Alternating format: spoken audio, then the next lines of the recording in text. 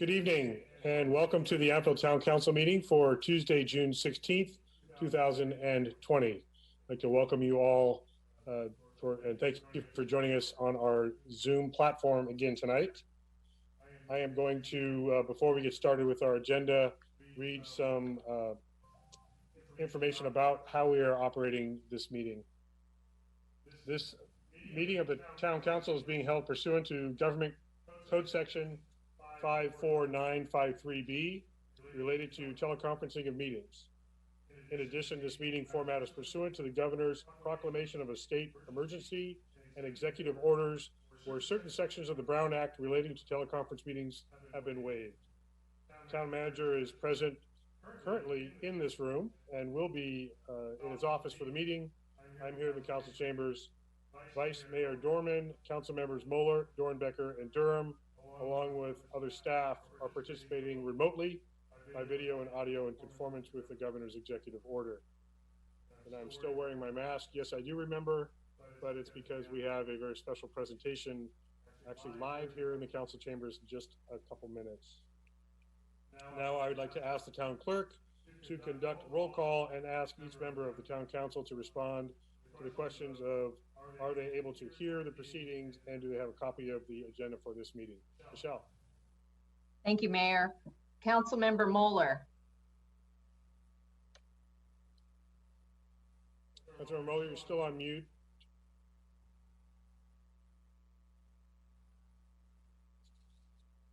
Someone unmute her. Is there any way you could try to, okay. Okay, I got an email that said unmute, so I did. Okay. So, and was that a yes? Yes. Thank you. Councilmember Dornbecker. Yes to both. Thank you. Councilmember Durham. Yes. Vice Mayor Dorman. Here. And Mayor Dunbar. Yes. Thank you. The record should reflect that all council members have indicated they're able to hear and they have the agenda for the meeting. In general, members of the public have been able to provide public comment via the following email, publiccomment@wyville.com, and we will be reading those throughout the meeting as we come upon individual agenda items that are pertinent to those public comment requests. Before we proceed with the agenda, I'd like to inform our viewers that any vote taken during this teleconference portion of the meeting will be taken by a roll call vote led by our town clerk.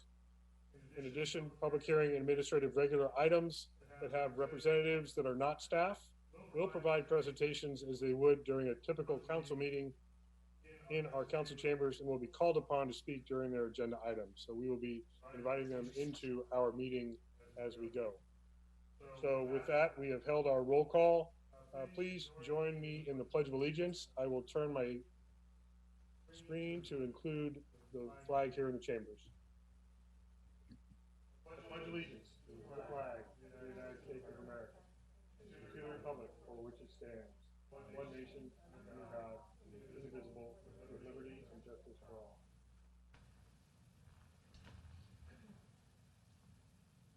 Thank you. Next up is the adoption of our agenda for this evening. I don't believe we have any changes. Is there a motion to adopt the agenda? So moved. Second. So a motion by Councilmember Moeller, seconded by Vice Mayor Dorman. A roll call vote, please, Michelle. Councilmember Moeller. Yes. Vice Mayor Dorman. Yes. Councilmember Dornbecker. Yes. Councilmember Durham. Yes. Mayor Dunbar. Yes. And Michelle, we'll pretend that no one else is listening, and I'll tell you that Sheriff Robertson is on hold and ready to join us. Yes, thank you. I have 4 people in the waiting room. Okay, very good. So with that, we get to honor one of our favorite longtime employees here in Yountville. We are recognizing Lisa Tyler as she is retiring. And Lisa has been our facilities manager and been with us for over 18 years. So that's why we have our masks. I'm going to be joined by Samantha Holland and our town manager, Steve Rogers. And we are all going to meet at the podium where I can read the proclamation.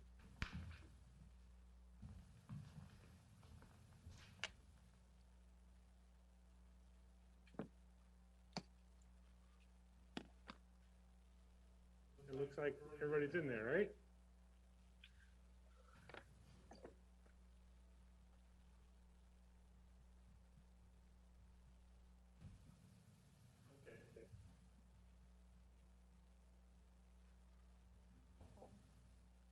There we go. Getting all fogged up. I know. This is a proclamation honoring Lisa Tyler, Community Facilities Manager, on the occasion of your retirement. Whereas Lisa Tyler began her career with the town of Yountville 18 years ago as a Community Facility Coordinator on April 8, 2002. Lisa was promoted to Community Facilities Manager on July 1st, 2009. Whereas throughout her distinguished career, Lisa has served the Parks and Recreation Department as well as the Yountville community with dedication and professionalism. She has been an integral part of the growth and development of the department over the last decade. Whereas Lisa managed the day-to-day operations and rentals of the Yountville Community Center and was involved in many programs and projects, including the Community Center renovation and expansion, the Yountville Community Pool operations, and the redesign of several town parks.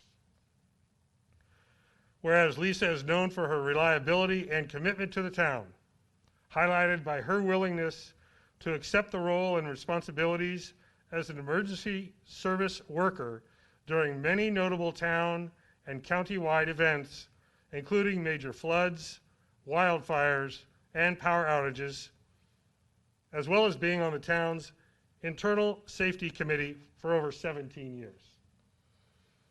Whereas for many years, Lisa has helped organize and manage the annual Yountville Days Parade and Festival, a local favorite, which has included shuffling horses and trailers.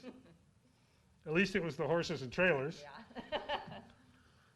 Toddler ballet groups, classic and exotic car clubs, high school marching bands, and a variety of other unique parade entries and floats. Whereas Lisa will forever be known for her Halloween costumes, straightforward approach to situations, impressive organizational skills, and love for animals, especially monkeys, dogs, cats, and the aforementioned horses. Whereas Lisa will officially retire on June 30th, 2020. Now therefore be it resolved that I, John F. Dunbar, Mayor of the town of Yountville, on behalf of this and many previous councils and the town staff, we honor Lisa Tyler for her 18 years of outstanding service to the Yountville community.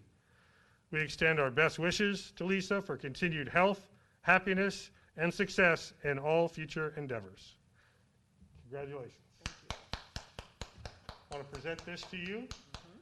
And Steve would also, go ahead, if you'd like to make that presentation.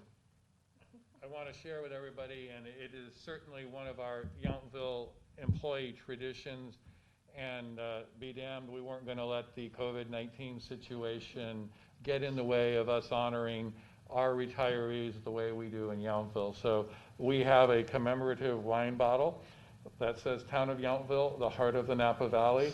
Thank you for your contribution and service to the town of Yountville, Yountville Town Council and staff. And again, 18 years in our organization, several managers, only a few department heads. So it's, we just really, Lisa, it's hard to think about in some ways. And I think certainly you represent, you're a face of the community center. A lot of the community sees that.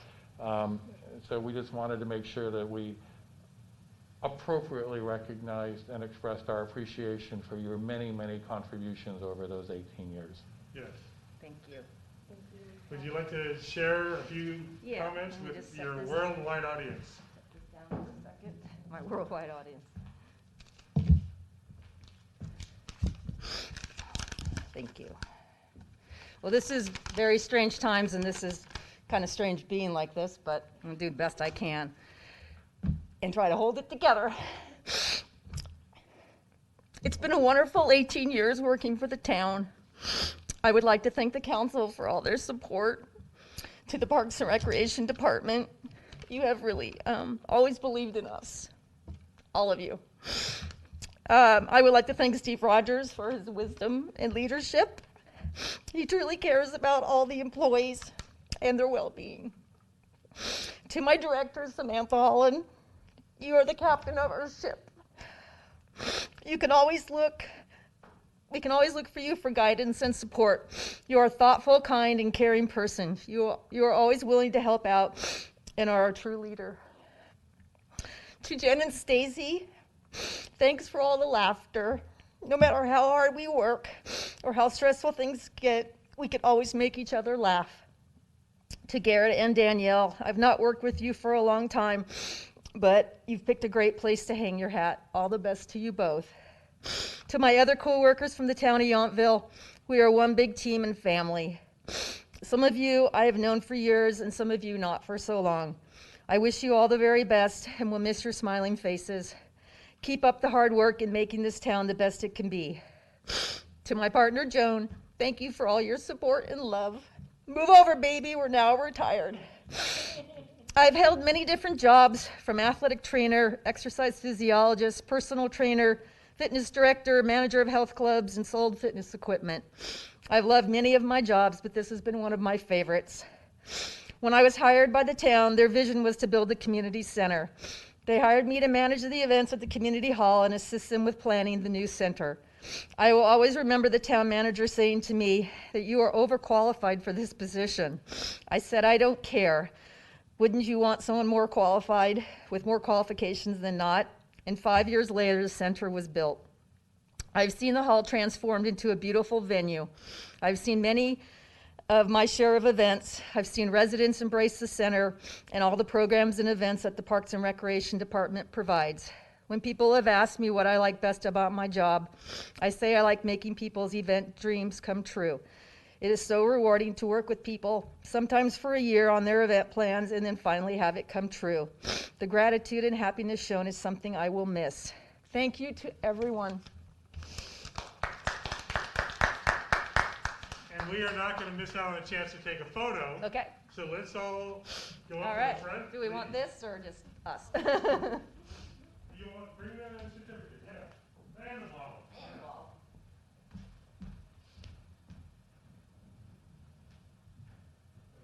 You stand here. Forgive us while we do a little work around here. And you won't be able to see our smiling faces. Make sure your eyes are smiling. Okay. All right, everybody, 1, 2, 3. Fantastic. Thank you. Thank you. Thank you all. Thank you very much. And we'll give you the overdue hugs soon. All right. Sound good. Thank you to everyone. Thank you. Thank you. So weird. I don't know why. And everyone gets to watch as I put my desk back together again.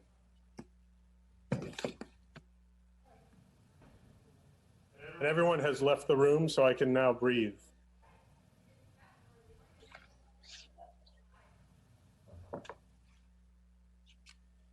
Okay.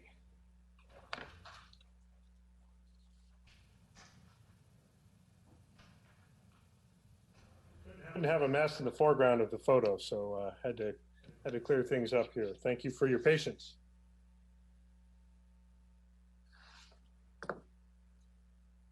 And we will now move on. It's going to be tough to follow in Lisa's footsteps, but we'll do what we can.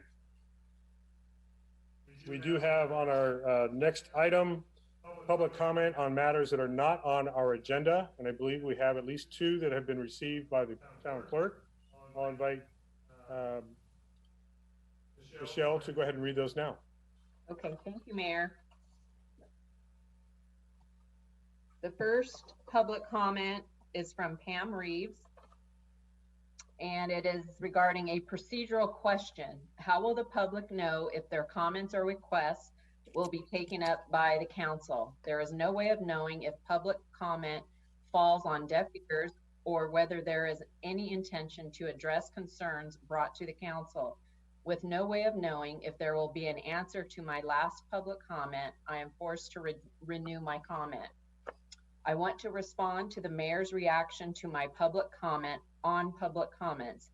He seemed to wonder what the problem actually was, seeing that he has been so generously allowing overtime letters. He started out his comment indicating that the council should not be subjected to long diatribes as public comments. The request for 5 minutes rather than 3 will hardly open the floodgates for too much additional comment. Much of the additional time will allow the clerk time to read at a natural cadence with pauses to better convey the meaning of the writer. It is clear that the clerk is trying to get each letter read into the record as fast as she can in order to make sure people get a fair shot at public participation. This rush of the 3-minute deadline can result in a jumbling of the words, and some of the meaning is then not clear. Allowing a bit more time will serve the public and take the pressure off the clerk. I would also ask that letters be printed out for the clerk so that glitches in the software-hardware connectivity do not interfere with the reading. At the last meeting, the clerk seemed nervous about taking any extra time for public comment on the cannabis agenda item, even though she was unable to find my complete comment on her device. She chose to solve that issue by starting in the middle of my comment. Clearly, she feels some pressure to speed through public comments. Yet time is not an issue at other points in the meetings. I seem to recall the mayor commenting that he was running out of things to say in order to waste time while waiting for a business applicant to get their electronics in order at a recent meeting involving RH. Yet no offer that the council could wait for her to find the complete document was made during a resident's public comment. Last, I would like to address the idea of a right versus a favor. The mayor thinks that no one should be upset because he has done the public the favor of not cutting off any overtime letters, but he misses a very important point because he is the only one wielding the power. The public should not be at the mercy of anyone's good graces or potential evaluation of which comments are worthy of extra council time. Expansion of the time limit for public comment will avoid confusion and arbitrary enforcement. I reiterate my request to expand the time limit from 3 to 5 minutes for public comment. Thank you for considering this change. Pam Reeves. We have a second public comment from Pam Reeves regarding the reopening of Yountville businesses. Council, I am concerned by the haphazard approach to mandated cautions taken by businesses in this, quote, reopening of Yountville, end quote. Employees seem untrained and ill-prepared, and crowds seem unconscious of their responsibility for social distancing and use of masks indoors and even outdoors if they cannot maintain 6 feet of distance. I am wondering who is in charge of enforcing the provisions of the county order and what responsibility the council has in requiring adherence to the rules of social etiquette during the pandemic. The council certainly has a responsibility for protecting the health and safety of residents. At this point, that is not happening. Yountville is a town full of extremely vulnerable persons to this virus, and they all deserve a high level of response by local officials. The teeth of the Napa County order are there, quote, failure to comply with any of the provisions of this order constitutes an imminent threat and menace to public health, constitutes a public nuisance, and is punishable by fine, imprisonment, or both, end quote. No one wants anyone to go to jail, but an enforcement mandate from the council to the businesses and follow-up patrol on foot or bicycle along Washington Street by sheriffs would go a long way toward making the town feel safe again. Also, some moderating of advertising to visitors seems sensible. The crowds on the weekends are excessive for the capacity of the businesses to serve them. Many people spill over into the parks, and there they seem to forget completely about social distancing. I, for one, would forego the many drive-bys past my house by the sheriff in order to allocate that time toward managing the carnival atmosphere of the Washington Street Business District, especially on the weekends. Pam Reeves. The next public comment is from Pablo Zadarin, Executive Director, and I think it's Napa Valley Fair Housing of Napa Valley. My name is Pablo Zadaran, and I am the Executive Director at Fair Housing Napa Valley. I'd like to first thank you all for your leadership during the current pandemic. As you will see in the brief PowerPoint presentation submitted for your review, tenant protections are still urgently needed on a countywide basis.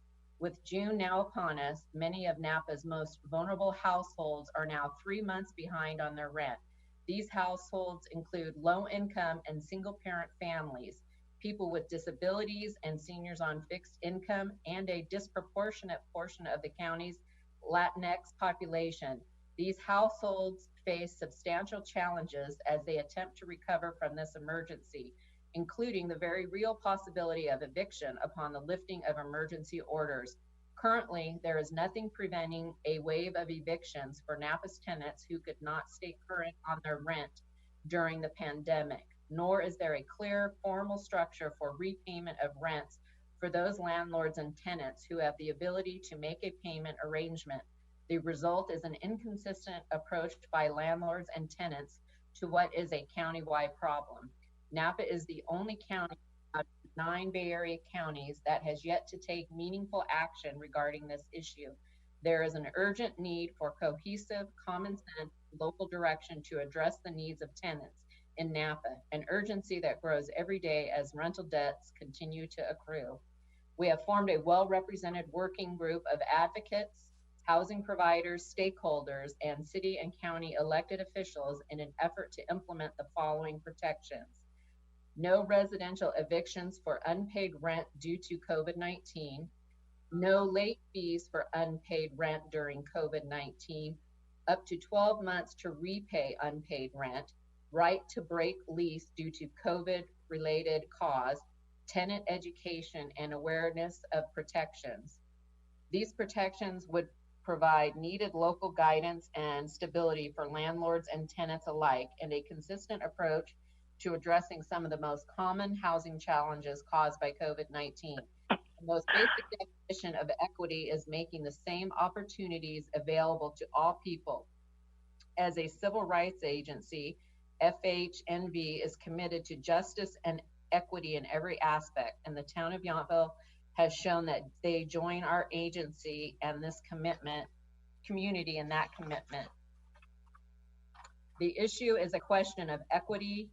It is a matter of making sure that those with the least in our community have the same opportunity to recover from this pandemic as the rest of the county's residents.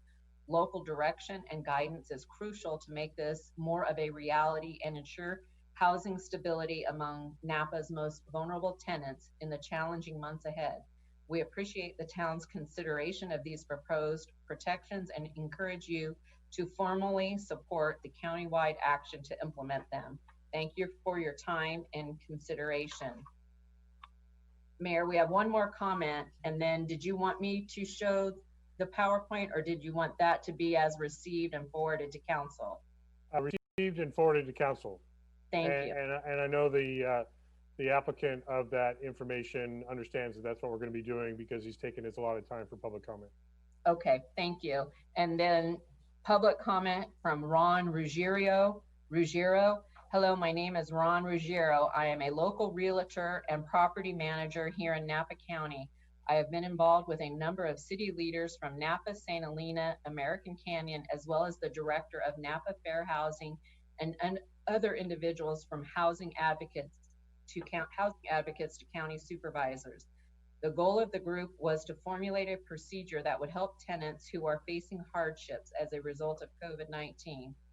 It was also the goal to create a layer of protection for landlords. Our company, Crown Realty Property Management, upon analyzing the potential effects of COVID-19, put together a plan to notify all our owners that we represent to alert them of the potential for many tenants not being able to pay rent. We offered them some ideas of rent deferment with possible payment plans. We then set up our staff to be able to respond to tenants who contacted us in regards to not being able to pay rent. The focus group set up by Pablo at Fair Housing has come up with a plan that I believe will benefit everyone concerned. It will get the stress off the tenants as well as the landlords. I totally support this initiative. It will protect tenants as well as property owners. It provides for a balanced plan to repay and not worry about either how to pay my rent or for the landlord on how they will pay their bills. I believe the best approach would be to adopt this countywide so that everyone is doing it the same way.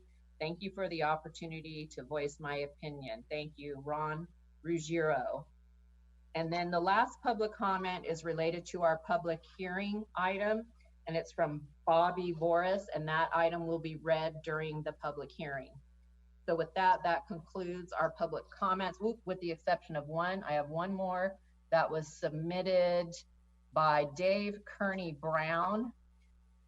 My name is David Kearney Brown, and I am a member of Napa Climate Now. Tonight, I want to make the town council aware of an opportunity to take action to help with the climate crisis. The Climate Restoration Circle has proposed the Health and Climate Resilience Initiative for the November ballot. This initiative raises the utility tax on natural gas for a large commercial ratepayers. The revenue will be used to fund local health and climate initiatives in a time of tight budgets and health and climate emergencies. We could fund the health emergency measures, in parentheses, think COVID-19, green building projects, and sequestration projects. A huge step to help solve the climate crisis that we took was the creation of the countywide Climate Action Committee. We desperately need another concrete step, and this provides it. Student speakers at the last CAC meeting reminded us that science tells us that we have 10 years from the Napa County proclamation to reach net negative climate pollution. As Calistoga Council member Gary Kraus pointed out, it has been 1 year since the proclamation to solve climate change.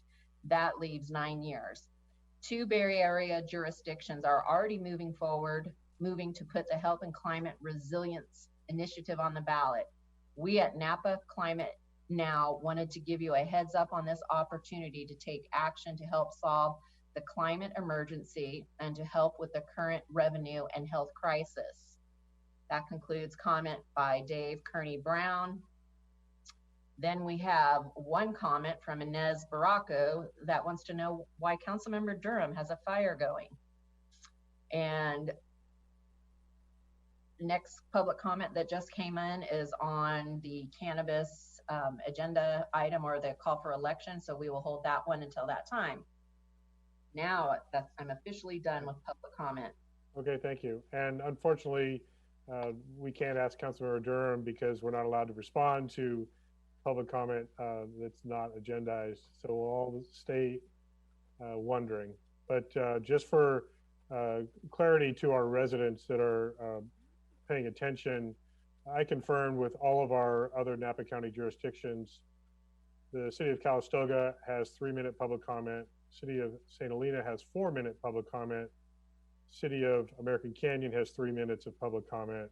The county of Napa has 3 minutes of public comment. The city of Napa has 3 minutes of public comment. The state law is 3 minutes of public comment. City of Napa also restricts written public comments during this virtual city council meeting platform to 300 words or less. So that's how all of our Napa County jurisdictions are operating, and we are in alignment with that. So we will move on from public comment not on the agenda to our consent calendar. We have 2 items for consideration. Is there any discussion or action on these 2 items? Councilmember Moeller, guess what? You're muted. I'll make a motion. We accept the consent calendar. A second. Can somebody keep me unmuted? You're I back. haven't muted you. somehow I'm getting muted, and when I talk, I get an email, click this button, you get unmuted. So I'm not sure how that's happening, but anyway. Okay, Let's try leaving your audio open, and so we don't have a problem with that. But I believe we have a motion by Councilmember Durham. I think it was seconded by, is that Councilmember Dornbecker? yes. Yes. To accept the 2 consent calendar items as presented. Michelle, roll call vote, please. Councilmember Durham, Yes. Councilmember Dornbecker, Yes. Councilmember Moeller, Yes. Vice Mayor Dorman, Yes. Mayor Dunbar. Yes. Thank you. And just for the record, there was no public comment on consent calendar items. Thank you for that clarification. You're Next, welcome. we are going to go to our first of 2 presentations this evening. I see that we have been joined by our Napa County Sheriff, Sheriff John Robertson. First of all, Sheriff, thank you very much for joining us tonight. And we are making sure that Sergeant Hallman is on his best behavior. But I want to explain, I asked Sheriff Robertson to join us tonight to give a presentation he gave to the Board of Supervisors last week. And I found it very compelling and very helpful to hear, given the context of the death of George Floyd and the resulting demonstrations and calls for police reform and justice for all. I heard Sheriff Robertson very eloquently explain some of what is already in place with our Sheriff's Department here in Napa County and his considerations of all of the tenets of one of the movements that has come out of the most recent racial injustice incident, and that is for the 8 Can't Wait campaign. I've invited the sheriff to share his thoughts on that. So Sheriff Robertson, welcome. Thank you very much, Mayor, and thank you, Council, for allowing me to address you. This is a rather, it's not to be done in 3 minutes. We're at a time in our history, and I beg your indulgence for 10 minutes, if I could. Yes. Anyway, Yes. I want to address the numerous emails, letters, and phone calls that you've received about law enforcement reform. It is rare that I stand before anyone and talk about the attributes, the qualifications, the training that the men and women of the Napa County Sheriff's Office possess. We have chosen to create a quiet and humble leadership style for a committed and dedicated group of individuals whose mission it is to provide everyone in our community with a safe place to work, visit, live, and raise a family. This group of individuals conduct themselves professionally with compassion, empathy, and understanding that they may have to give up their lives to accomplish their goal. We don't have to look back too far in our department history to recognize the names of Deputy Steve Lombardi, who works for you, who stated, "Today may be my last," as he climbed the stairs at the California Veterans Home by himself while trying to rescue 3 hostages. Utilizing his training, he engaged a suspect in deadly rifle fire. Or Deputy Riley Jarecki, who, while checking on a welfare of a motorist parked on the shoulder of a rural road late at night, was shot at 3 times at point blank range, only to rely on her training and her professionalism under fire that allowed her to respond immediately and live to return to her loved ones and her commitment to this community. I don't come to you to share the daily acts of kindness, compassion, empathy, courage, or professionalism that are shown by the members of our department on a daily basis. So our silence and quiet leadership style is currently being labeled or viewed as being uninformed, having our heads in the sand, or having a lack of general understanding of racial bias. I'm standing here in front of you today to say that I have never learned anything while talking. I learn by listening, not only with my ears, but my eyes, and watching the actions of others and seizing opportunities to learn. I'm also here to tell you that we learn the most important lessons from our mistakes. I realize that mistakes and mistreatment from our past have cemented these historical times, and I'm listening and learning at this time in our history, but I cannot find the right or appropriate words to convey my feelings. I appreciate our community where we can come together for common goals and understanding. We can protest peacefully and respectfully. Our community is fortunate that we have a history of working together to make things right. We stand on the streets or come to the table for change and a common goal. Other communities are not as fortunate. While I understand the right and need for demonstration and protest, I do not understand the physical attacks on anyone. The incendiary devices, the destruction of property, the vandalism, the looting, the murder, or the level of hate that has been applied with a very broad brush to those of us in uniform. The men and women of the Napa County Sheriff's Office have worked exceptionally hard to gain the trust and respect of our community. I want to thank you, the Yountville Town Council and Mayor, and our Board of Supervisors for providing us the ability to build that trust. Your support has been exceptional and is truly appreciated. Time and time again, we have witnessed commitment, courage, strength, and fortitude by our law enforcement professionals. They frequently take a path that few would follow, and I'm honored to stand with them, and it is my privilege to stand by their side as they face these very difficult times. We will work together to maintain not only your trust, but the community's trust. It is now time for me to break the silence and tell you just what we're doing here at the Napa County Sheriff's Office to assemble a phenomenal group of individuals to serve everyone in our community. We give less than 2 job offers out of every 100 people that feel they're qualified to work at the Napa Sheriff's Office. That is after a written test, after an oral interview, after an intensive background check, including a polygraph test, after a medical review, and after a psychological review. They are referred to my office for a formal interview and a potential job offer. The sheriff's interview is a chance for me to look into the eyes of a potential candidate, ask questions, and talk about expectations and explain our organization's culture. It is my responsibility to determine if the candidate possesses the integrity, the mindset, the moral strength, and the compassion to not only commit their life, not only to their life, but to their profession, but also to our community. I have to determine if this individual is capable of being a guardian 95% of the time and a warrior if the need arises the remaining 5%. If a job offer is extended, the candidate attends an intensive law enforcement academy that not only covers tactical issues and laws, but educates them on cultural awareness, implicit bias, and de-escalation techniques. Upon successful completion of the law enforcement academy, they enter into a 16-week field training program with a veteran deputy. They are introduced to our community policing, our policing culture, our organizational policies, and educated on our expectations. The recruit becomes a deputy and completes a 1-year probationary period. During that time, and in addition to the 24 hours of required post-training, the deputy receives hours of crisis intervention training, cultural awareness training, implicit bias training, and monthly de-escalation training. We currently spend over $250,000 a year training our staff. The return on investment is an exceptionally well-trained, dedicated, and committed deputy that works independently with honor, integrity, knowledge, and skills that allow them to earn the confidence and trust of the people that we serve. They also have a keen understanding that any violation of that trust by an individual or our organization will not only tarnish their badge, but the badges of all police officers.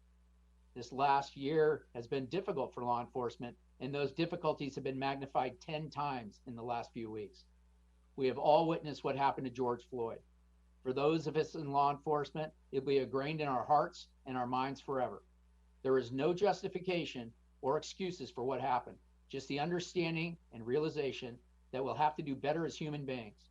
We will continue to work towards a common understanding of our duty to protect everyone from injustice, understand that our inaction is criminal, and hold ourselves accountable for our outcomes. We have all received emails, texts, letters, and phone calls from individuals sharing the information from the 8 Can't Wait website. We have reviewed the information and our policies, and you have been provided those materials. I believe they're on your screens, hopefully. And we listened and we understand what we will continue to work on to do better. There was some misinformation reported on the website in regards to the Napa County Sheriff's Office. I would like to clear that up with you today, and would like to welcome any questions or concerns that you may have.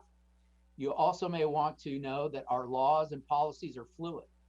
Just as recently as today, we spent 2 hours going over our policies as an administration. And these policies change frequently over the course of a year. We will continue to review and respond accordingly to those laws and directive changes. We worked together over the last several days to modify and change some of our policies, and I would like you to know that we will remain committed to compliance and constantly reviewing best practices for law enforcement and those for our community. The first, and I'm going to refer to the 8 Can't Wait. I am not referring to the mayor's pledge. The mayor's pledge is designed for city or a town in your case, but having contract law enforcement, I assure you that these are the same pillars that are mentioned in the 8 Can't Wait campaign. So the first one requires deputies to. Excuse me, Sheriff, can I go ahead and start the presentation for you? Oh, sure. Thank you. Just one moment while I share my screen.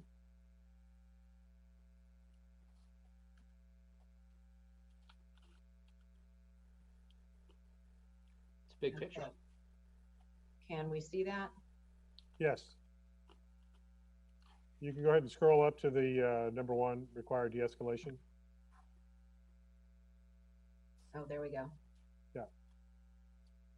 So the first one requires deputies to de-escalate when possible before using force. The Napa Sheriff's Office personnel regularly train in de-escalation techniques, as a matter of fact, once a month with their range training. Both through they have a 3-day crisis intervention training program, as well as during the firearms tests that I mentioned, and also arrest and control training. Not a piece of training goes by when we're not talking about de-escalation. And that includes all of our less lethal weapons and everything, including our canines. So, and we also attend numerous types of cultural awareness trainings throughout the year. Number 2 is our use of force continuum or matrix. We don't use that, and quite honestly, that was the use of force continuum was kind of put by the wayside about 10 years ago. And it's an aged methodology that we've moved past. We have a policy 300.3 that restricts a deputy's use to only that amount of force that appears to be reasonably necessary based on the facts and the circumstances of a particular situation. This is in line with the standards established in 2019 with the passage of our Assembly and Senate and Governor in Assembly Bill 392. Number 3,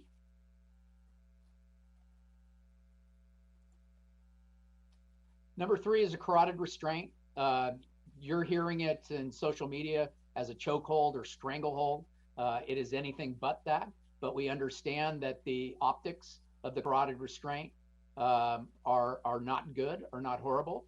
So we, as of June 5th, 2020, and in compliance with the newly formulated post standards, and that's police officer standards and training, the Napa County Sheriff's Office will no longer train deputies in the application of the carotid restraint.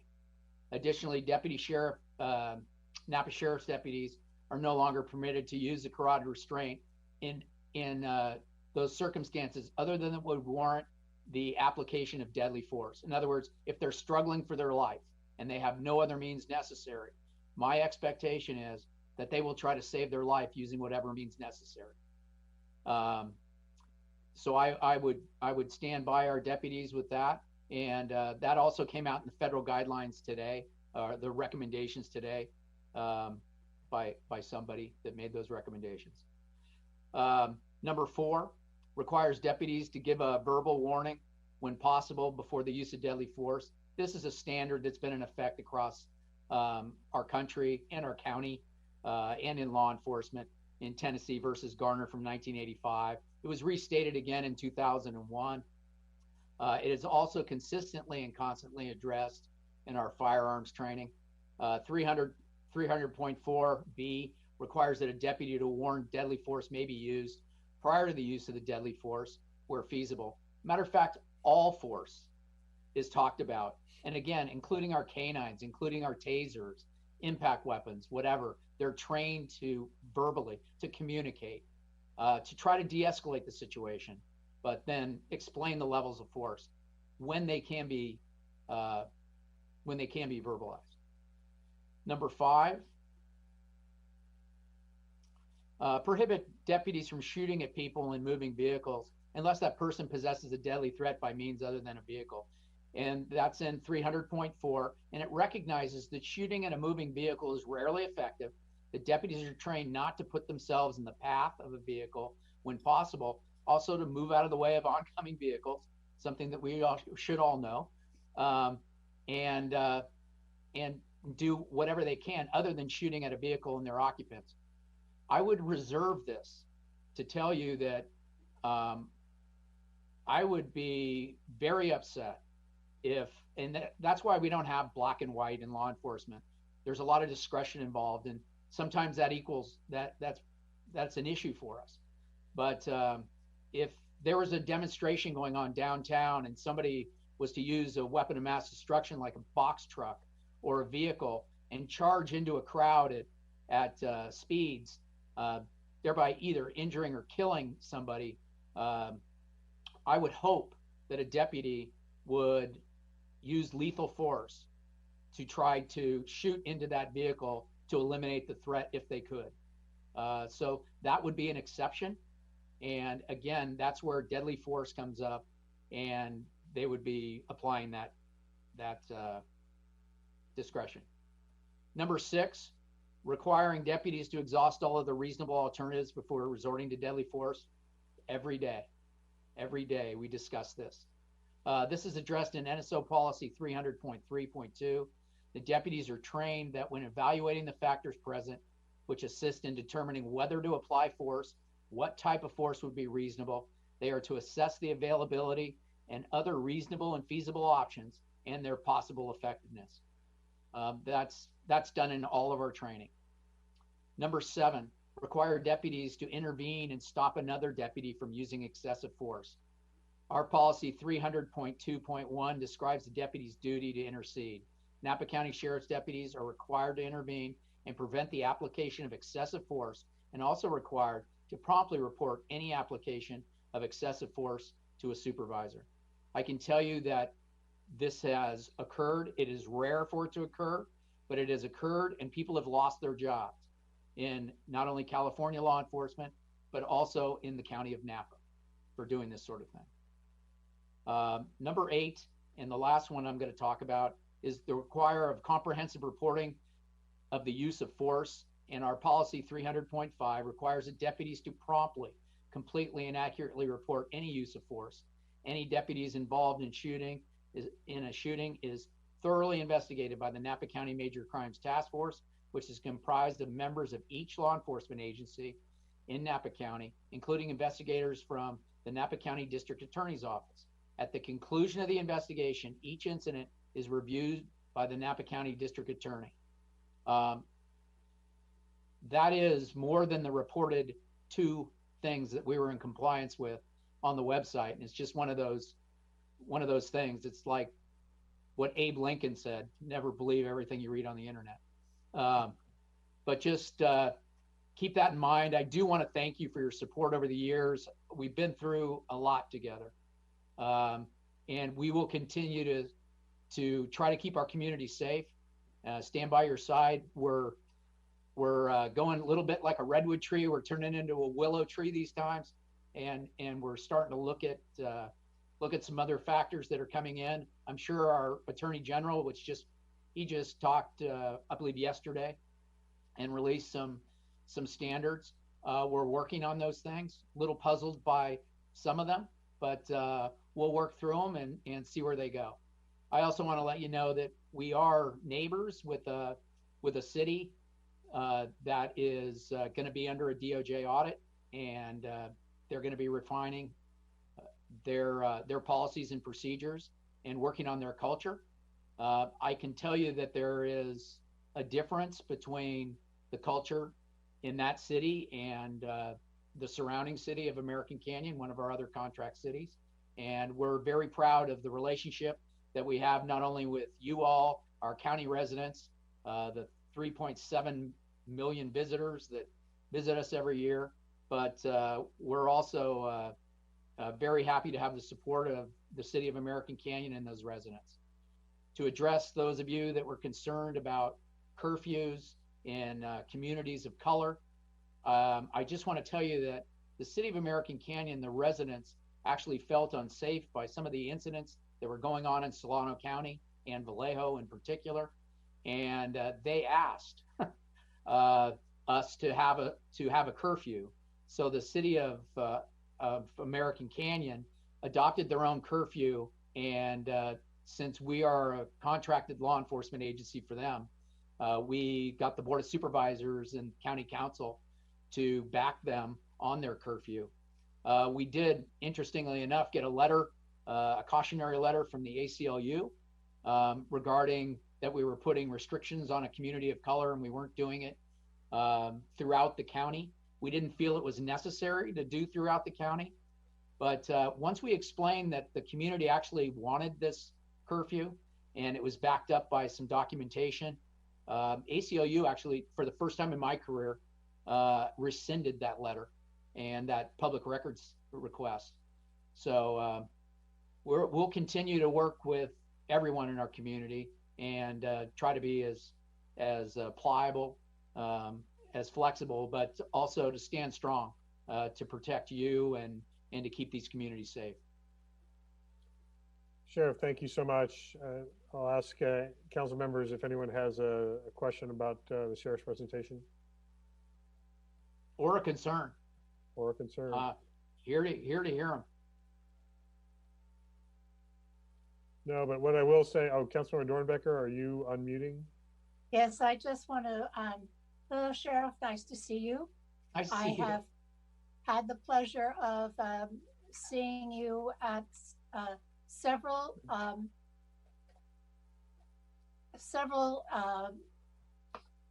gatherings of the in Napa, and even at a couple of demonstrations, and always have felt very comfortable with your department and your sheriffs.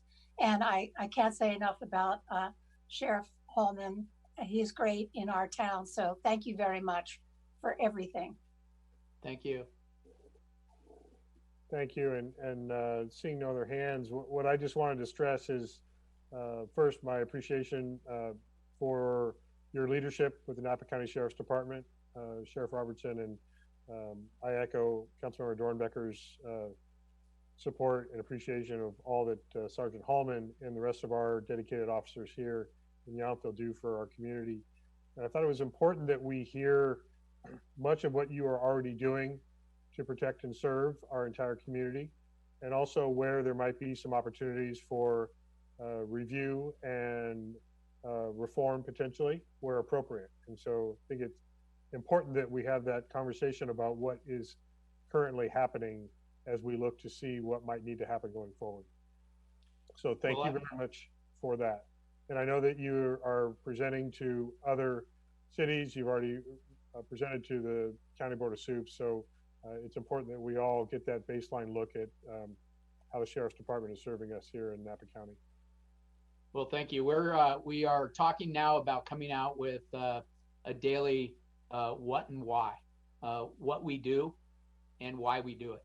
Because I think that's the message that we have failed, quite honestly, in the sheriff's office. I have failed to project that into the community. We kind of quietly work in the background to keep everybody safe, and not everybody understands sometimes the reasons that we do things. And I really think that once the community understands our why, they'll feel safer and more comfortable with the work that we're doing. Not only us, but Calistoga and St. Helena and the city of Napa. We work together with the Highway Patrol and some of even our college police and Napa State Hospital Police and the Veterans Home security. Well, now CHP. So anyway, thank you very much for supporting us. Appreciate it. And I think it's important that we hear all aspects of the conversations that are happening.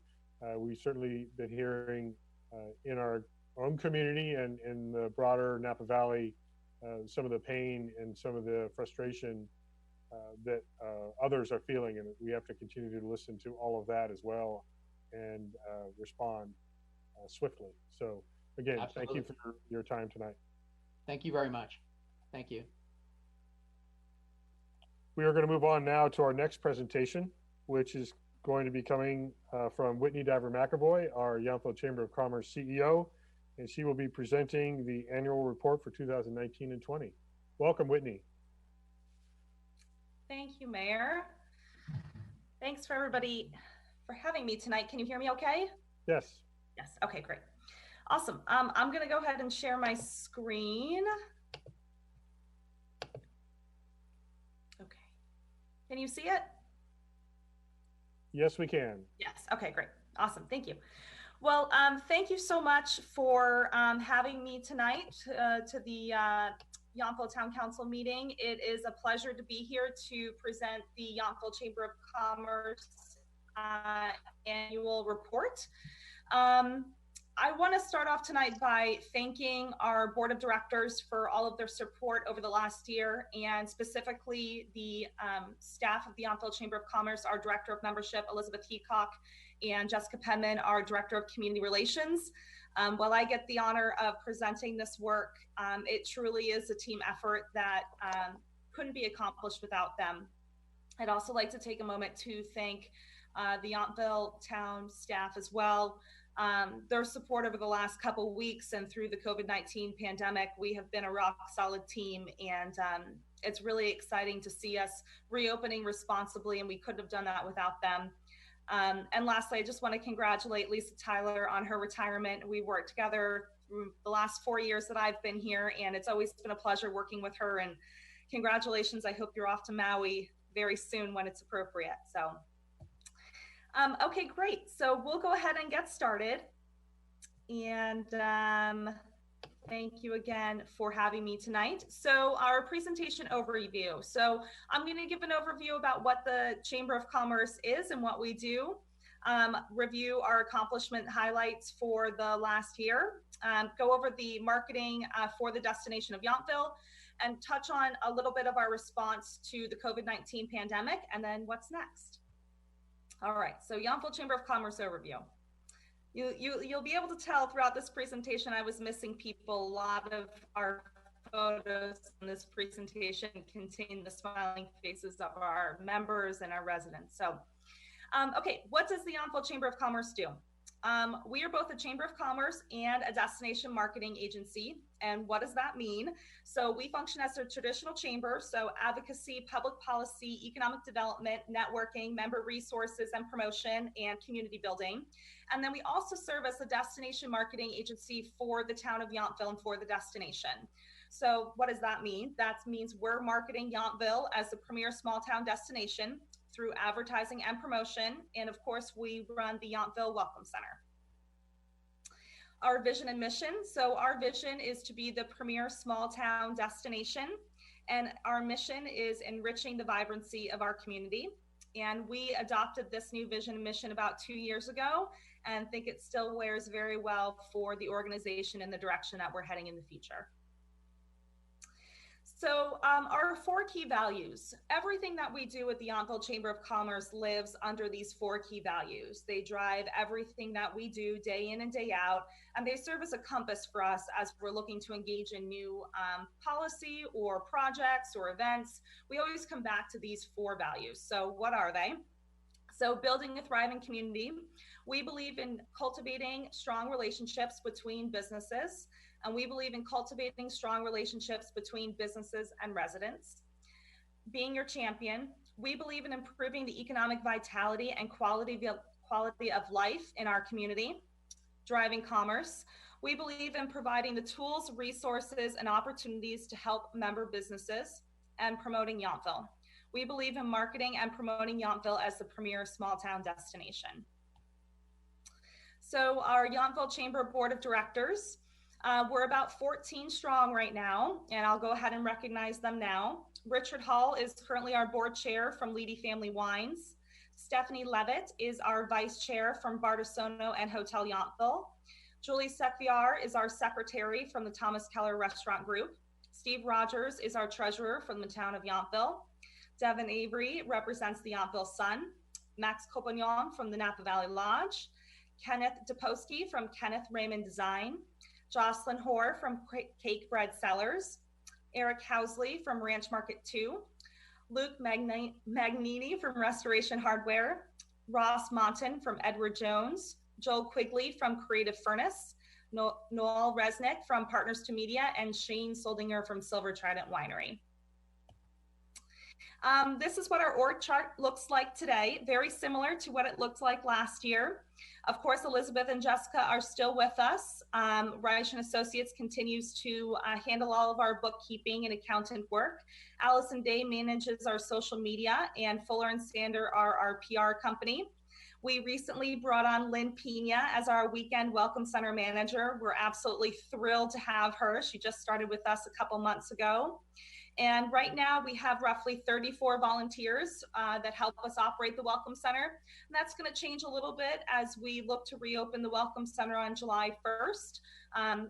But we have 34 volunteers right now and excited to see what that looks like moving forward. And of course, we have our chamber ambassadors who help with member outreach and our events like our mixers. Okay, so Yountville membership numbers.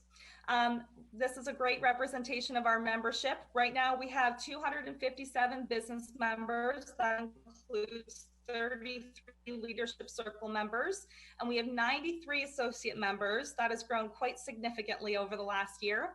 And associate members are Yountville residents. So those residents who live in Yountville that want to be involved in the chamber and want to give back to their community and create positive change, we have a membership option for them.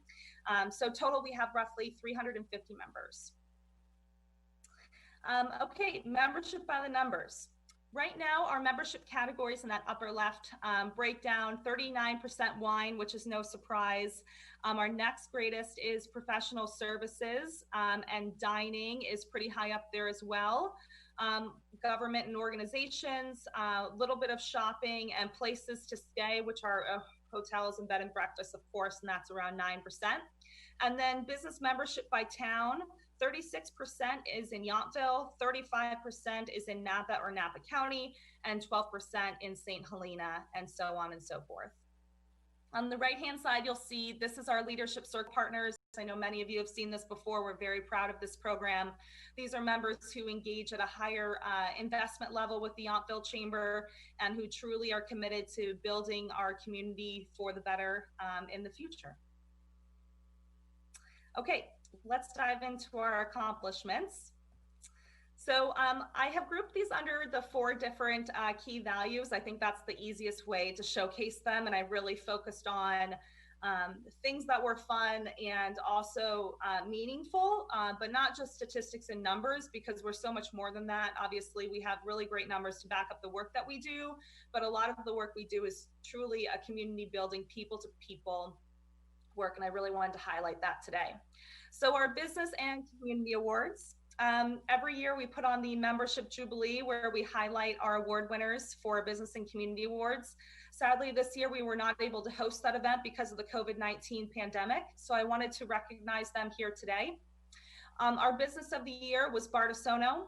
Our business leader of the year, Chris Kohler. Employee of the year, Frederick Bolin from Jessup Cellars. Volunteer of the year, Peggy Erickson. And Citizen of the Year, our very own Devin Avery. So we continue to honor them throughout the year and look forward to celebrating them, hopefully at Membership Jubilee in 2021. Our networking mixers continue to be a great opportunity for both our business members and associate members to connect with one another.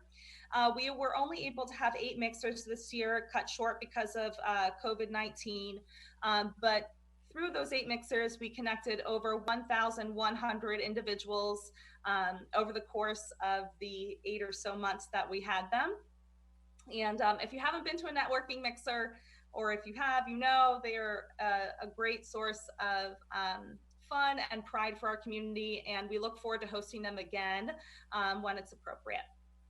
Our associate members. So our associate members, not only do we have a membership, but we also have a committee that work together to give back and foster community partnerships in Yountville. This photo is actually of our associate member committee members singing at the Veterans Home Christmas carols. This is something that used to take place a long time ago, and we brought it back this year, and we had over 20 folks participate. I know a few of you that are watching today were there. It was truly heartwarming, and I think a really great example of how we go above and beyond in Yountville to reach out beyond just our downtown and our residence core, but also work together with our veterans home as well. Okay, being your champion. So public policy. This year we collaborated on a number of public policy issues, and the one that I wanted to address was parking. One of our favorite topics to talk about in Yountville. This isn't a picture of where that parking adjustments took place, but I think many of us are aware that we work together not only with the business community in Noyo, but also our town council and the parking subcommittee, but also town staff to come up with parking solutions in Noyo that both are effective for visitors and businesses, but also our residents. And I know some of our residents engage in that process as well. Of course, this is an ongoing issue, and we'll continue to engage on this to ensure that we find a solution that works best for everyone. Workforce development. This is a new area that we engaged in over the last year and a half. We now run the Napa Hospitality Industry Partnership, or affectionately called Napa HIP. We work on workforce development issues, and what that means is we collaborate with business leaders and educators to find solutions around workforce. This can be anything from education, it can be to housing or transportation, and specifically we focused on education and more specifically the luxury service skills that many of our businesses are looking for when they operate. So we actually partnered with Forbes and Napa Valley College to launch the very first in the entire world Forbes Luxury Service Standards class at Napa Valley College. This is an online module that students can take and actually launched last week to enhance their luxury service skills and hopefully bring those skills back to their employer, or perhaps it prepares them to advance in the workplace. Forbes has never partnered with a college before on this type of project, and they were really proud to partner with Napa Valley first and foremost to bring this service skills class to Napa Valley College. And advocacy. This year, through a lot of hard work and partnership with our business community, we're able to approve, thank you very much to the town council, Yountville tasting rooms to be able to pour wines by the bottle and by the glass. It's been almost a year, it'll be a year in August since that program went live. And I think for the most part, it's been very positive. And we haven't really seen too much negative feedback from that program, but that was something that we worked on together, both with town staff and the business community, that I think really enhanced the offerings that our tasting rooms have and enabled them to be competitive with the other wineries in Napa Valley. Driving commerce. So in January this year, we launched Yountville Locals Night, and many of you I know participated in that. We had 33 businesses have unique offerings for Yountville Locals Night, and that took place every Wednesday from January until March 19th when we shut down for the shelter in place. We're really looking forward to relaunching this very successful program. We're looking to launch that again in August in conjunction with Residents Bash. So stay tuned for more details on that, but that was incredibly successful. I think a really nice blend of offering something for locals, but at the same time offering that for visitors and really getting our businesses to engage in that local aspect.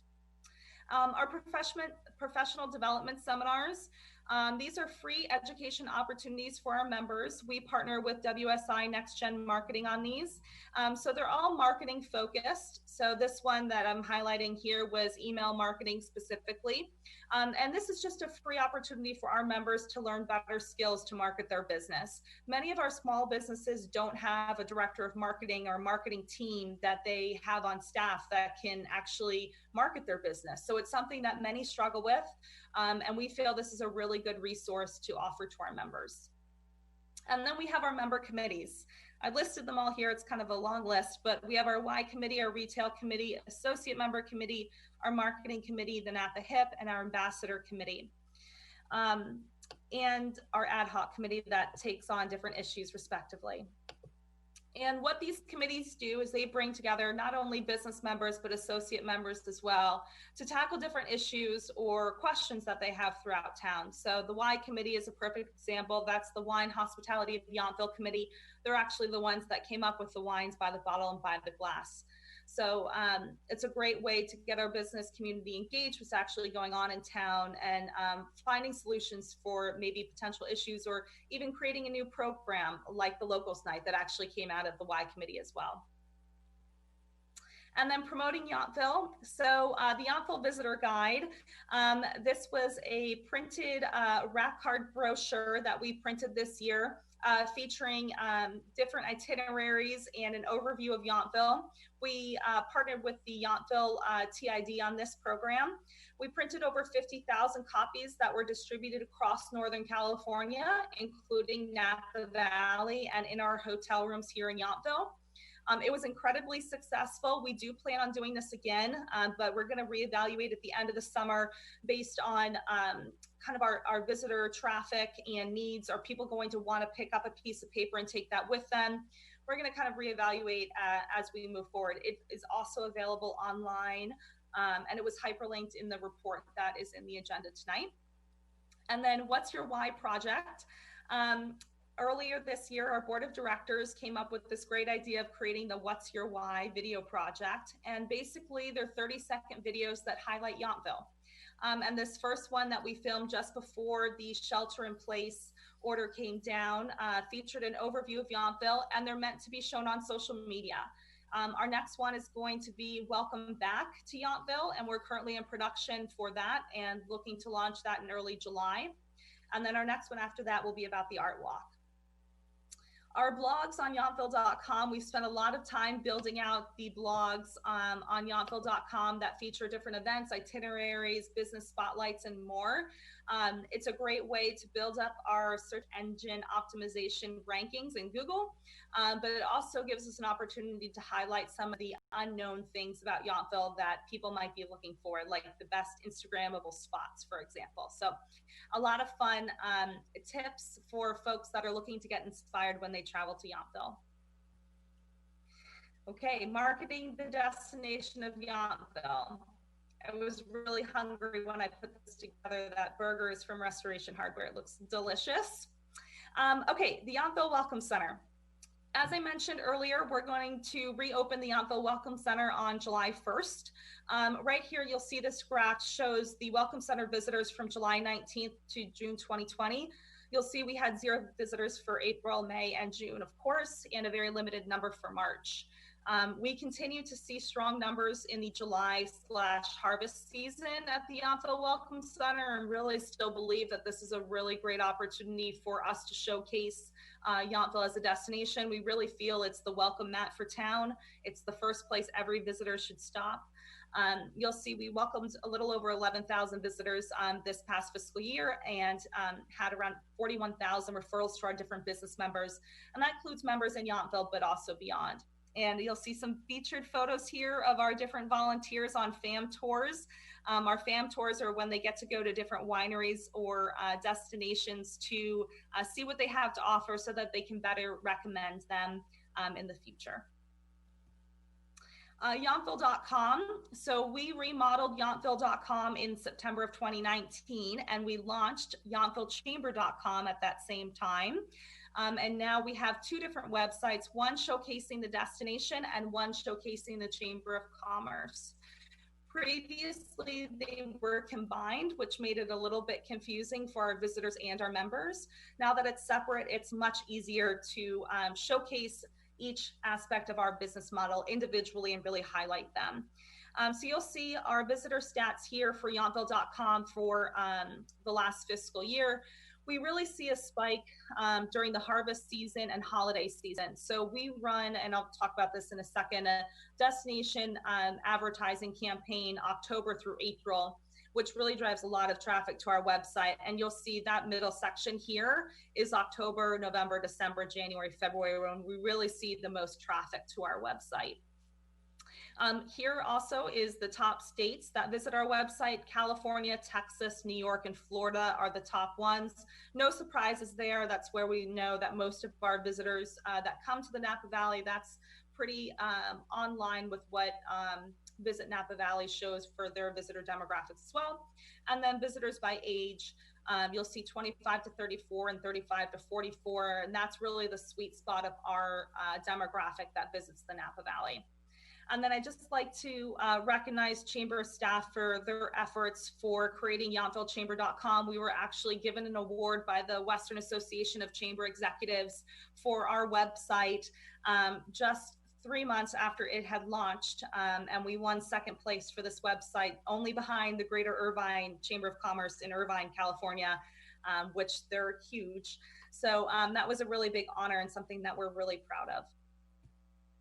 Social media. So we continue to really thrive in the social media sphere. We have a very honed in strategy for social media. It's got 3 prongs. The number one thing is driving member content, promoting members, promoting our hotels, making sure that we're showcasing our members appropriately in a way that's exciting and interesting for our visitors.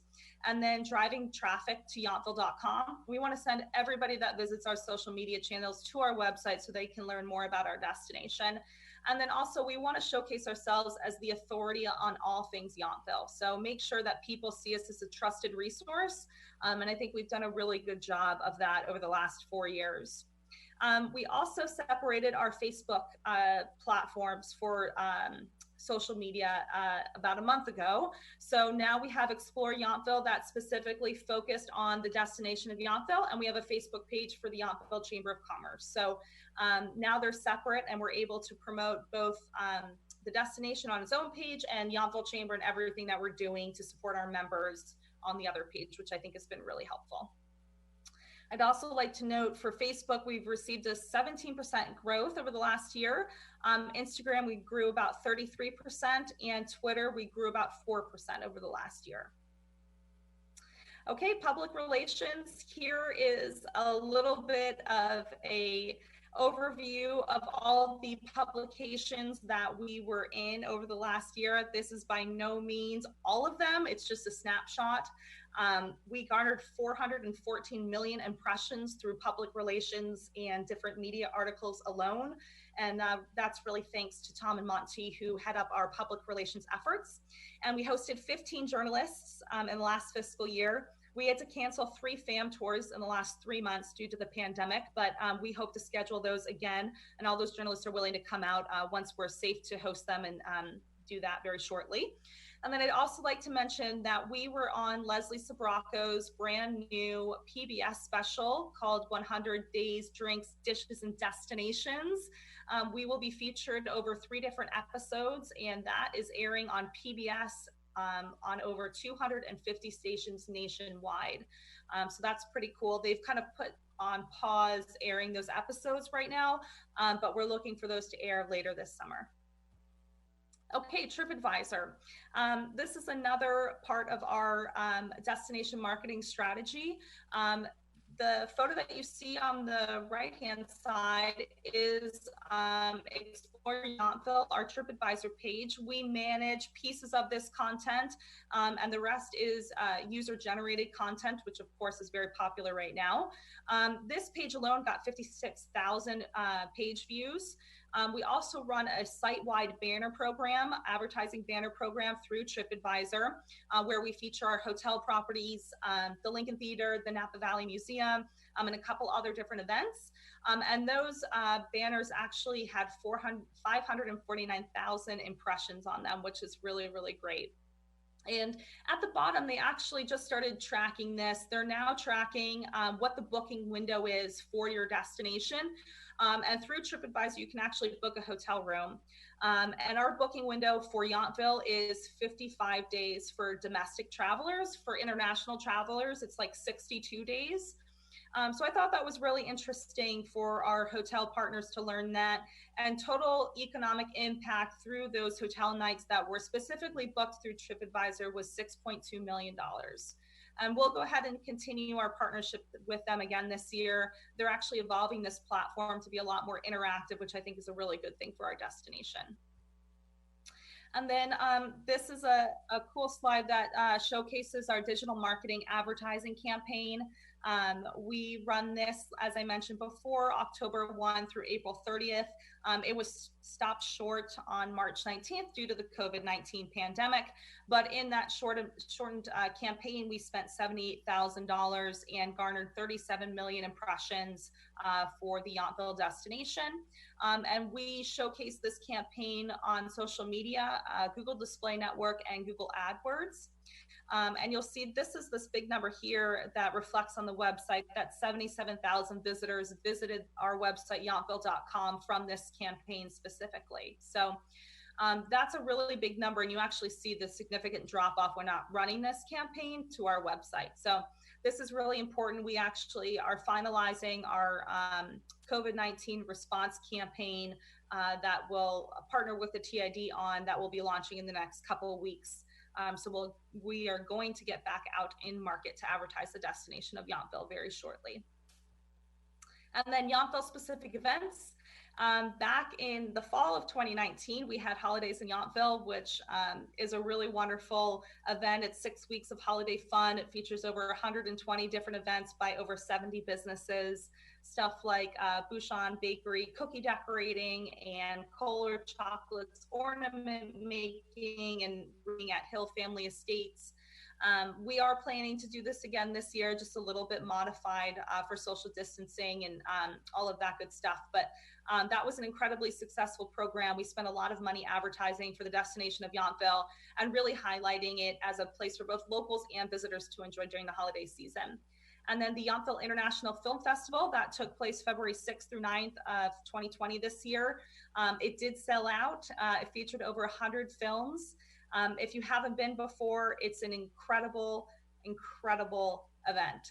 It is coming back in 2021. We just heard from them, so we look forward to having them. And I realize I missed the word short, but it is the Short Film Festival. Sorry about that.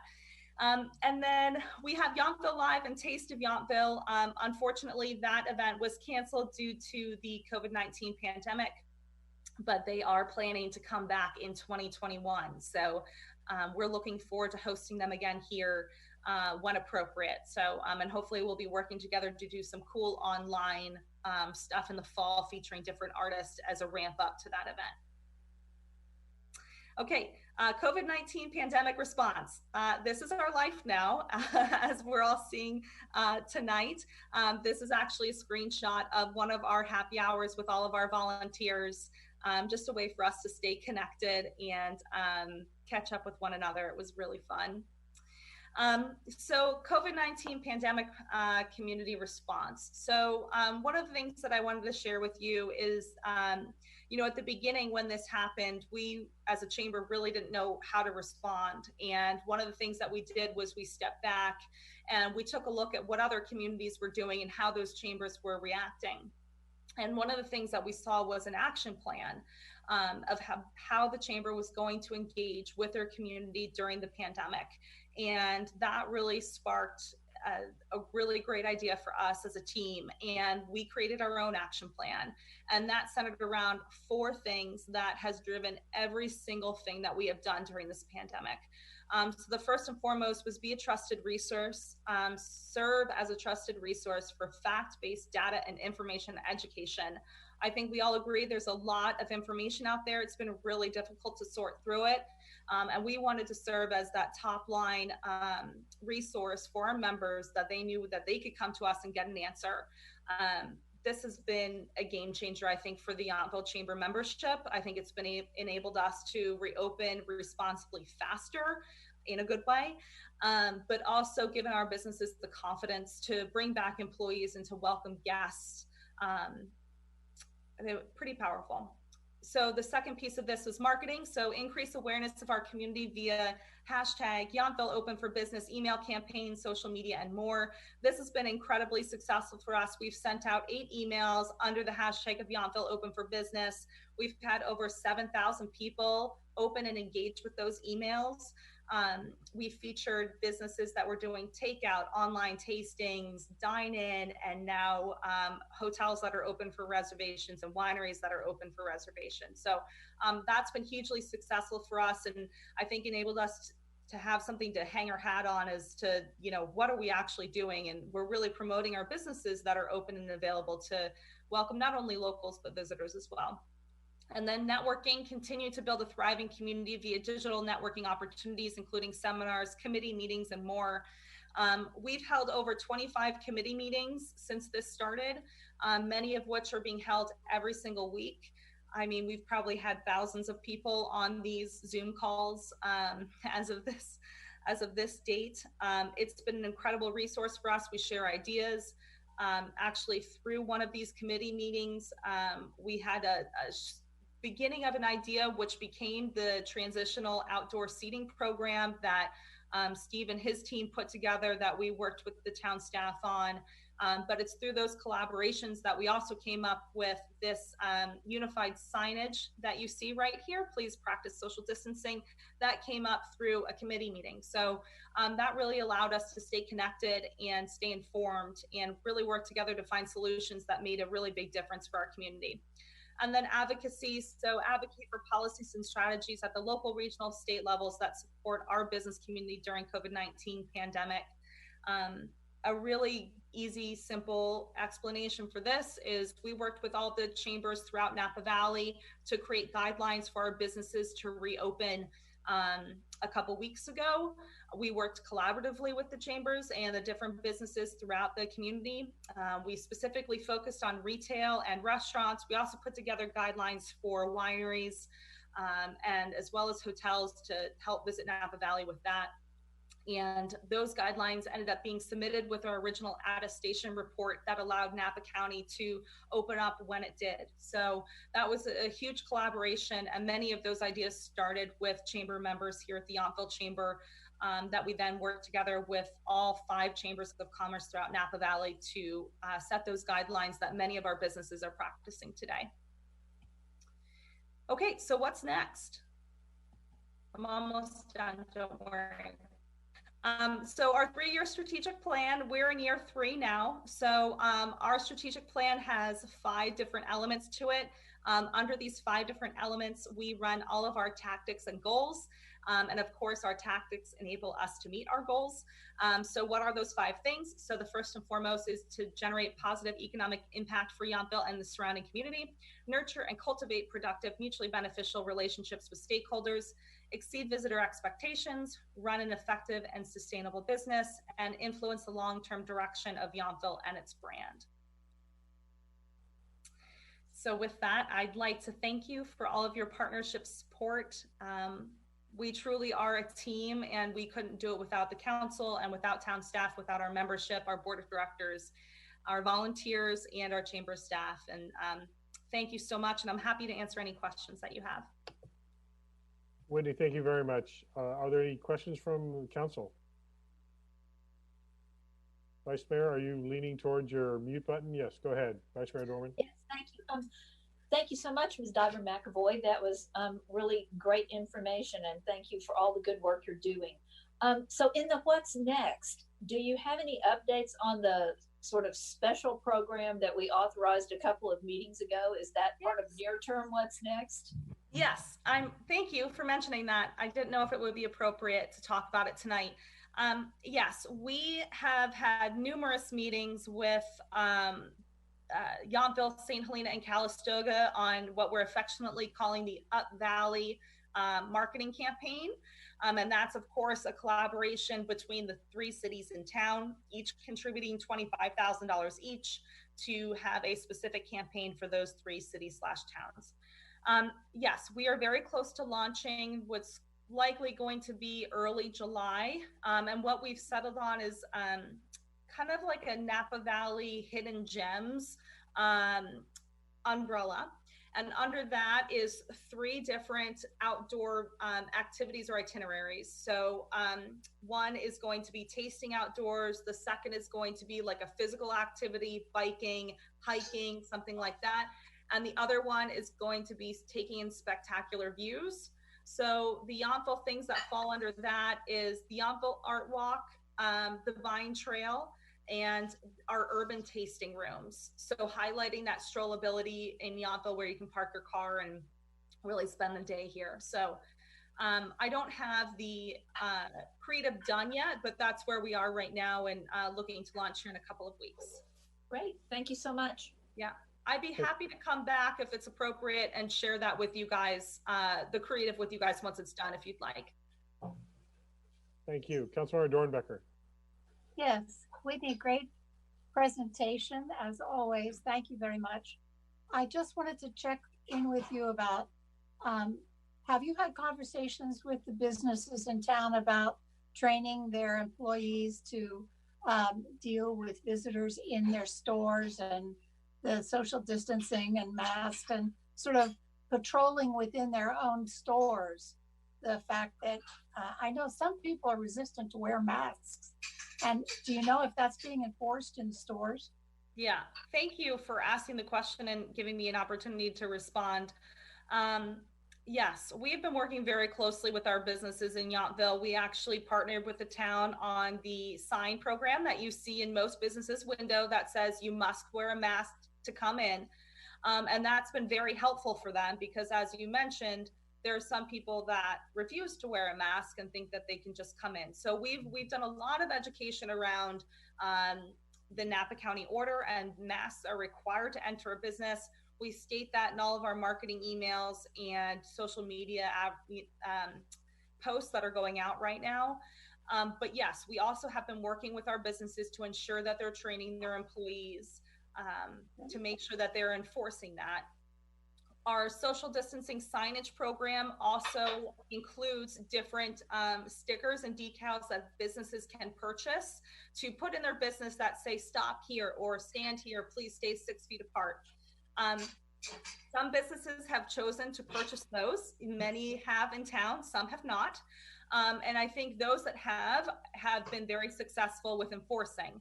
But if you don't have anything in your store that says, please stand here or respect 6 feet, it's hard for those customers to really know, because what's the case in Napa County is very different than what it is in Placer County or Sutter County. So it's different in every county. So it is the responsibility of the businesses to train their employees and to make sure that they are enforcing those rules and protocols. And we'll continue to work with them on that. We can only do so much, right? But we'll continue to work with them to ensure that people are actually enforcing that. You're welcome. Thank you. I don't see any other hands up. So I just wanted to recognize to that point you were just making when I was on your all-member virtual meeting just last week. There, basically all of our, especially Yountville local businesses, very engaged and very trained up on and committed to making sure all the protocols are enforced and followed by guests as well as employees. What I know most people don't see, working with Steve, with Whitney, myself, we spent hours and hours every week for the last several weeks working with our colleagues throughout the county to make sure that we were setting up protocols that were right for Yountville, as well as they could be replicated throughout the valley. There's a lot of behind the scenes work that goes into the things that Whitney was just presenting. And so I just want to say thank you for all that behind the curtain work that makes it look like, oh, it just magically happens that you have an entire sign program for all of our businesses to educate patrons and their own employees. And, working on the transitional business support program that is now being copied by several of our neighbor jurisdictions. And we're seeing it all over the Bay Area and beyond, where they're trying to figure out how do you do al fresco dining and how do you enhance the patron and visitor experience. And so we've really led on a lot of that here in Yountville and throughout the valley. It was your collaboration with the other chamber CEOs and us working with the county to get there. And so that's the stuff that's happening on hours of Zoom calls and conversations when we're all, staying safe distances at home or barely making it into the office. So I just want to acknowledge all that work that you and your team put in Some people, I think, make the very false assumption that when you're not in your office, you're not working. And so we've all learned different in the last 3+ months. So, and also thank you for the update on your efforts with Visit Napa Valley and how you are looking at the recovery campaign and messaging. Unfortunately, we have gotten pretty experienced in this arena with wildfires and floods and power shutdowns, et cetera, earthquakes. And so we do have some experience that we can tap into, but this is unique from all of that. So we'll be learning as we go. I know that. But again, thank you for all that, the presentation. I'm still in awe of all the data that gets collected these days on various platforms, but thank you for sharing all that with us. Absolutely. Thank you for the opportunity and for your partnership, and see you guys soon. Great. Thanks. Okay, we're going to move on now to our public hearing for tonight. Item 9A. It's a use permit amendment request for Edward James Courtyard. Consider adoption of resolution number 20-3995, approving use permit amendment and design review for parking lot improvements, including closure of the Yount Street driveway, reconfiguration of parking spaces, designation of a loading zone, addition of 6 parking spaces, and new landscaping in Edward James Courtyard located at 6540 Washington Street, APN 036-061-018. And I think we will get started. Sandra, are you going to kick this off? Yes. Good evening, Mayor and members of the council. Tonight you have before you design review and a use permit amendment for the modifications to the parking lot at Edward James Courtyard. And I do have a PowerPoint to give you to see the photos and the site plans, but I'll go ahead and get started. These modifications include the closure of the Yount Street driveway and installation of a turnaround for fire engines at the northeast corner of that lot. And that turnaround results in the removal of 2 parking spaces that will be used as a loading zone, but more generally, they will be backup and turnaround space. And if we could go to the next slide, you will see some photos of the existing parking lot. Where you see the driveway here, there will also be the addition of 6 tandem parking spaces at the eastern edge of the parking lot. And this will result in a lot with a total of 39 spaces. I do want to call out an error in the applicant's narrative where they indicated it would be 41, and they've confirmed that it is just the 39 spaces. We can go on to the next slide, and this shows the existing site plan. Edward James Courtyard received approval of a master development plan in 1986, and it includes 4,700 square feet approximately of ground floor retail and about 4,500 square feet of second floor office space. And the mix of uses at this complex has changed over time, but it's really generally been maintained between these uses, although we do see some personal service uses at the site. And then based on the Yountville Municipal Code and the parking ratios, 34 spaces are required for these uses, of which 30% may be compact. We see a lot here of 35 spaces, and they're around 31% that are compact. We move on to the next slide, please, and you will see the proposed site plan. And this project would result in a net increase of 4 spaces where the driveway is closed. And staff uses this positive given the shortage of parking that we see in this part of town. And it's a creative way to carve out additional spaces on an existing developed parcel. And this is especially so where the area is so constrained because there's no on-street parking on Washington. The project would also redirect all of the commercial serving traffic to Washington Street, and this is consistent with the provisions of the general plan. I thought I'd go ahead now and describe some of the existing conditions that are impacted by this proposal. And we know that there are 3 TKRG company vehicles that regularly park in this lot. And these, of course, were not envisioned during the time of the 1986 approval, and so they are not accounted for in the parking demand ratios. And staff has included a condition that the business participate in the employee parking management program. And we thought that we could require the vehicles to park in these spaces as part of that plan. But we can also achieve this with a specific condition if the council so wishes. And we did email additional proposed conditions to the council and the applicant earlier today. And this is one of those conditions that you have before you. There are 4 compact size parking spaces along the southeast property line at Maison Fleury. And these are undersized. They're not built to the town standard of 8 feet wide by 16 feet long. And when you look at the total width, they're about 8 inches short, and each of the stalls is about 3 feet short. But there is room to increase the size of these spaces to bring them up to the town standard and make them easier to use. Since publication of the staff report, I've received calls from 2 members of the public concerned that it's really tight in there, and that additional parking may exacerbate that condition. Again, we have some additional proposed conditions of approval for you tonight, if you'd like to see all the spaces brought up to the current standard. Deliveries to the site are coordinated from the drive aisle that's adjacent to Lavender Nail Salon. And that's because there's no formally designated loading zone. And that is really a common condition throughout town. What we see is that delivery vehicles come in and they park for a short duration, and they move on. And it's expected that this condition would continue under the proposed plan. However, the new loading zone at the fire turnaround presents an opportunity for overflow delivery parking, but probably more generally for that turnaround.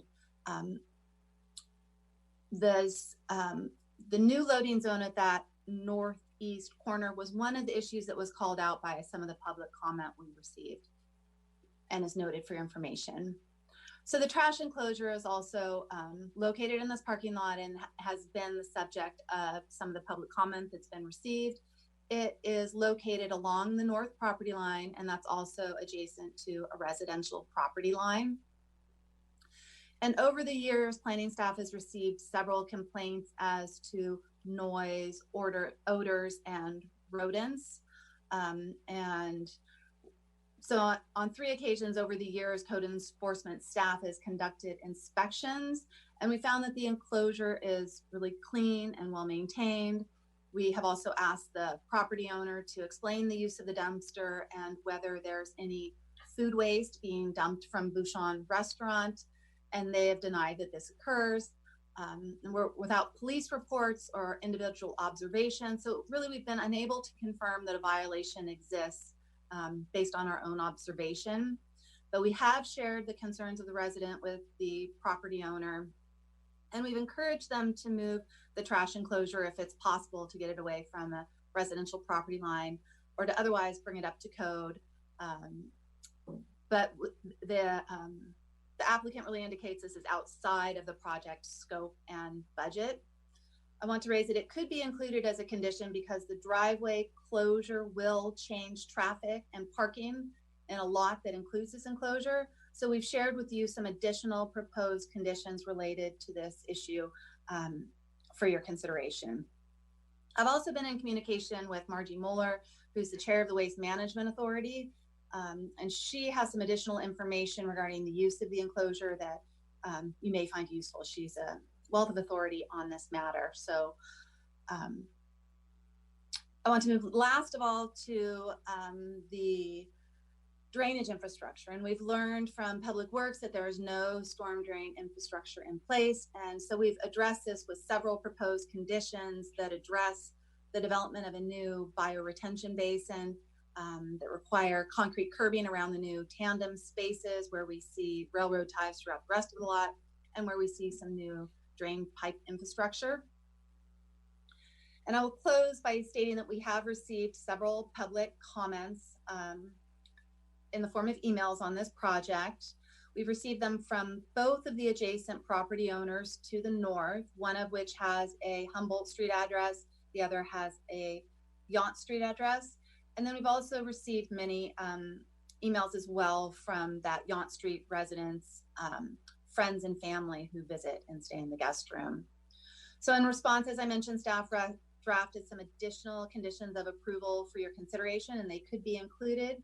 However, we are supportive of the project as presented based on the fact that additional parking spaces are gained and the closure of the driveway will minimize the commercial serving vehicle impacts to the surrounding residential neighborhood.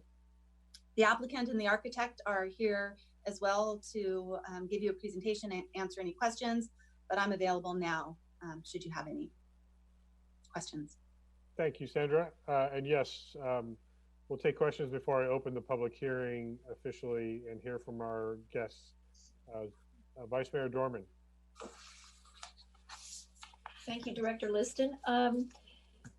So do you happen to know how many of the parking spaces are allotted to the TKRG business out of the total 34 that are there now? We don't, because they've never been involved in the employee parking management program, and that is the way that we determine how many employees each business has. But based on square footage, do we know how many they should be using? No, because the parking ratios are intended to cover both employees and guests, and there's no clear formula of division between the two. Okay.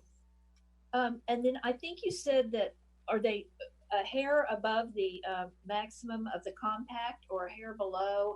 How are they on the compact for the proposed site? The current conditions are about 31% are compact. Under the proposed conditions, it's reduced to the 30%. Okay, great. Although we do see one additional compact space. It's because the total number is going up. Okay. Yes. So let's say we approve the 39 spaces. Could that then, at a future date, be asked to support additional use or an intensified use, because they technically would, if they only need 34, then they would have 39? I don't think so, because what we're looking at is the fact that there are unaccounted for company vans that are parked on site, and they account for the additional spaces for the most part. Okay, and is there a way to note that in the resolution or in a condition of approval? We could modify a finding to be clear that the additional spaces are to address the company van parking demand. Okay, and then I noticed in the findings, we concentrate on sort of the disruption to residential is reduced because of taking out the driveway. Could we also, or should we also include something in the findings about parking? Because although I'm not sure that it's, quote, additional parking spaces are gained. I mean, they are gained, but we already have vehicles that kind of shouldn't be there that are going into them. I mean, is there a reason for or against mentioning some sort of parking alleviation or coming to parity with the necessary parking in any of our findings? We could certainly add the parking to the finding, but it's, as you say, it's coming into parity because they're not really additional parking spaces. They're better managing what they already have, their existing demand. And then we had one public comment that asked if there would be any access for pedestrians from Yount, which I thought was a good question. They are maintaining the 36-inch wide pedestrian walkway from Yount to the parking lot, and then it continues through the parking lot throughout the complex. Great. And are there at the present time any hours restrictions on loading or dumping, like into the trash containers? There are none. And why, since they're coming for the use permit for the whole property, why would we not pull all of the employees into employee parking management plans? Is it because they have separate, is it because they kind of have separate use permits, but yet there's an overlying one? Well, there are separate businesses under the overall use permit for the complex, and the purpose of the employee parking management is generally to get as many employees to park on site as possible We don't think it's advisable to have all of the businesses employees park on site because it may have a detrimental impact on the parking supply of the lot in general. And we don't have Washington Street on-street parking that's available.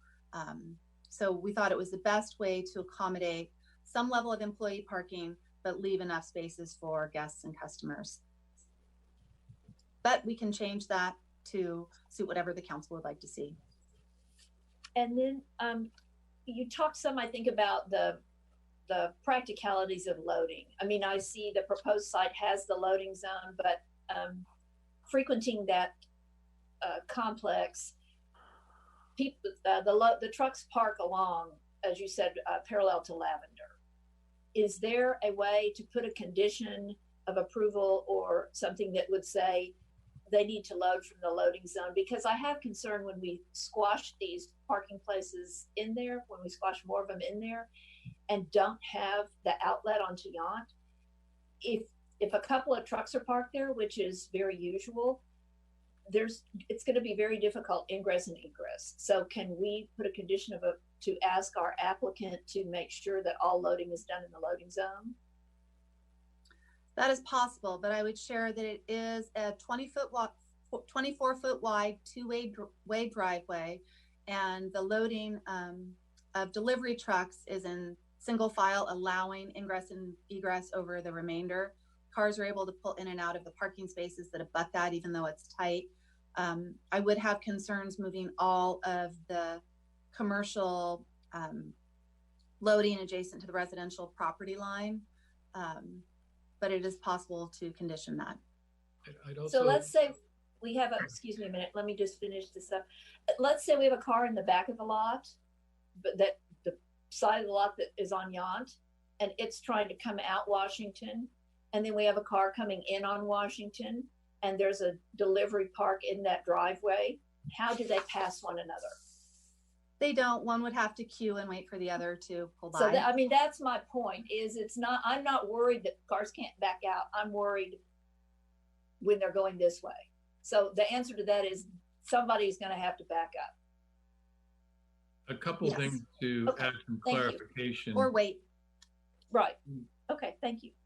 When you're referring to the loading zone, I want to caution everybody, that is actually the backup area for the larger vehicles to navigate and exit and the fire return. So it is not meant necessarily for the loading and unloading. It is necessary for a larger vehicle that comes in to be able to exit and turn around. And also, what I would also point out, Vice Mayor, the situation that you described is actually exacerbated on the driveway portion into Yount Street, where it is only a one-way width and people have to similarly navigate. So I think there are some ways for us to put some practical language in there, but I just want to point out that those existing things, and really what we may need to do is just encourage the loading and unloading to be done timely and not have the vehicles linger longer term, and maybe some hours of operation review with the applicant. Okay, thank you. Councilmember Durham.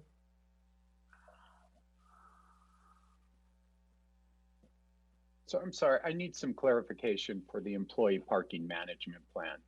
This use permit is for Edward James Plaza, correct? Yes. And so Edward James Plaza is the umbrella for all the businesses and the employees who work under it and in it, correct? Correct. So the employee parking management program, and I must have read it wrong, for this presentation is only for TKRG? That is what we've included in the condition, but it can be expanded to include all businesses. Although Very we would good. recommend that all business employees park on site, we would designate off-site locations for them. Which I agree with, but if we're talking about parking once again, as we do at every meeting, and we have the opportunity, because a use permit is being presented to us for change, we have an opportunity to bring more of the businesses in completely and fully to the employee parking management plan. And as we've done with other properties, and I want to make sure I'm understanding this correct, as we've done with other properties, not necessarily all employees park on the property, but they are therefore paying into the employee parking management plan, therefore have to park where we work with them on, and they have to have the banners or the stickers to ensure that they are parking in those proper places. That's all fair for this, do you think? Pardon me? And that's all fair for this, don't you think? Yes, that we could apply Okay, it very to good. all those businesses. That is fair. Very good. Thank you. And then,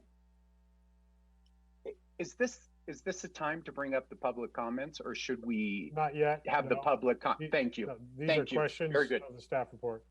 Perfect. Yeah. Thank Any other questions of the staff report? So I have a couple, Sandra, where else do we require and how else do we handle what I'll call employee vehicles? Do we have requirements, say at Ranch Market, where they have vans from the bike, I think they're from the bike company, allowed to park on the side? Are those counted in on somebody's parking requirements for a business? Elsewhere where we have dedicated vehicles for certain businesses, are those counted as part of the vehicle count, or is this something that's we're talking about that's unique to this site? They were counted as part of the bicycle shop because they were a necessary element of that specific use. What we see here is that the vehicles have moved on site over time, and we want to use it as an opportunity to address them. Going back to the bicycle, there was a requirement that they park in that alley type zone to the south of the building to get them out of the main portion of the lot. So getting the TKRG company vehicles out of the main portion by parking tandem is somewhat of a similar approach. And if I can, I know I can recall quite easily, whenever we have delivery vehicles in parking lots delivering product, it blocks the drive aisles. It happens at Washington Square. It happens virtually every property, including in the middle of Washington Street at the north end of town at Madison, where we actually allow large trucks to park in the turn lane, correct? Yes, it occurs throughout town. It is not Right. unique to this property by any means. Yeah. So to put conditions on this one site because we're now able to open up and review everything, I'm not sure is completely appropriate for what we're talking about. Going back to the parking spaces, the realignment or the resizing. So you're proposing that we require them to stripe larger spaces, longer and wider? It would not just be striping longer spaces because it's constrained physically by the railroad ties. It would require them to cut into that planter at the north end of those eastward facing stalls by about 3 feet. And you're saying that that would be a requirement or a proposed, or it's a proposed condition that you're asking us to consider? It is proposed. We can accept the existing spaces as legal non-conforming because they essentially just want to repave them so they're not increasing the level of non-conformity. We would review the new spaces as needing to meet the requirements of the code. But given some of the feedback that we received that those spaces are difficult to use, we can use this use permit opportunity to require that they resize them. And has behind Piazza Quercia, also known as Wells Fargo, have they resurfaced their parking lot since the original paving and striping? Probably, I can't recall. I'm not too familiar with that one. So then I'll make this a rhetorical question. I wondered, knowing how narrow those spaces are still today, it does not appear that we required them to change the size of the parking spaces in that parking lot, nor relocate the dumpster that is located there. I don't remember the close proximity to residential in that particular parking lot. I know there's also a dumpster near residential in the former Red Restaurant parking lot. it seems, the point I'm making is it seems like we have a lot of very unique circumstances because we have a lot of unique parcels that have been developed at different times over decades, and some of them they fit current compliance standards more readily than others. And if we start to try to require current conformity in all cases, we're going to have a real challenge on our hands. Would you agree? Yes, and it can be very burdensome on a property owner to come up to current standard as part of the decision as whether to make improvements or not. And I'm going to go back to Councilmember Durham's question just for clarity about what's triggering. So if all this was a repaving of the parking lot, it doesn't trigger anything. Yeah, nothing. But because they are looking to close the east driveway to eliminate traffic onto Young Street and to add parking spaces, that's the trigger to open That up. is. So, and that's opening up every element and aspect of the entire shopping center, even though courtyard. So you're saying that all conditions are now up for review because of that part of the project? Sounds like the town attorney would like to clarify. Yeah, I'll just jump in on that. The planning director mentioned at the beginning of this, the closure of the one entrance has an impact on the use of the parking lot as a whole because it will affect traffic patterns and also where cars are parking, hence the conditions having to do with the parking spaces and the location of the garbage enclosure. So likewise with the parking management plan, there isn't a close enough nexus there because that has to do with use of the parking space by employees and others. So I would caution against saying that it opens up the entire use permit and that there needs to be a connection with what's being changed or approved in the use permit before you. Okay, and Gary, since you're off mute right now, I may try to get you this question related to the dumpster. An old trash enclosure area, is that also triggered as required to be brought up to current conditions based on this project, or is that a request? I know it's being requested by the two closest residential property owners. Is it required or a request, in your opinion? It's a request. I don't think it's required. Okay, and I would add that it is legal non-conforming. It was built in that location when it was approved.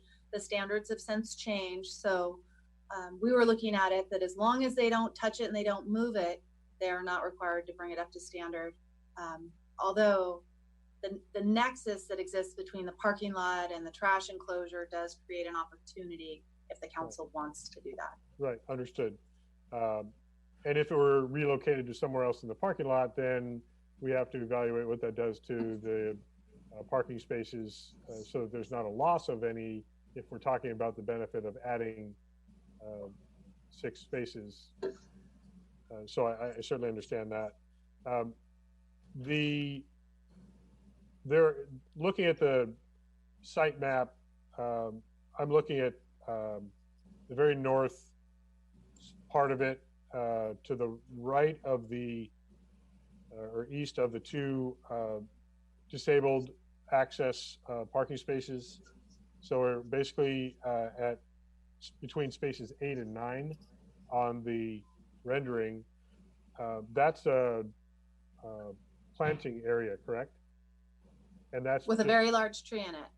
Yeah. So, but I'm just what I'm getting at is how critical is that landscape area if we were to want to be either relocating something or adding an additional parking space?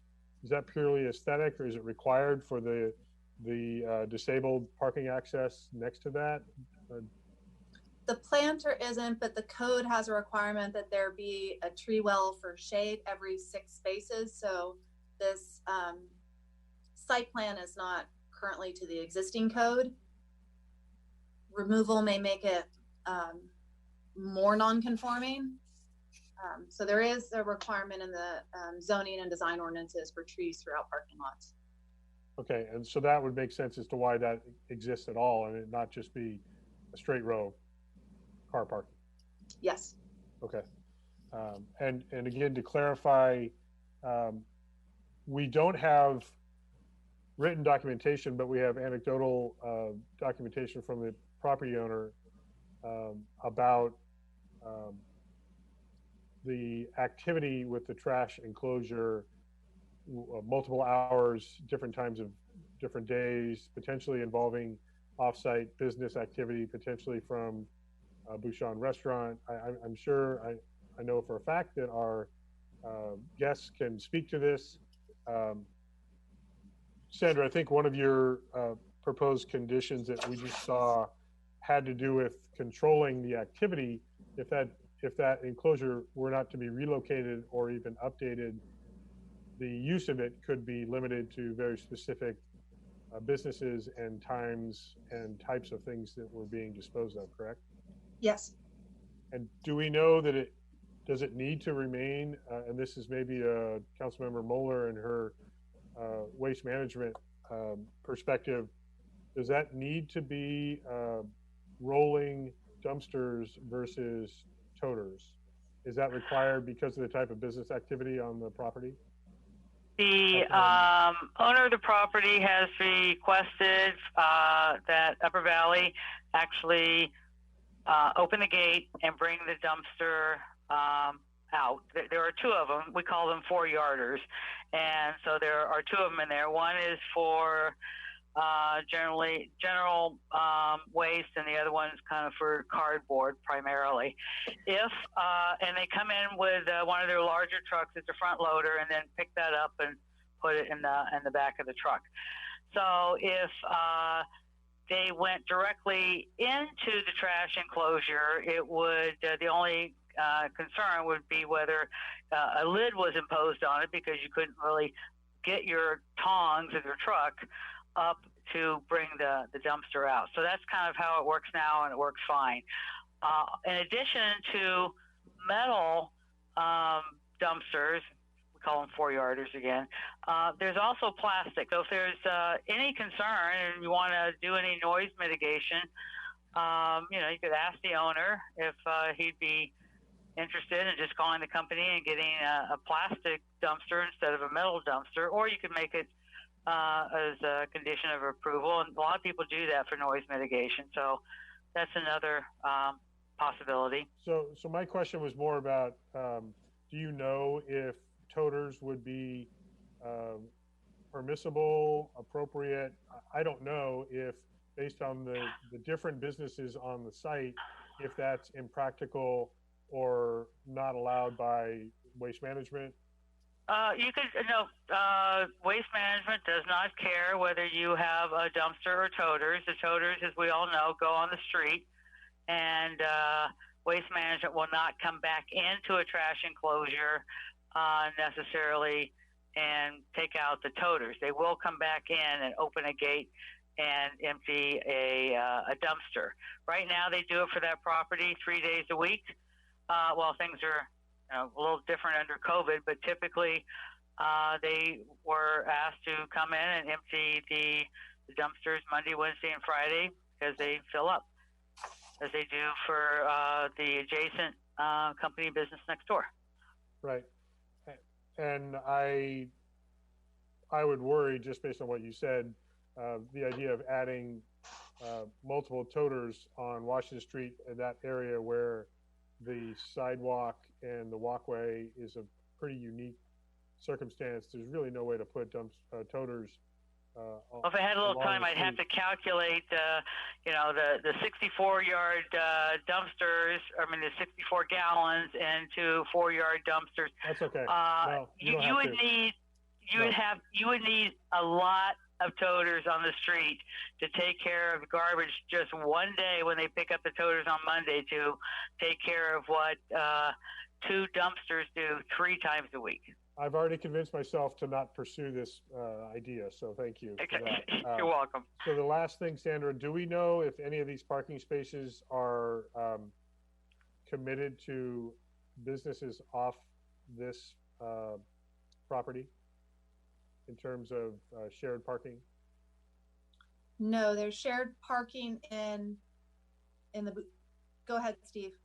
I was going to say there is shared parking, but it's shared parking with Bouchon Bistro, the restaurant, for evening parking afterwards.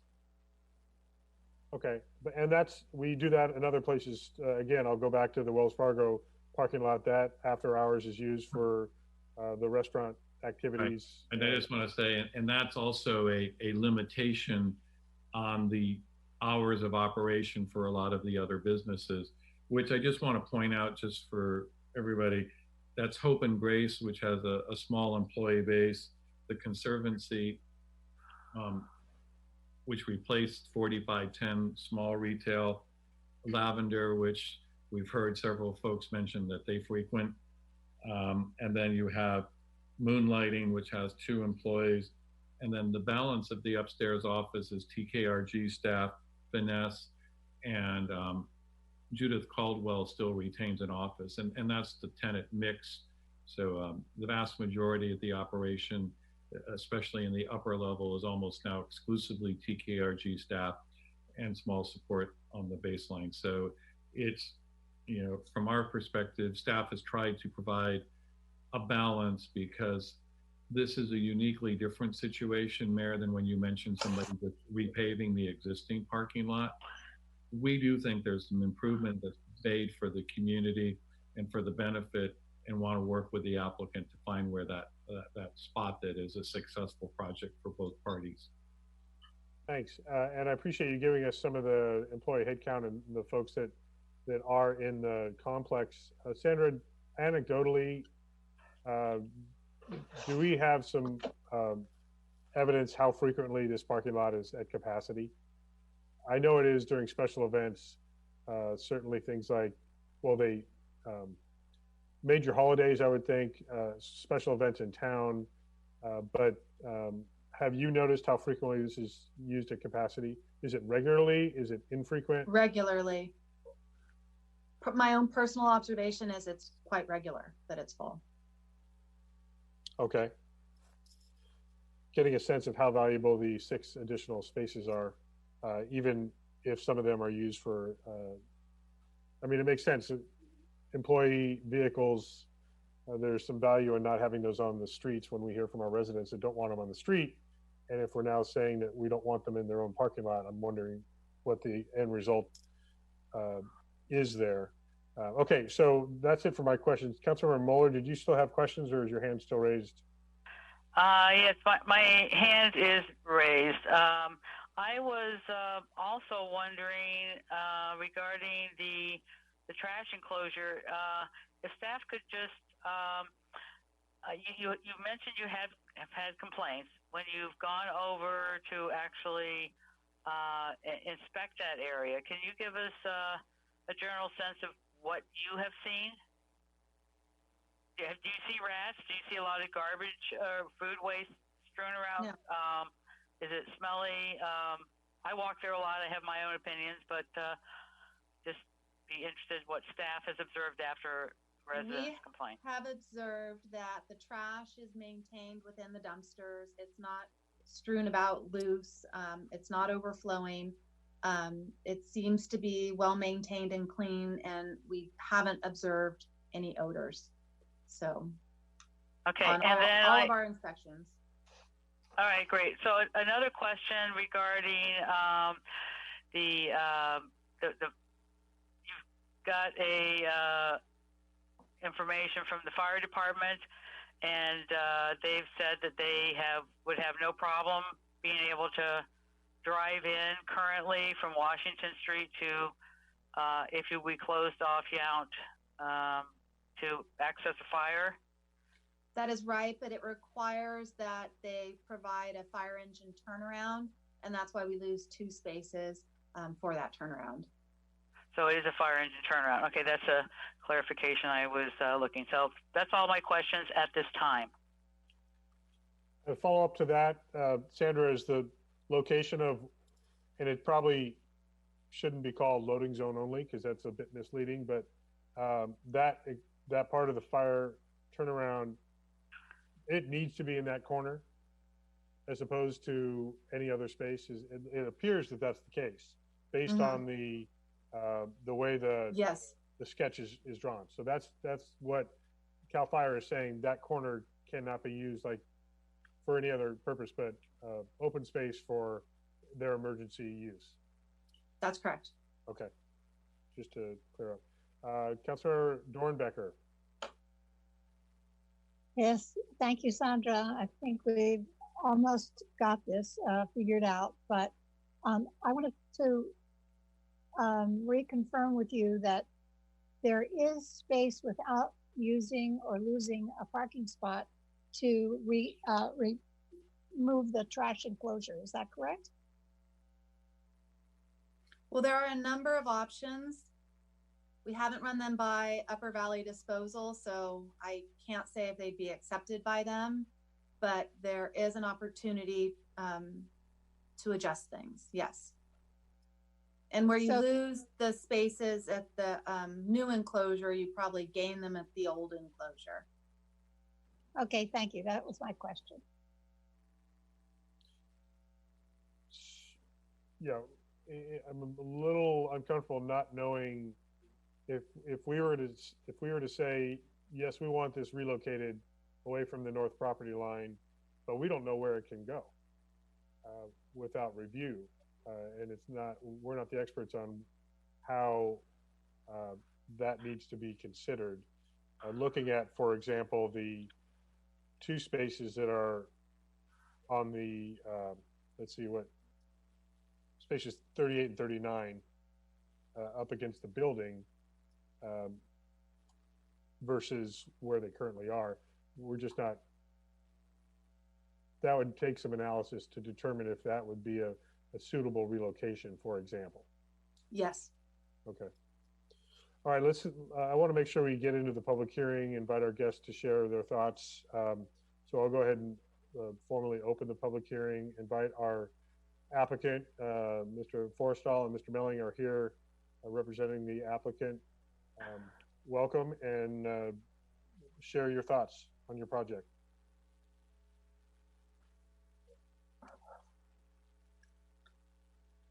Whichever one of you wants to unmute first. Can you hear me? Mr. Melling, yes, Chef. Hi, good evening. Thank you, Mayor, council members, the building plan department, and the residents of Yountville. Thank you to our proposal. My name is Ross Melling, and I'm the representative for Thomas Keller Group. We also have Eric Forster on the conference call as our architect of record for Craker Architects of Napa. Our scope of work for this project is to repair, resurface the overall parking lot, including damaged railroad ties, parking curbs, 2 accessible parking stalls, the repairing of path or travel walkway slopes, adding additional signage and landscaping, and finally the increase of existing parking spaces, which we just spoke about. We have been notified of some objections from local residences regarding to those concerns, and we have a couple of proposals to alleviate these as follows. There was one about the boundary fence on the north side of the parking lot. There was an incident this year or last year when a vehicle bumped into the fence, damaged the fence. So we're proposing to put parking bumpers on the stalls 9 through 16 on the general plan. Also, the trash enclosure. I know there was some conversation just a second ago, but what we propose is to only limit the use of that from 9 a.m. to 7 p.m. Monday till Sunday. I can tell you on good authority that that trash enclosure is only used for the properties of the Edward James Courtyard, primarily Hope and Grace Winery. There's two cardboard box containers and 1 4-yarder, like council member said. All the trash that goes in there is just from those properties. And what currently happens is we pour this out late in the evening for them to be emptied in the morning, Monday, Wednesday, Friday. And that area is maintained by members of our team there. We can also look into pest control abatement in that area using Ecolab to ensure that there is no vermin frequent in that area. And to a good point was the plastic dumpsters. We're happy to explore or provide disposable. I think you can just request plastic 4-yarders and they'll change them out for us. So that was a great suggestion there, and we're happy to do that. I think that's about it from me. Thank you for your consideration. I don't know if Eric has any additional thoughts on the proposal. Thank you. Hello, everyone. My name is Eric Forstall. I'm with Quaker Architects. I'd like to thank you for your time and listening to this proposal that we have set forth. When we first got approached to look at this, I met with Adam Moen with CAL FIRE with Napa County, and we discussed the variable different options on the best configuration to get to 3-point turnaround that we did provide. We looked at what best different variations of what we could do to make this work, adding the additional tandem parking spaces and adding in the additional handicap parking striping and additional truncated domes that were necessary to bring the facility parking up to current accessibility code. So I think we've pretty much covered all the discussion points here. I'm sure there's some questions that everyone has, so make myself available for anyone who has any questions. Thank you. Yeah, we usually try to ask all the questions amongst ourselves and make it easier on our applicants. But thank you. I see Vice Mayor Dorman has her hand raised. Vice Mayor? Thank you, gentlemen, very much. So in your applicant narrative, you mentioned, I think it's in the next to the last paragraph, additional signage. How do you envision that signage? What would that be, please? Well, for example, at the entrance into the parking lot, we're required to have a sign that indicates to anyone violating handicap parking who basically is parking a handicap stall. Doesn't have the proper signage, will get towed, and where that car will be towed to. There's also the same signage for at the parking stalls themselves that has to be there, as well as signage for an accessible entrance that's required. So those signs have been added. Additional truncated domes are required when you enter and exit through a parking lot from an accessible path to travel. So the existing path to travel from Yount leading into the office building has been marked appropriately to include those items.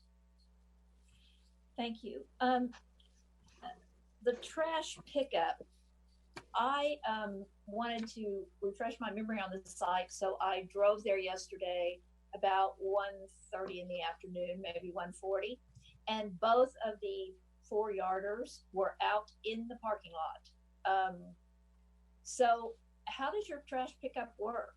They were full and they were out in the parking lot. One of the biggest challenges on every commercial project is existing conditions. I can't tell you how many times I've had challenges with parking, trash enclosure locations. Have always been a challenge, especially on a small, tight lot like this. What I typically look at is how trash vehicles are going to access these dumpsters. What's the best case scenario on how they can access it? If I was to that is ideally the best location for them. Having them moved out is unfortunate.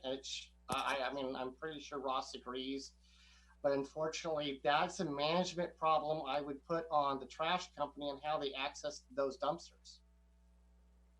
I can answer to that question, and that's a good question. And since the start of COVID-19 and March 18th, when we closed our businesses in Yountville, we cancelled our pickups with Upper Valley Disposal, as we were charged a monthly rate, even if there was no trash. So what we do is we call for pickup when necessary. Having a conservatory retail store open the past week, we saw them pick up lots of trash. I placed a call in with Upper Valley Disposal to pick up Monday. They didn't get that call, so the trash was left out to be picked up. This morning, it was picked up this morning at 8 o'clock. So it was just an oversight. The trash is on a schedule, Monday, Wednesday, Friday, religiously.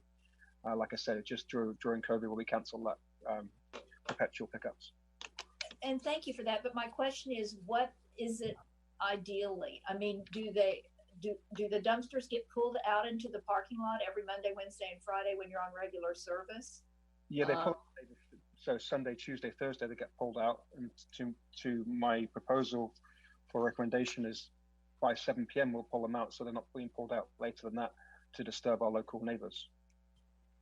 Well, I'm really more I mean, I appreciate the neighbors, but I'm concerned also about ingress, egress in the parking lot. So when you have 2 dumpsters sitting out there, is that typical?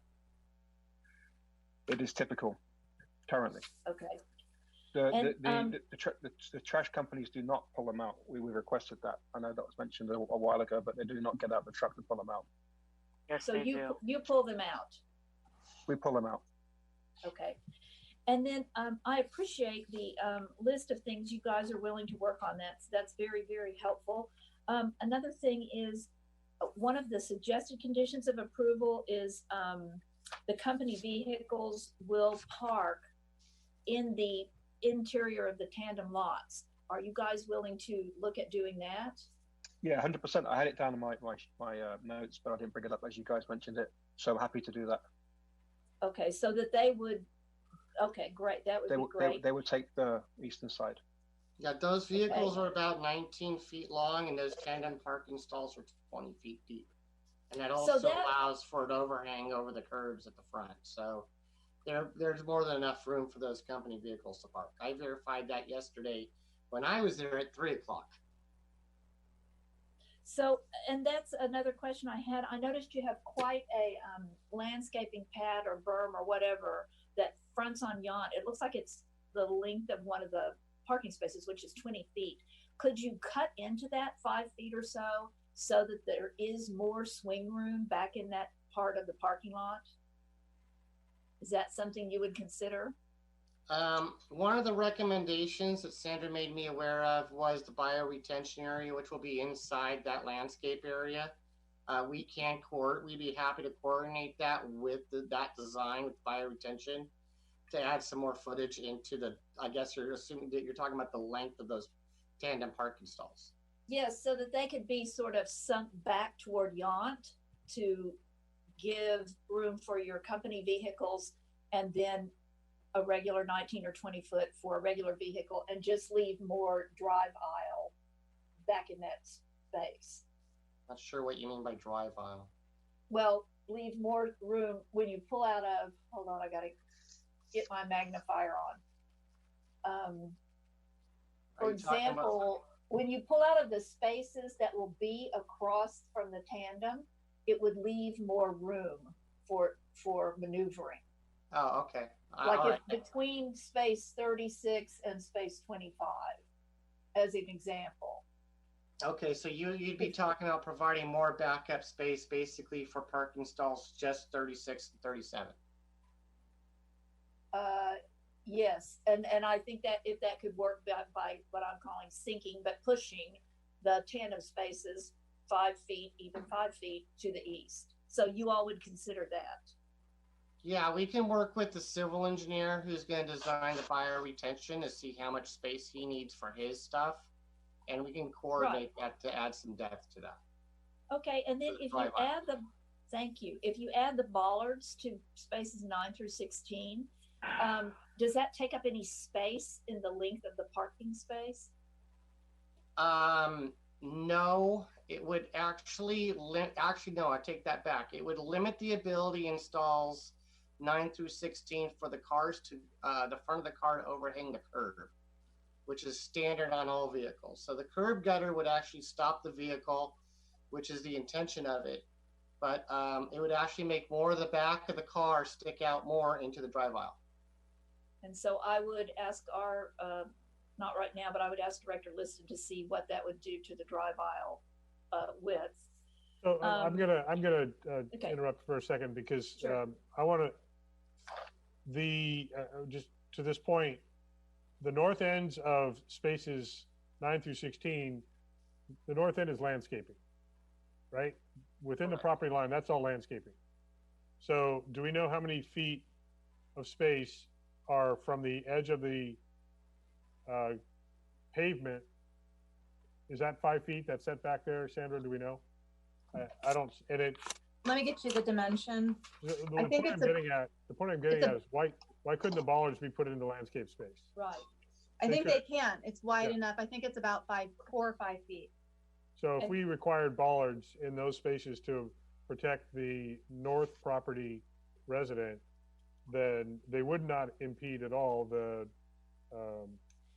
ability for the front vehicle to overlap that parking curb. I don't think Well, you have that enough would be an space to put 'em. excellent solution. That would be an excellent solution. That's what I was looking for, was whether we could do that to keep it safe.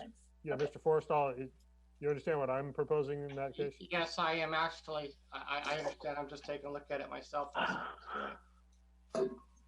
think it looks like it's just over 6 feet deep, that planter. And even if it was into the 5-foot setback, something like a parking bollard would be permissible. It just wouldn't be something that's buildable with a permanent structure, correct? Right. Okay, And thank you.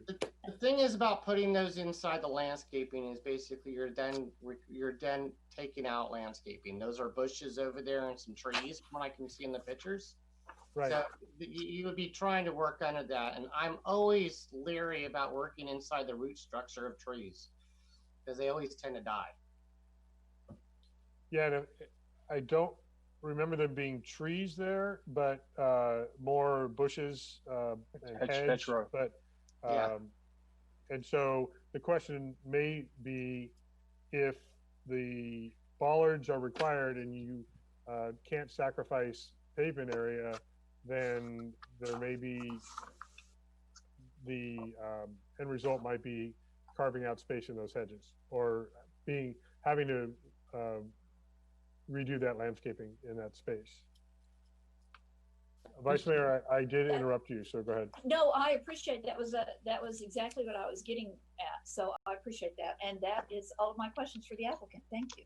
Steve, your real hand is raised. Yes, just clarifying, I thought I heard the applicant say they'd be willing to put the, what is the parking lot bumper guards in those spaces, and that would have some net effect on that. And are we not considering that? Is that what I hear the council not wanting to pursue? So, Steve, if this is in response to the adjacent property owner's concern, that concern was that there was an incident where somebody hit the gas instead of the brake and plowed through the hedge into their property. Parking curb would not stop that from happening. Okay, just trying to make sure. I want to understand what I had thought I heard offered, and then where the conversation was. So I understand now where you're at. If that's the concern, which I think it is, yeah, it need to be something a bit more substantial, and maybe it doesn't require all of those 9 through 16. It might be that there could be some more selective location of safety features there. Yeah, I was about to actually ask that question, because if we just did it around the ones that are adjacent to the residential property, and how many bollards are you talking? I'm talking maybe 2 bollards per space is what you're thinking would be sufficient. That sounds excessive to me, actually, and that's based on how many bollards we have at our community center. We have so many that nothing can get through, and it was done, I think, probably to an extreme. Whatever the width of a standard vehicle is what I think we're trying to protect. Okay, so you'd be satisfied with 1. To me, it would make sense that it would be 1 per stall right in the center. Okay. At the most. And I agree that if we look at the actual footprint of the adjacent residential property, where they were concerned, understandably, about their personal safety if somebody were to do it again, then again, there might be fewer of those 9 or so stalls that would need to be protected. The purpose of the wheel stops, technically, when it's been my experience when people go over them, is when they realize they're going in the wrong direction and they hit the brakes. So usually after they get past the first one, they rarely ever make it after the second one, which is why they're really popular also as an alternative towards bollards, which is why we are recommending them. Got it. Thank you. I'm going to go to Councilmember Moeller.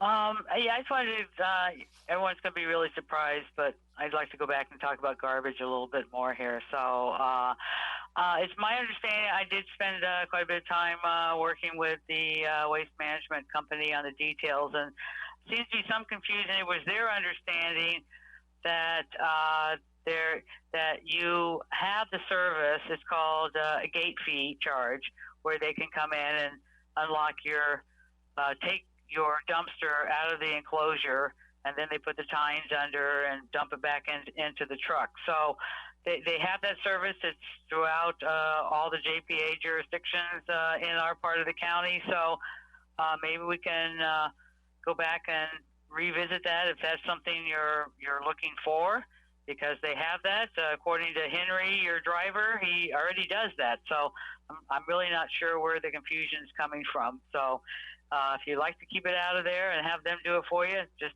charges a small fee. So also I wanted to talk about, you said there's no food waste that goes into your dumpster. So you would be fine with abiding by, and even if we wanted to make it a condition of approval, all the waste management local and state laws, just that way you can keep the no foods allowed in there. So would that be a problem for you? That's fine. That's a fine condition, yeah. Okay. That's all I have for now. So again, and they also, Henry, your driver, said that typically what he does, he pulls in from Washington. He thinks he pulls your dumpsters out and throws them and puts them back. So we'll have to work through that. And then he goes out Yount, but he would have no problem then pulling back out on Washington. Also, what they typically do, the Waste Management Company, if the fire department is okay with it, they're generally going to be okay with it. So just that's what I've learned from them today. Thank you. Thank you. Councilor Dornbecker.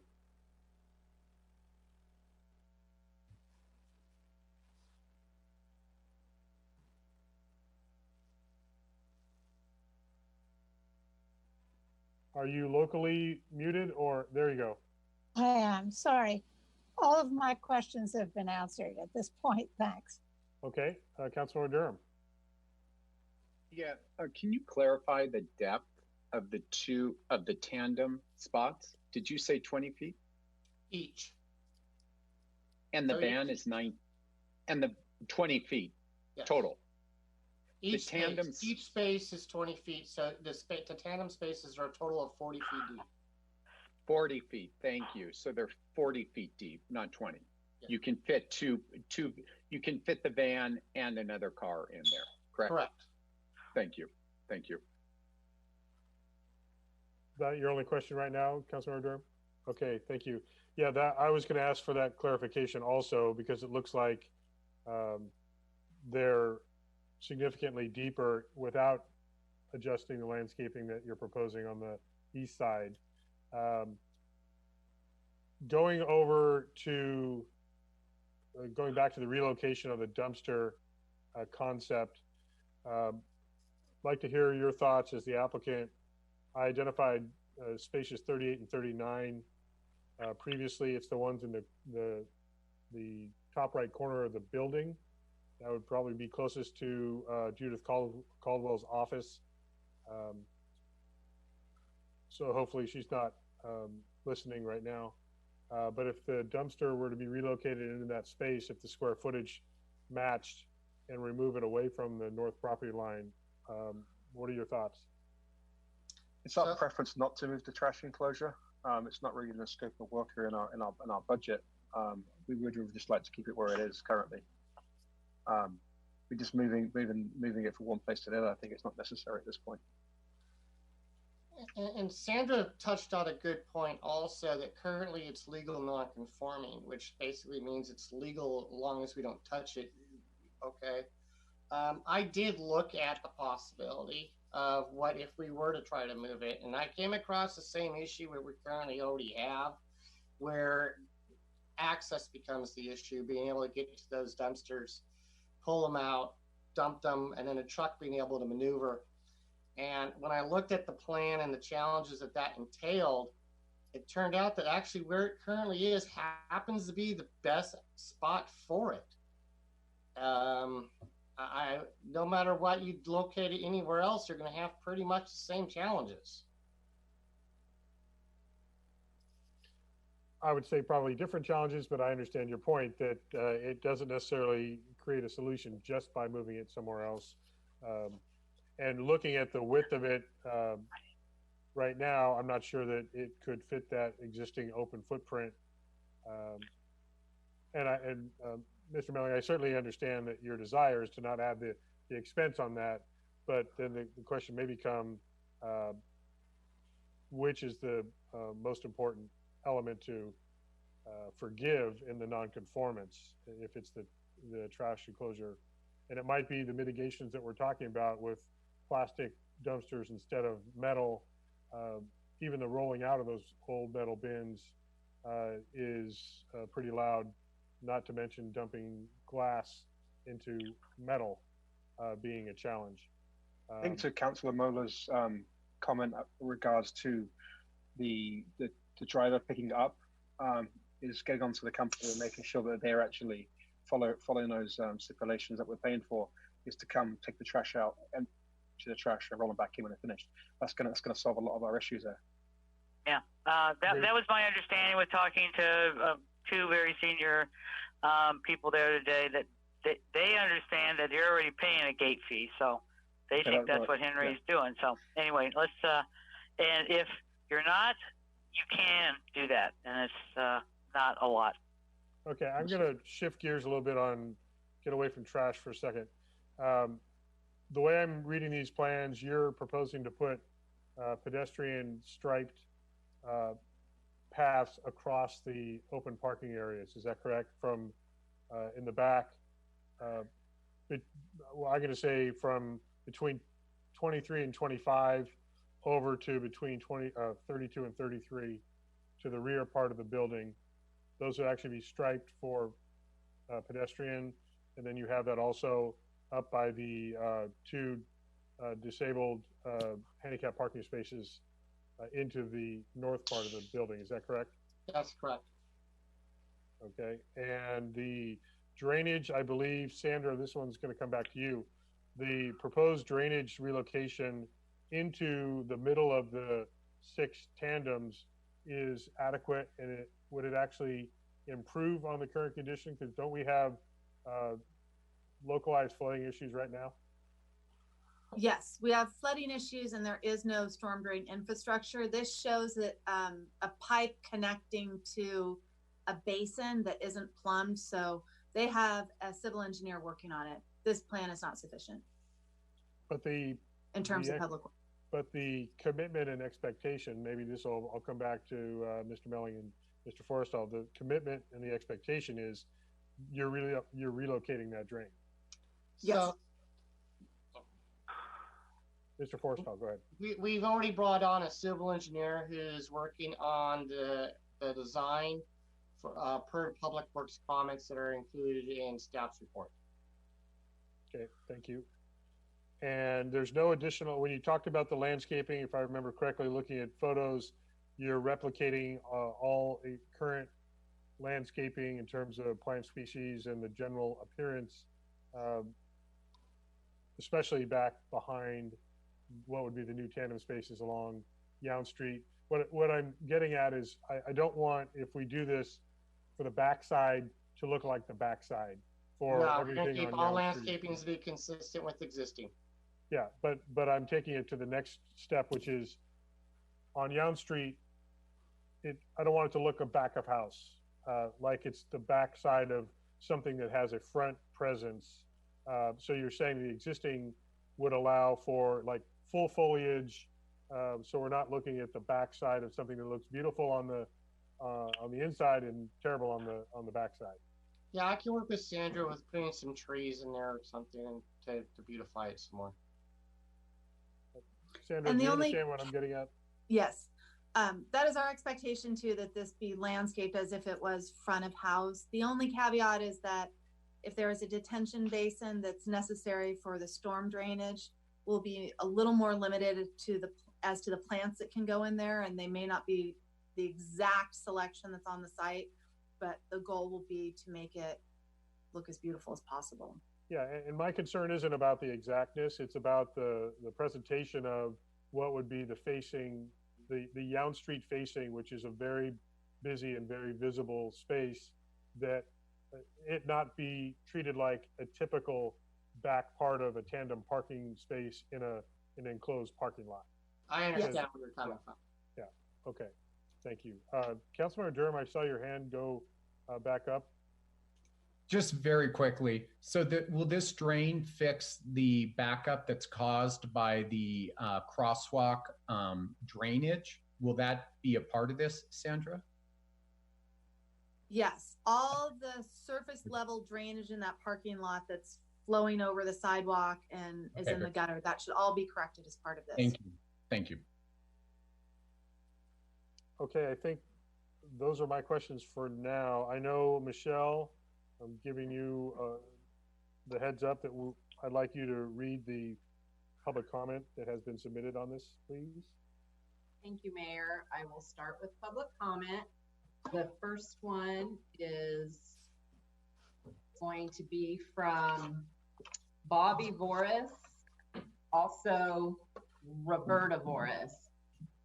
Dear Town Council, I own the property at 2040 Humboldt Street, which is adjacent to the parking lot where TK Commercial Partners is proposing to close and remove their driveway on Yount Street. I would respectfully request 2 special conditions prior to approval of this application. I would appreciate their moving the large dumpster, in parentheses, just on the other side of my fence, close parens, so that it is not adjacent to residential properties. Normally, pre-COVID, it is emptied several mornings a week at a very early hour, around 5 or 5:30 a.m., and is an extremely noisy, nearly daily wake-up call. My second request would be to have bollards installed at the head of the parking spaces that are adjacent to my accessory dwelling unit, in parentheses, only 2, possibly 3 parking spots, close paren.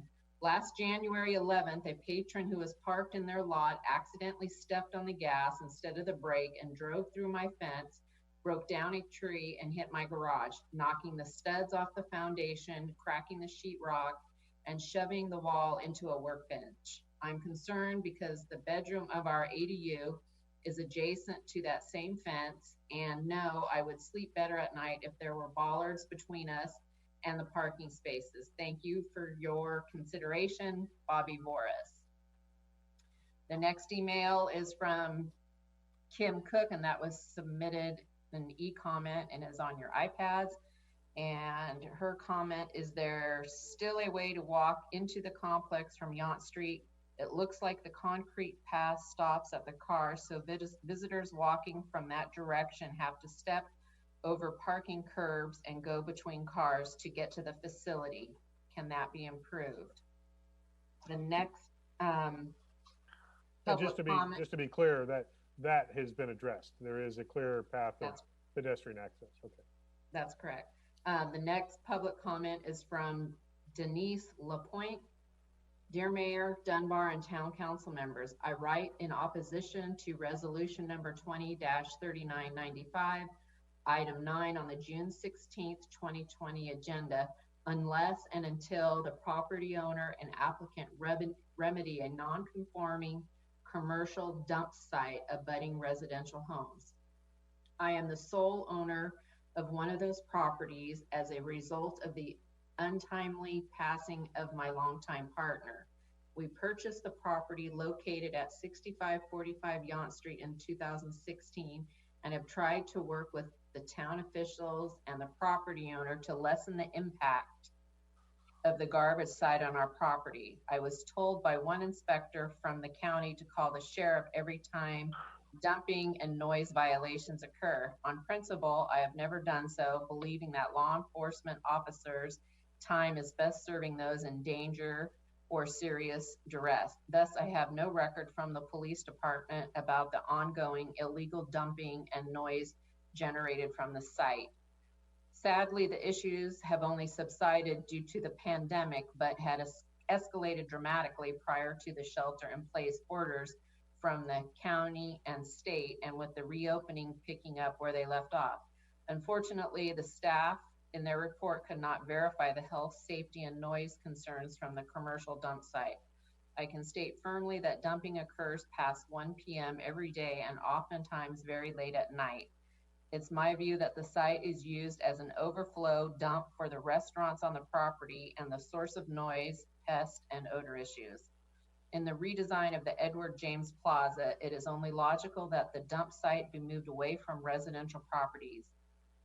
There is space to do so, and other locations which would not impede in the enjoyment, peace, and solitude of my backyard and the comfort of me and my family and friends. As it exists, it's unsightly, unnecessary, and violates many local and county codes. Now, with COVID-19, unbridled dumping from commercial buildings and businesses poses greater problems than the noise and pests. The site itself is shoddy quality or inconsistent with the quality of other facilities in Yountville. It is not contained, and often the flimsy gate is left or blown open. The applicant contends they do not dump after 1 p.m. This is simply untrue, and perhaps due to the openness of the site, others are dumping at the site. It's disappointing to hear the applicant won't consider relocation as part of the overhaul of the lot, a perfect opportunity to remedy of nuisance to neighbors and a non-conforming use on the property site. Respectfully, I request the town council either continue this item or condition the permit to bring the commercial dump site up to code, including ongoing pest control programs, soundproofing, limited dumping hours, and fence line remedies to protect my property. Excuse me. I further request that with the closure of the Yount Street driveway, that my backyard not become the new loading and unloading zone for deliveries. A condition restricting deliveries to be on the commercial corridor rather than encroaching on residential fence lines, further exacerbating the noise from the dump. Thank you for your time and consideration of this important matter. I remain available to discuss the matter with the applicant or any other decision maker or elected official to solve this ongoing problem. Sincerely, Denise LaPointe. And I think to that last point, we also have clarified that that northeast corner that's listed as a loading zone is not really a loading zone. It is a fire turnaround area. Okay, go ahead. Thank you. The next email is from Tiffany Bohe, to whom it may concern. I write at the request of Denise LaPointe to document my experiences as a guest in her home and the home of her deceased partner since 2016. My husband and I have been frequent guests of the home located on Yount Street. In the past 18 months, I have visited frequently to stay with my friend or check on her home on the advent of the death of her partner. I stay in the guest room, and I can attest that the large refuge bin located across the fence on the Edward James Plaza is a source of daily dumping of bottles, cans, boxes, and other refuse at all hours of the day and night. The clattering of bottles is so loud that it awakens one frequently late at night or very early in the morning. I have also been present in the backyard, which is a quiet, contemplative space until the dumping starts. Unfortunately, I've also witnessed the pest problem that arises from a large commercial dump next to a residential property. The large dump impacts negatively the backyard and guest room at Yount Street and should be located away from residential properties or eliminated altogether. Tiffany Bohe. Next public comment is from Jamie Addington. This is, Dear Miss Liston, I'm writing in opposition to resolution number 20-3995. I am a frequent house guest at the residence located at Yount Street and a close family friend of its owner, Miss Denise LaPointe. As Denise has recently lost her husband, I have spent as much time as I can with her in Yountville, often spending the night.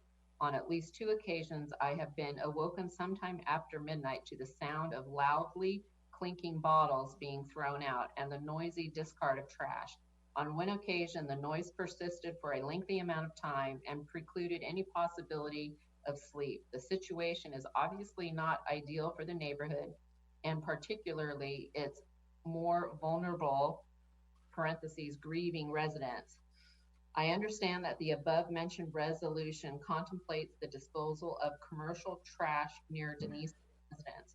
While the property owner seeking the permit may believe that the trash disposal is being handled in an orderly, respectful manner, I have personally witnessed this not to be the case.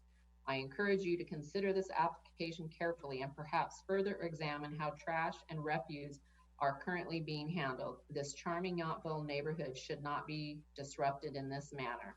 I thank you in advance for your consideration of my comments. Jamie Addington. And that, oh, one more, two more, I should say, two more. The next one's from Catherine Renee Schroeder. Dear Mayor and Town Council members, as a frequent guest at my aunt's home on Yount Street, I can confirm that the garbage dump on the back side of the fence in the backyard is a nuisance. It is loud from dumping of bottles, boxes, and other refuse throughout the day and night.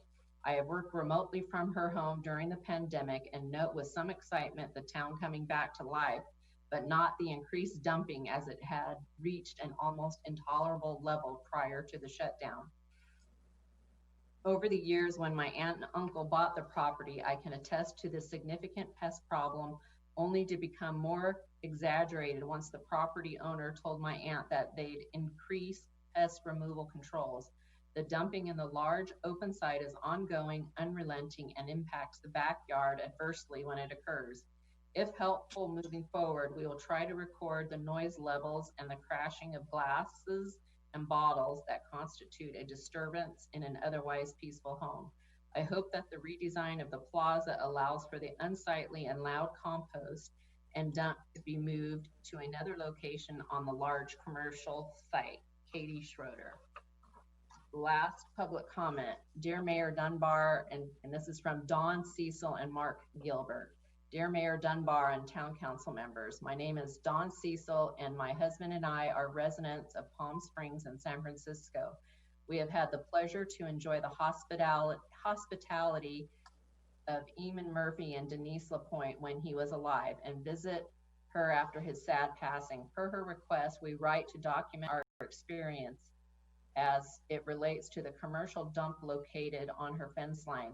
We've not been since last summer to enjoy the town and Bastille Day festivities, and we'll be back if pandemic restrictions allow.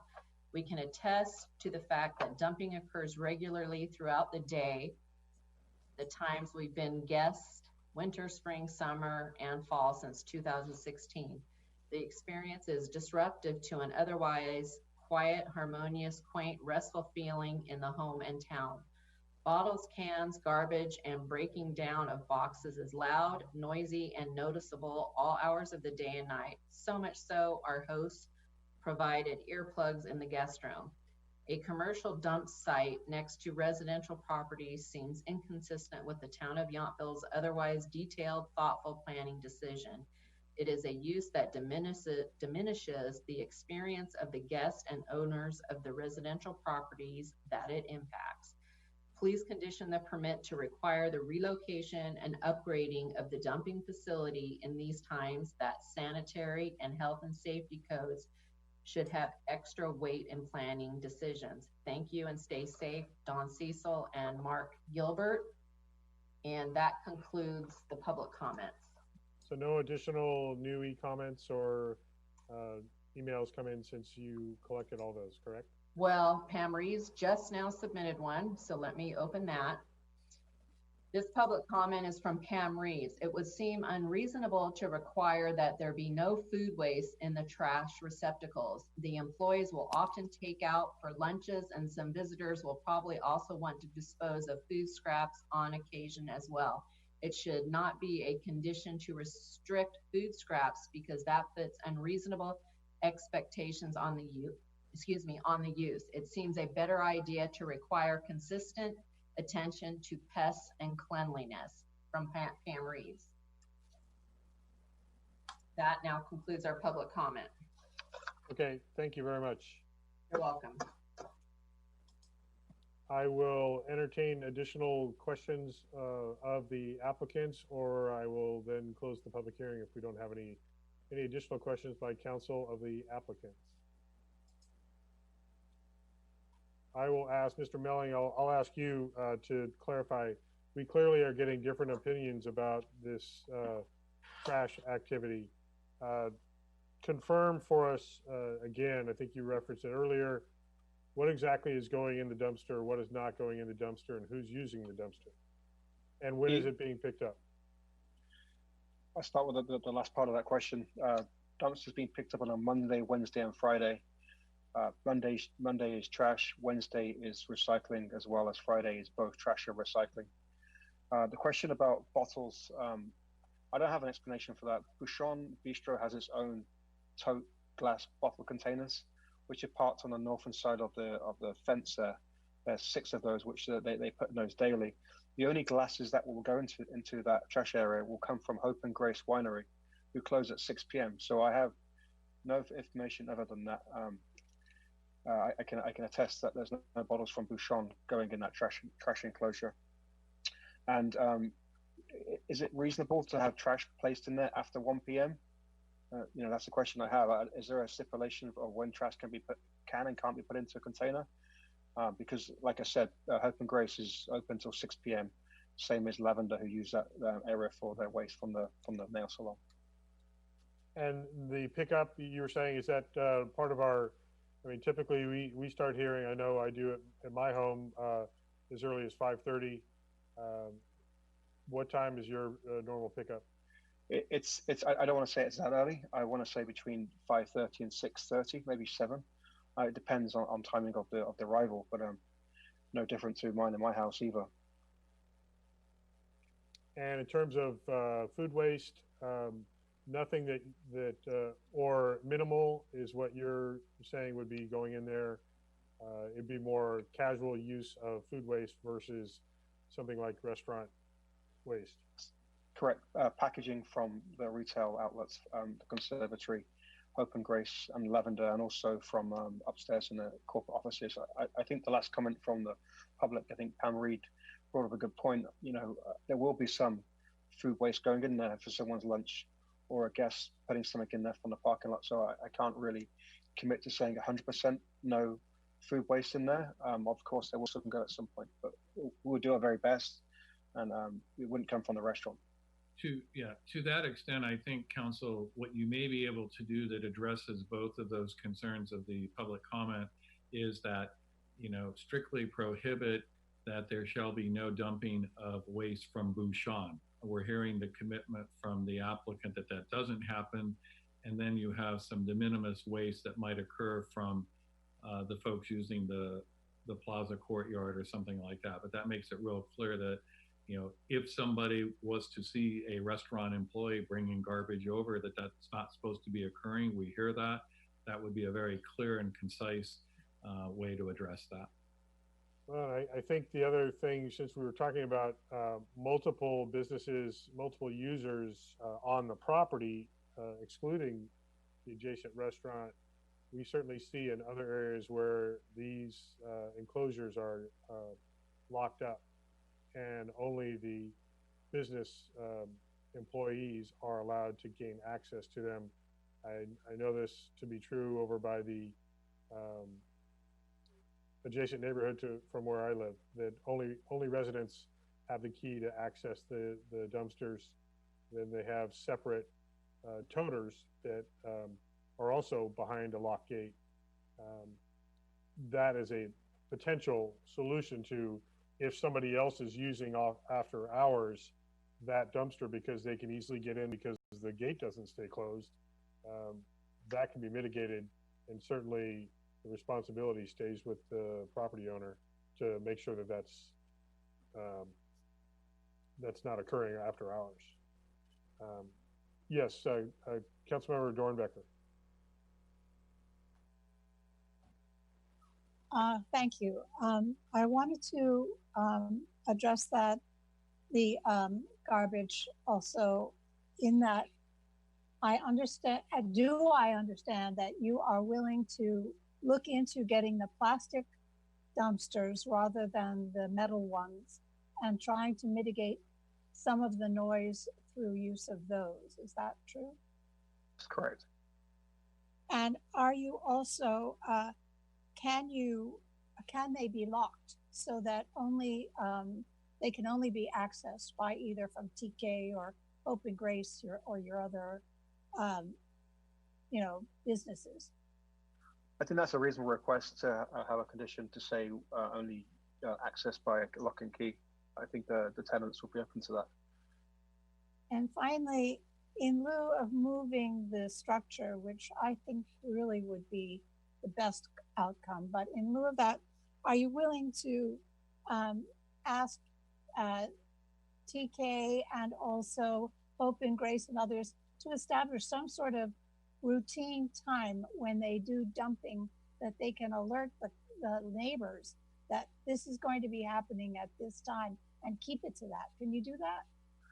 I think we can do. I think once you're asking a tenant to do that, it's hard for me to commit them to do that, but we can most definitely request it.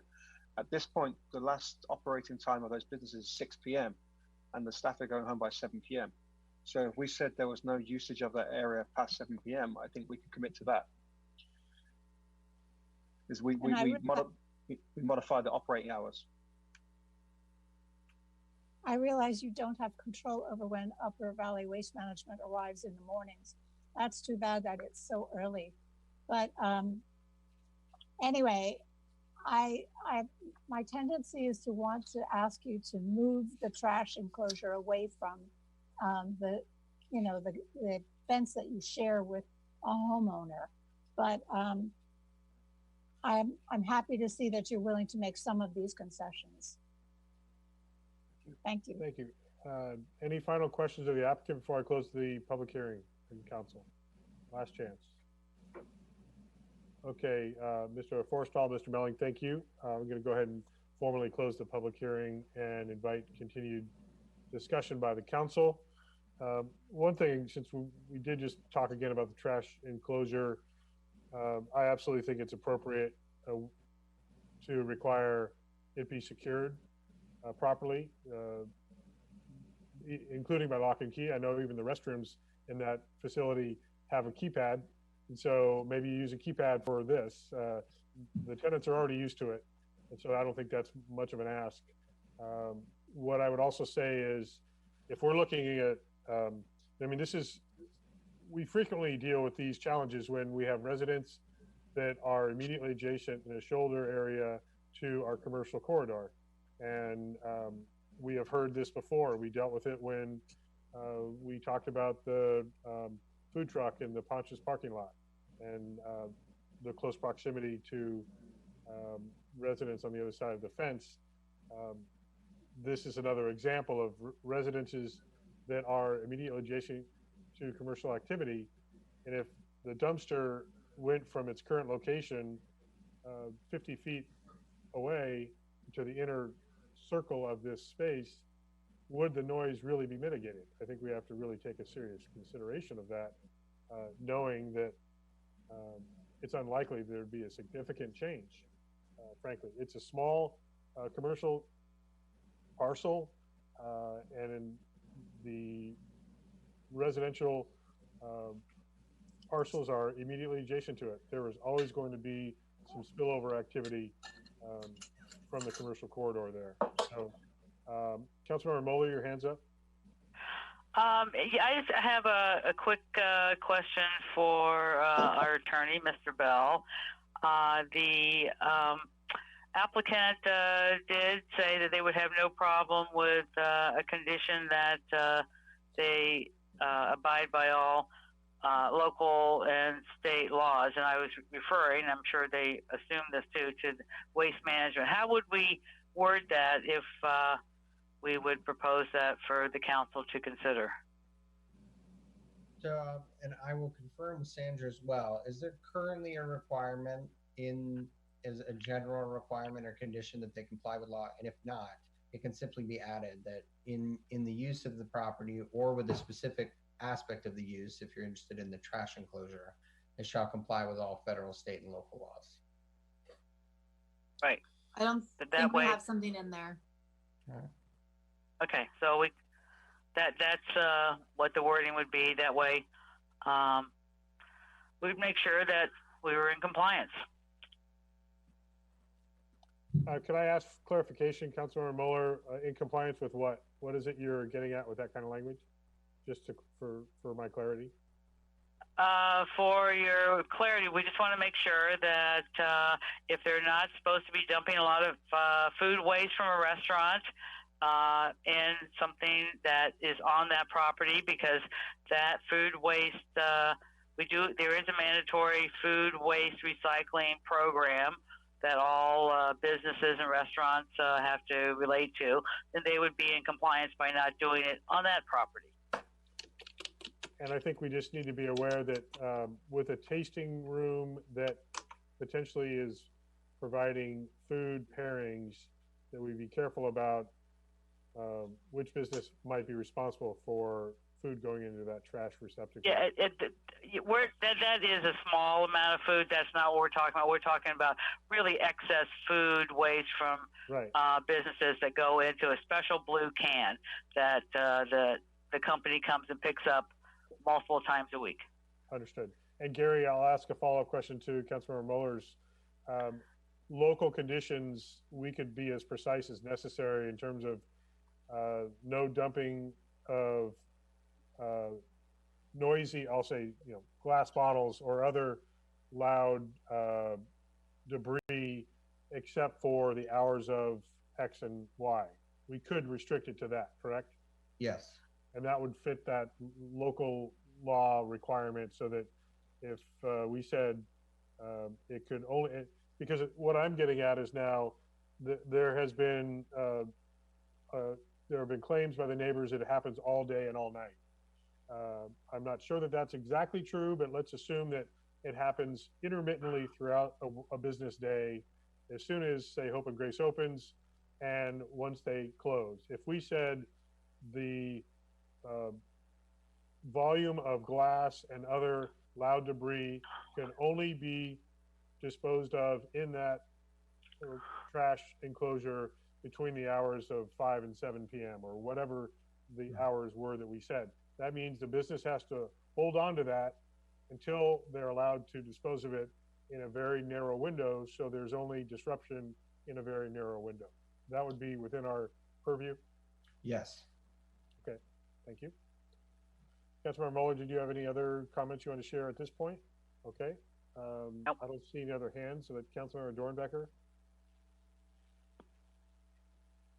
Just additional conversation we're having now. We're discussing.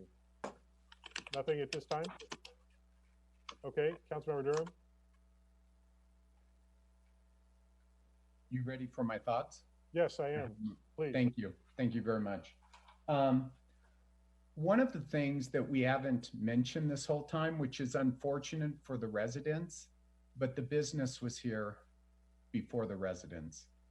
That garbage can has been there, well before these residents moved in. When I moved into my home in Yountville, I got a ton of disclosures that I had to sign because we're in an agricultural zone, because the noise machines go off at 3 a.m. in the morning, these things. The unfortunate situation is that garbage can and those areas were there when Humboldt was purchased, way before these people were on Humboldt, and well before Yonge Street was purchased by these current owners. That doesn't mean that the business is not responsible for being a good neighbor, but some of the comments that were made failed to realize that these buyers, these homeowners knew what they were coming into. Now that still ensures that they should have a nice home environment. So my point being is I don't think that this trash enclosure should be moved, but I think all of the discussions which each of the council members has brought up about requiring the business to be a better neighbor are all valid. So those have already been stated. What I do want to comment on is that Councilmember Muller discussed about the condition of the permit to comply with the laws for the garbage is very important.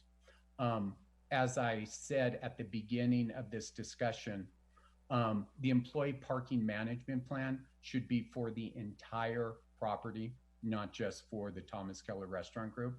I think it's imperative given the discussions that we have had on parking and have had on parking in the past, and with our ability to move forward, this is yet another step to ensure that this entire business is complying with the employee parking management plan, especially given the fact that we've discussed that most of the time that we can only utilize this with these pre-existing businesses is through these use permit changes. So I think that's very important. As a result, if all the employees are complying with the employee parking management plan, I don't think necessarily that there should be a condition that the vans have to be parked in the double depth spots. As long as employees are parking there, as long as we have everybody on board with the employee parking management plan, all of those pieces will fall into place. I do believe that loading is fine by Lavender. When we think about the businesses that are here, as I scream at the delivery truck that's parked in front of, in the middle of the street at Poncha's and Washington Square, every day I drive by, they're delivering a ton of stuff. With deliveries for Edward James Courtyard, we're talking about a very small wine tasting room and very small businesses as well that aren't going to require these large trucks. So I'm fine with them not just being in that loading zone next to the garbage area. I'm for the Ballards. I would like to see, I don't know Ballards, that's not my business. So whatever the engineer determines is the right number, I am understandable and compliant with. I do think that the parking spaces, I'll admit it, I drive from my house to park here quite a bit. I don't always walk. I have parked in those little spaces next to Maison Fleury. I think it is imperative that they be accessible to pull in and to pull out of. So I'm agreeable to the point G that was sent out to us later for the findings to ensure that all the spots are of the proper size. I say no to plastic. I do not want a repeat of what happens every Monday in front of Summerston and Protea. I don't want that on Washington Street, nor do I want that on Yonge Street. What I'd like to see is all of this discussion that we've had, ensuring that the landlord complies with all these, then I believe a lot of these issues and public comments will be mitigated. If I could just, oh, sorry, go ahead. Yeah, lastly, it should not say no restaurant dump. It should say no restaurant dumping, not no food dumping, because I do know some of the employees do take employee meal over there. So if they're going to toss anything into the garbage, there is going to be some food waste in this, but it's comparable to a regular standard commercial business and not a restaurant. You had a question? Yeah, I just wanted to clarify what I was suggesting about plastic dumpster was not the toters, but it was the similar size to the current metal, they would be plastic. So they would still be the large, whatever Councilmember Moeller, the 4-footers or whatever they are. 4-yarders. 4-yarders. They would be plastic rather than metal, not the individual toters that would then be rolled out on the street. I agree with you on that, Councilmember Durham. So that's what I was referencing. And I agree with your comment completely. Okay. Thank you very much. Thank you. Before I go to Vice Mayor Dorman, Councilmember Dornbecker, did you have any additional thoughts about this item, or are you set? Yes, no, thank you. I agree that well, I still believe we should replace those containers, the 4-yarders, with plastic. I also think that that we should require that it be locked up when it is, not being accessed by employees, and that we do restrict it to say no restaurant dumping, and also I'll add another one.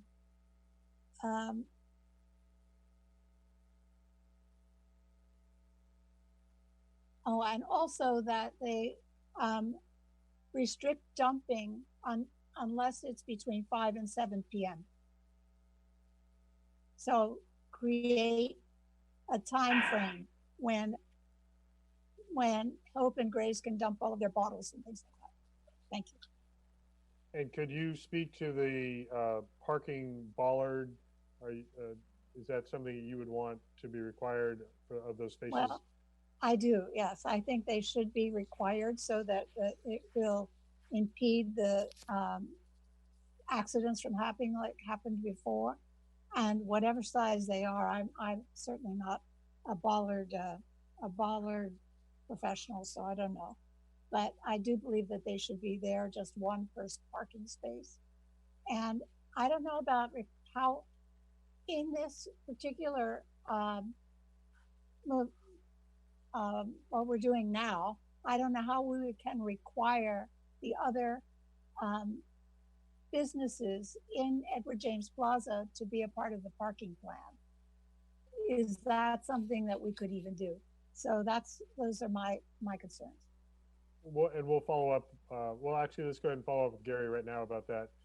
How would that parking management plan work with the multiple tenants? So my understanding is that they're all under the same use permit. Is that right? It's a use permit for the complex as a whole, which allows uses to change out over time if they're consistent. But new food and beverage businesses have their own. So Hope and Grace has their own use permit. So any business with its own use permit would not be subject to the employee parking management plan imposed through this use permit. I thought not. Thank you. And Sandra, I'm thinking of Sandra versus Gary here. What would the parking management plan look like?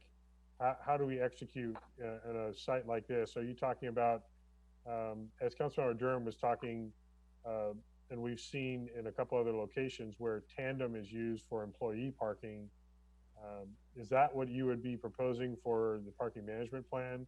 Or are you talking about off-site, on-site, a certain number of employees required on-site versus off-site?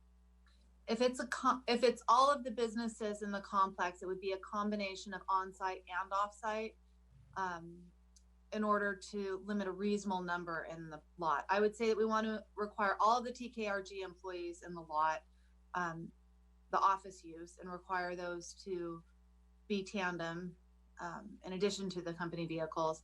The other businesses we designate somewhere along Fennell, probably past the creek is their location. Steve, you seem to be leaning forward. Did you have something you Just going to add, the employee parking management plan also does have, so in this case, because of the existing condition, it would be the hybrid combination, not 100% on site.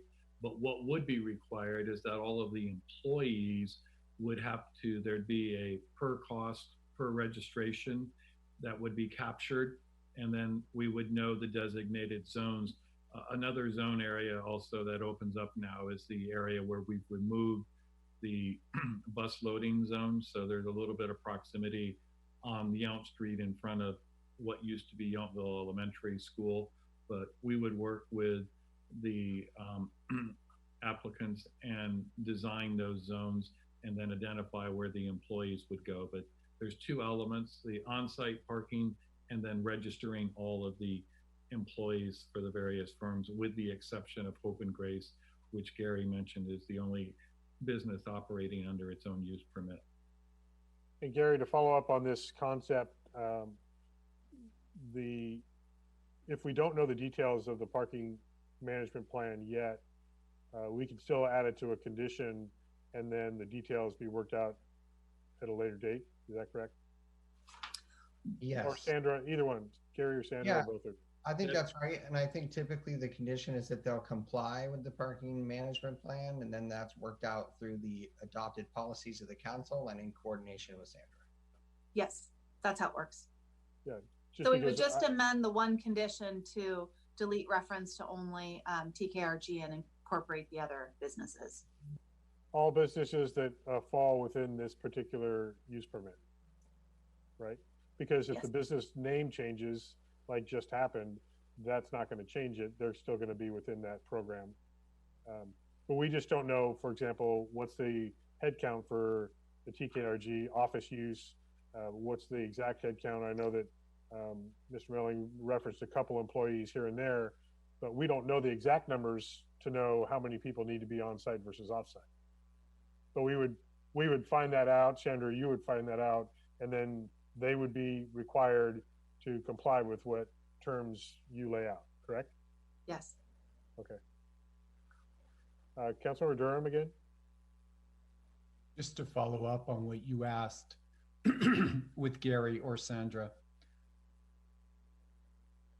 Hope and Grace is a rentor or a rentee of, or a leaseor, or I forget my O's and E's, but they still do not follow under the requirements.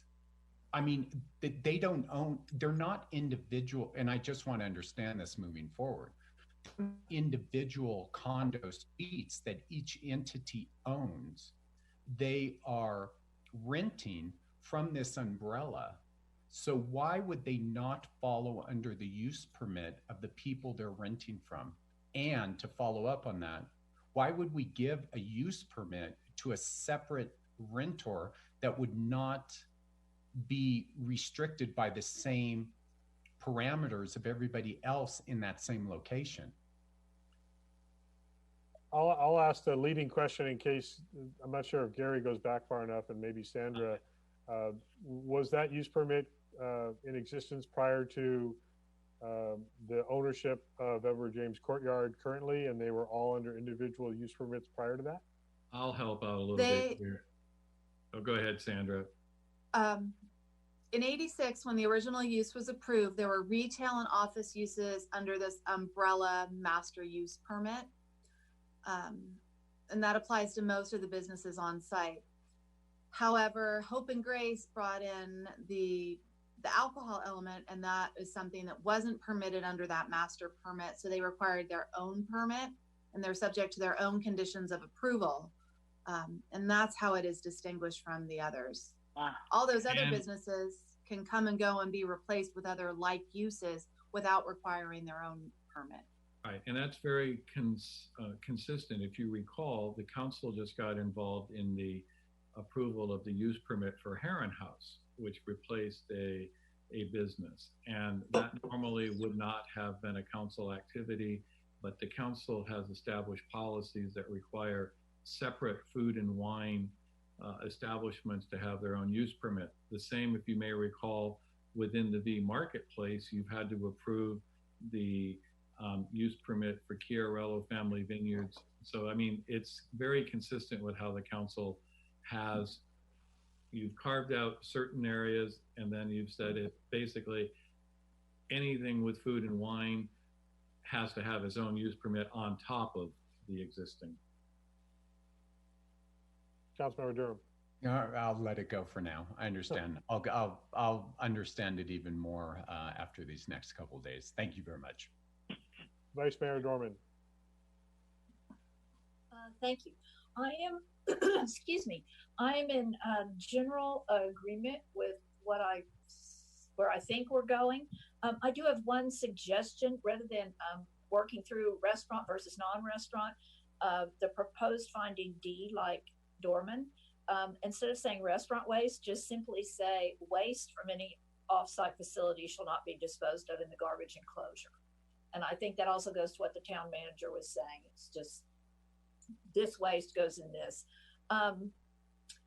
I, like Councilmember Durham, I'm a little flummoxed by the use permit issue for Hope and Grace, because it seems like they still are a subset of that parking lot. They had to have a parking requirement that had to come out of that those 34 spaces. But like Councilmember Durham, I will hold that for another day. So those are kind of my only comments, and I am prepared to make a try at a motion when the time is right. Thank you. Thank you. So I'll just summarize, hopefully quickly. I do think that it makes sense, even though it's extremely unlikely to have such a freak accident that occurred a while back. We have the opportunity to make sure that it can't happen again. So I would require the appropriate number of bollards along that north shared property line, somewhere between spaces 9 through 16. I don't know that all of them specifically align with the nearby property to the north. So however many of those spaces do need to be secured so there cannot be an accident that breaks through that fence again, I would require bollards. If they can be in the landscape area, I think better. But if that is going to destroy the landscape area and there is a better solution for that, fine. We're just wanting to make sure that we're not pushing those vehicles back into the drive aisle of the parking lot by installing those bollards. I support changing the 4-yarders to plastic and not metal. I can live with the enclosure remaining where it is located. This, like I said earlier, this is another example of we have challenges when we have a linear shoulder area that has residential on one side and commercial activity on the other. It's unavoidable the way our town is laid out, that there are conflicts there. But as Councilmember Durham identified, we all know that when we consider purchasing properties where they're located. I don't recall when a previous property owner lived there for a very long time that we were hearing the same type of activity or noise complaints as this new owner, relatively new owner, not discounting the reality that they are experiencing, but understanding that we are potentially requiring new compliance to new conditions. I agree with the no off-site debris dumping in the now plastic 4-yarders. I agree with adding the condition to comply with all laws as was proposed by Councilmember Mueller. I support the parking management plan for all appropriate businesses on the property. And I support the potential modification of the striping so that it is in current compliance. Do we know, Sandra, with that requirement, do we then change the overall count? No. Okay. It's the same count. So yes, I definitely agree. We have, this is not the worst parking lot in town for this. That is behind Wells Fargo Bank. They are so narrow there, you can barely get out of your car. So with all of those new conditions that I just listed, I can support moving forward with a motion. And I'll see if the motioner agrees with some of what we have all proposed. Yes, Councilmember Mueller. Well, I didn't really go through all my discussion, but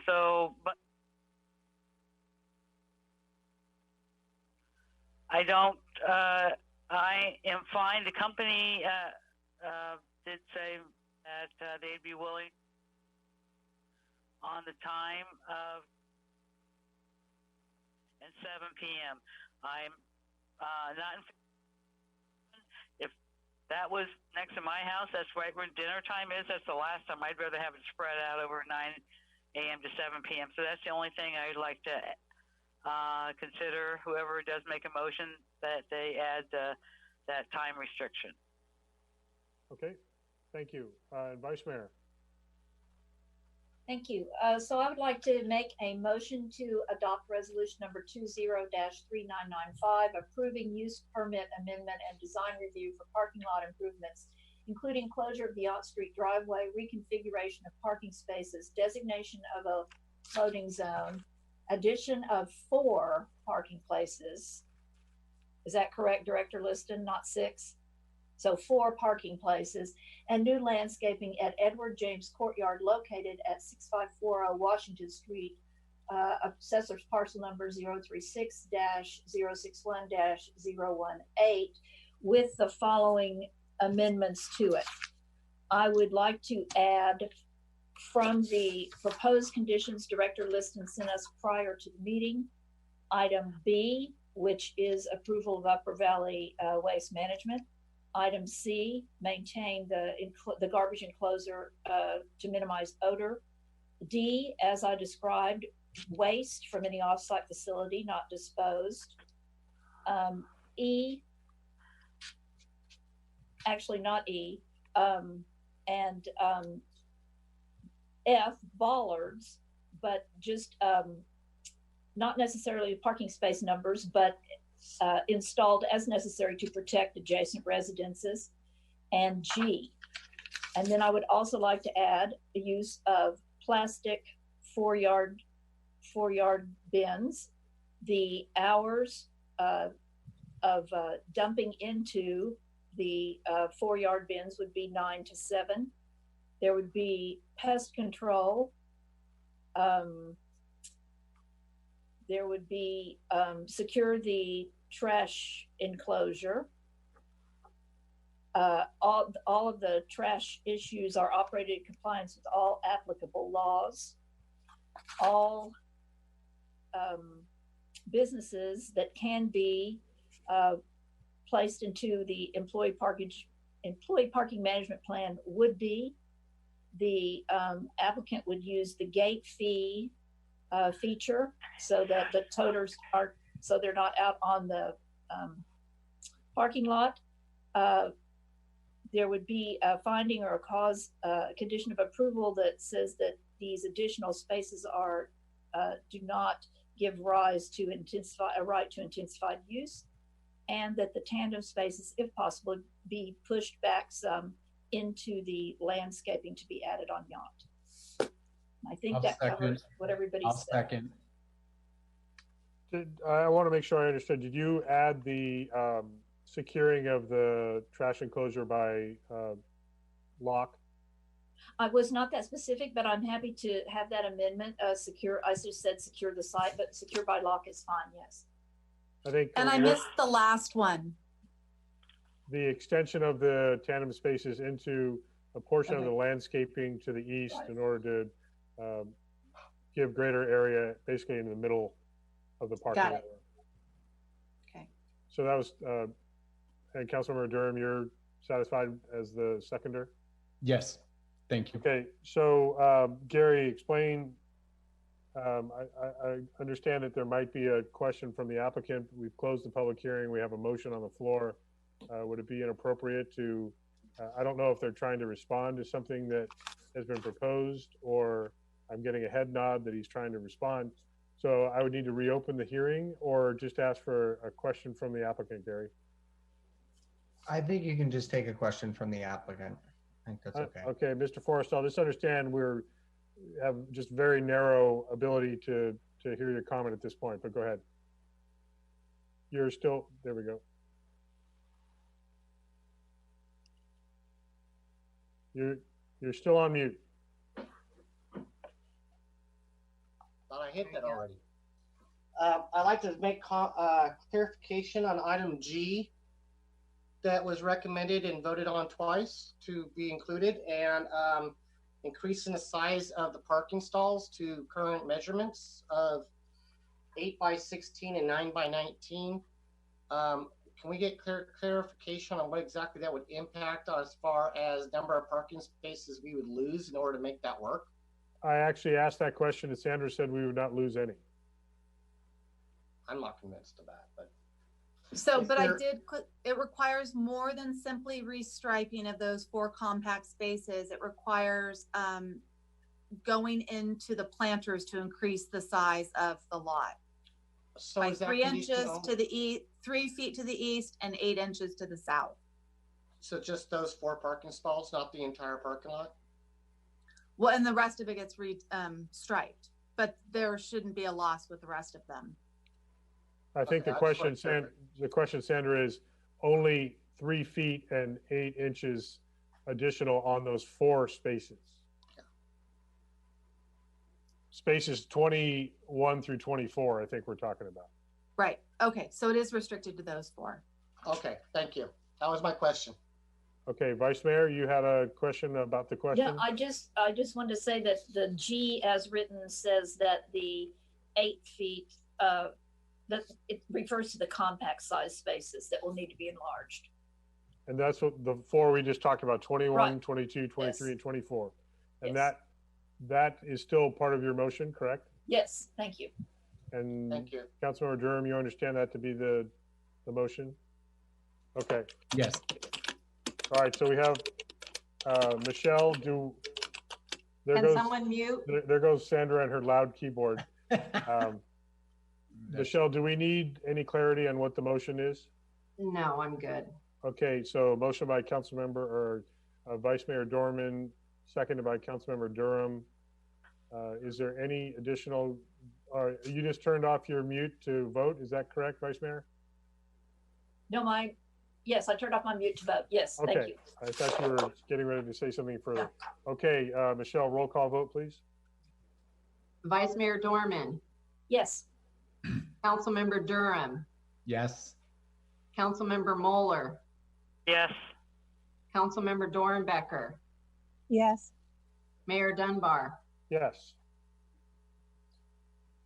Thank you. So that passes unanimously after that thorough discussion. I would encourage, based on the discussions you've heard from all of the council tonight, Mr. Melling and Mr. Forrestal, you might want to encourage your loan conditional use permit holder to voluntarily comply with what we're talking about here as a good neighbor. I think that would go a long way to satisfy some of the concerns of the residents nearby.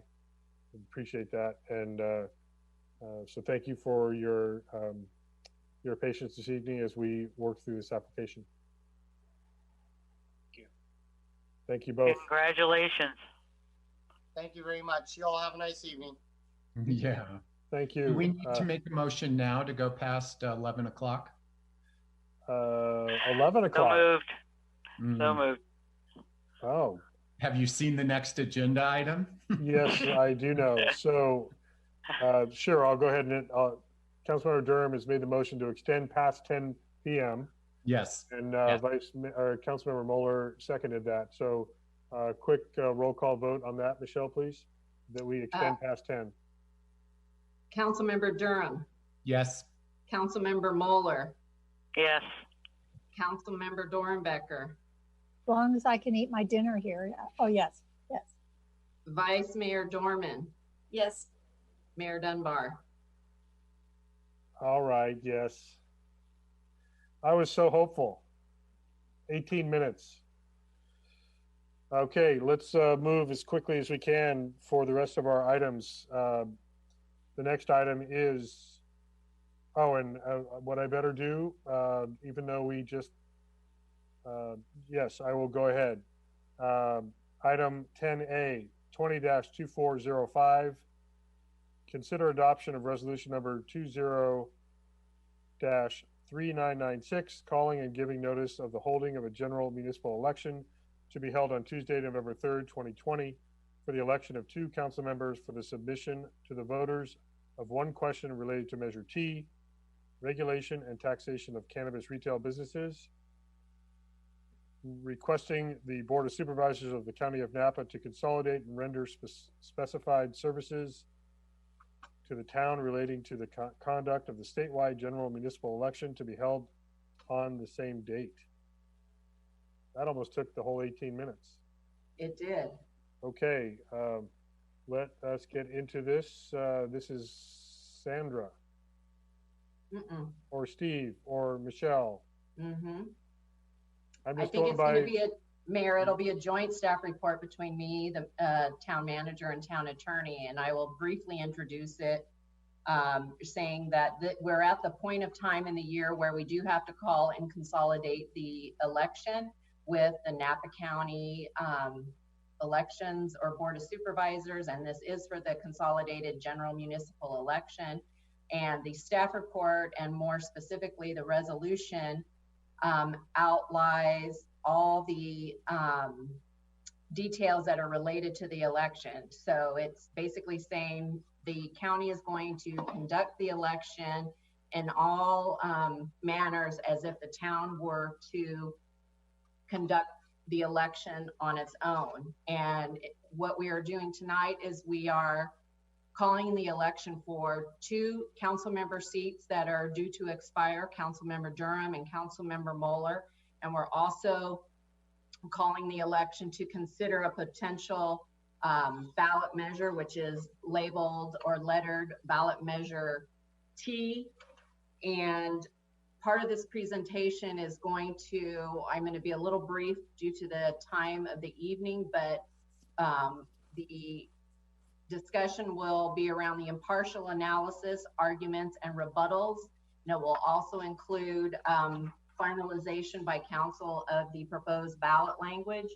And what I will read into the staff report now for the record is the ballot measure language is, shall the measure authorizing the town council to approve one cannabis retail business allowing retail sale, delivery, and/or on-site consumption of adult use cannabis in the town of Yountville, excluding residential zones, allowing the town to establish regulations and fees, requiring a use permit and conditions to operate, and permitting the town council to establish an ongoing general tax up to 3% on the business's gross receipts to raise an estimated $30,000 to $100,000 annually be adopted.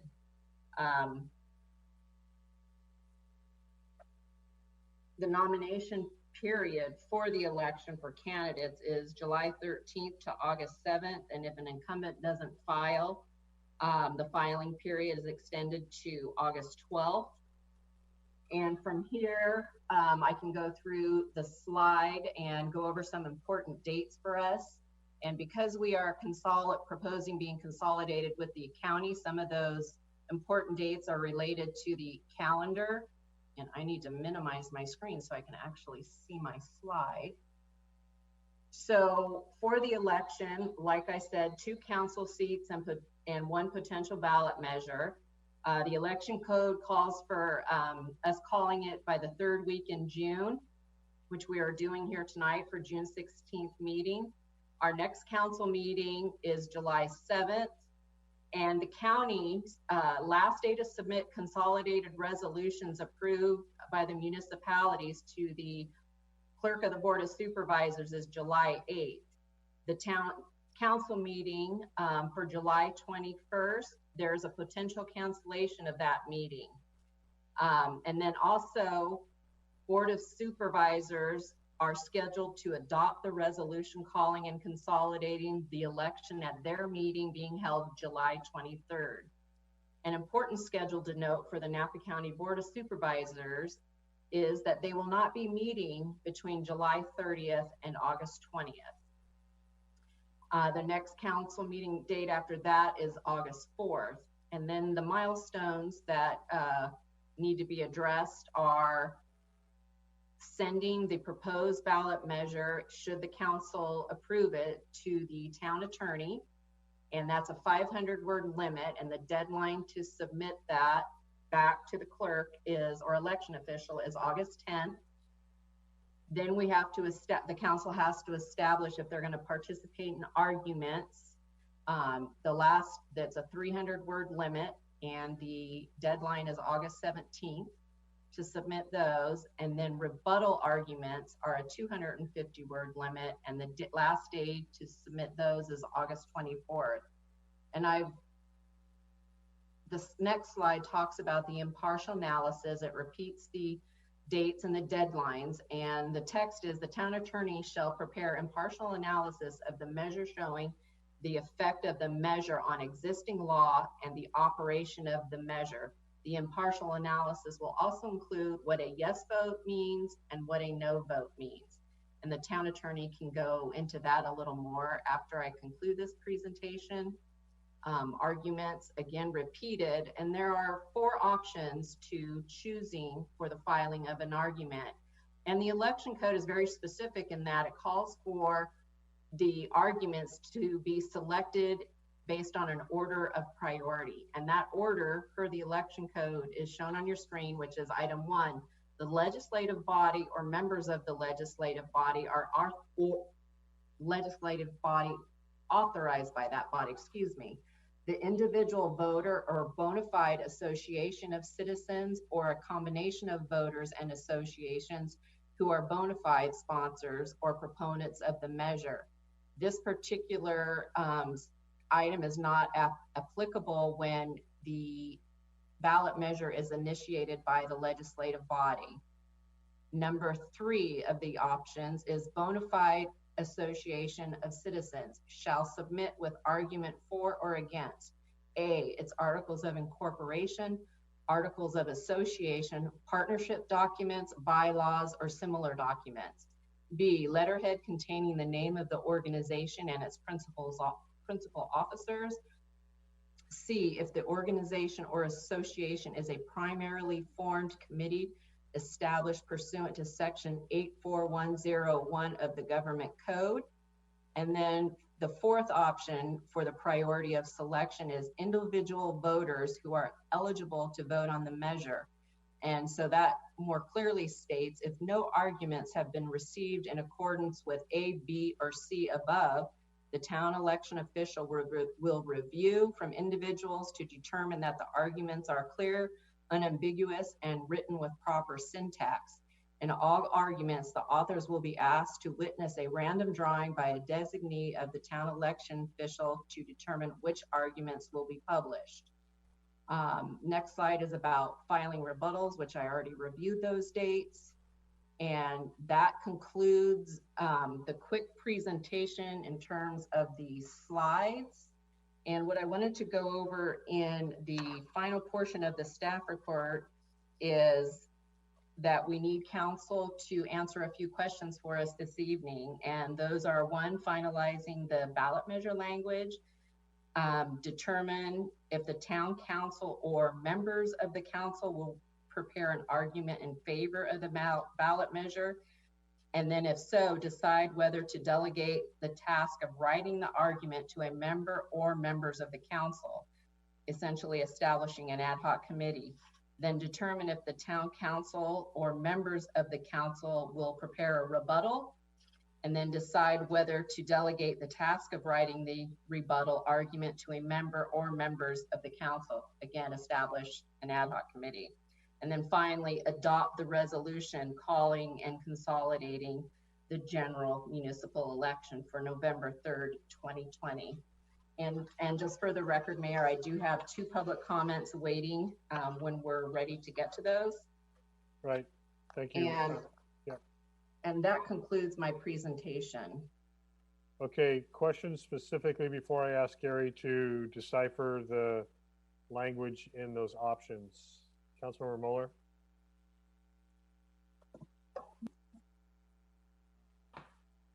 We can't hear you, Councilmember Mueller. I'm unmuted myself. So one question for the town clerk on the slide that says, has number 4, individual voters who are eligible to vote on the measure. Underneath that, it says, if no arguments have been received in accordance with A, B, or C above. A, B, or C above, is that really 1, 2, or 3 above? Oh, I see. It's A, B, C under item 3 above. Now I get it. No more questions. Thank you. And I'm definitely going to have Gary go through these and explain them what I'll say more clearly, not only for ourselves, but for anyone that's listening. So, yeah, Vice Mayor. Thank you. And I believe this is for Michelle. The August deadlines, are those set by the county or are those within the discretion of our council?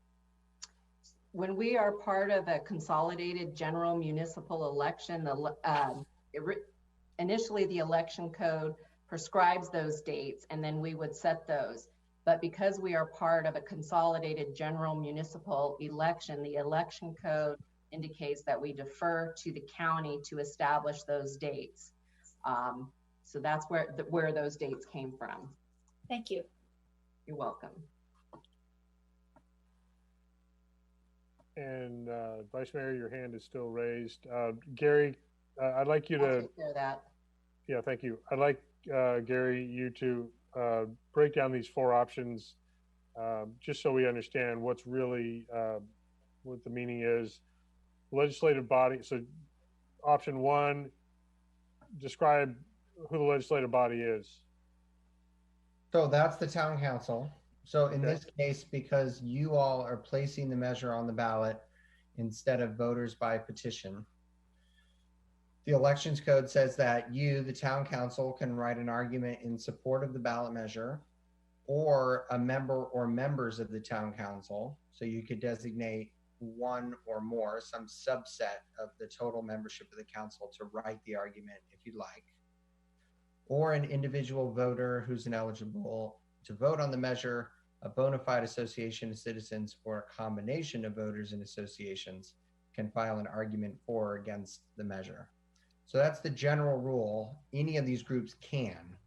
And then what the elections code does is it gives a priority for how those arguments are chosen to appear in the official voter information guide. And that's the list of priority that the town clerk was mentioning.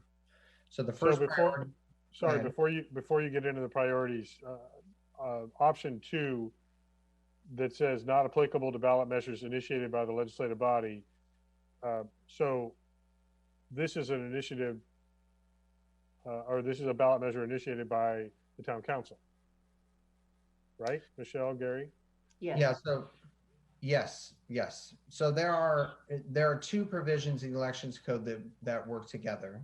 And this is correct because the official sponsors or proponents of a measure is a defined term. It's a term of art in the elections code.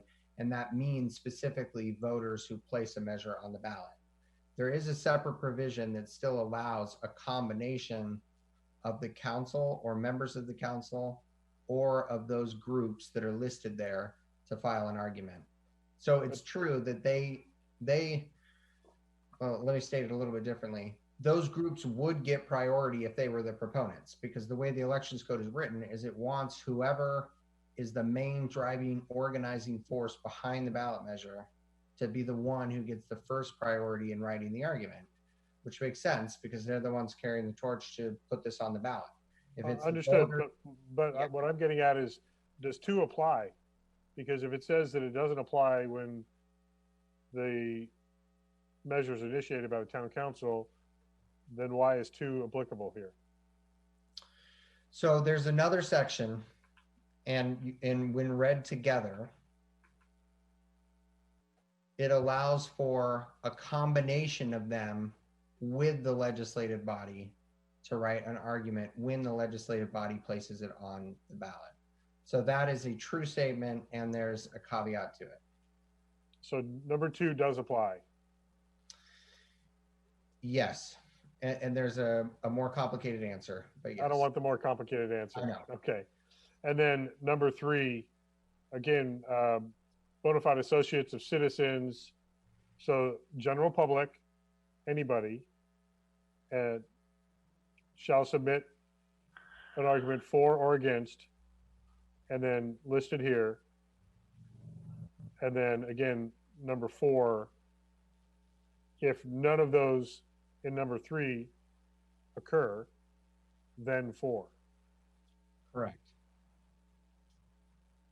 Okay, so I think it's fairly safe to say that there will be arguments written by council members and or members of the public on both sides of this. So we're going to be covered, I think, that arguments will be written. I think that's a fair assumption at this point. Yes. Okay. So are there any other questions about, well, let's go ahead. If you have more on the prioritization of the ballot arguments, go ahead, and then I'll ask council questions. I think that's all I have. Okay. Yeah. There you go. So it's in that order. So if somebody were to say, no, I want to write the argument for, or I want to write against, but members of the council have said, no, we are going to do that, the priority is with the council, correct? Well, the council gets priority for the proponent, for the argument in support, because you're placing it on the ballot. Right, understood. And the entire council doesn't have to act as a whole entity, it can be individuals, if not the entire council. Correct. And if there are council members that want to be proponents and council members that want to be opponents, that's also permitted. Yes. And if a council member was drafting an argument as an opponent, then they would be subject to the second, third, and fourth priority listing for how that argument would be selected. So they're not guaranteed. So is it correct to say that opponent arguments are not guaranteed to be accepted because of the priority system? They will be accepted. Yes, I'm not sure I understand the question. I'm trying to figure out if, so you're saying that the proponent argument will be one or more council members. Feel confident of that. The opponent argument, if council members want to be a part of the opposing statement, do they take priority over general public? Yes, I believe they do. Michelle, is that your understanding too from reading it? You can choose to, can you clarify that again, Mayor? Are you saying the rebuttal, or are you just saying the argument opposed? Argument opposed. If council members want, so if we have council members on both sides that want to participate in the arguments, not the rebuttals, but the arguments themselves, that's permitted. Mm-hmm. And then I'm talking now about the priority of if others also want to write the opposition argument, how does it?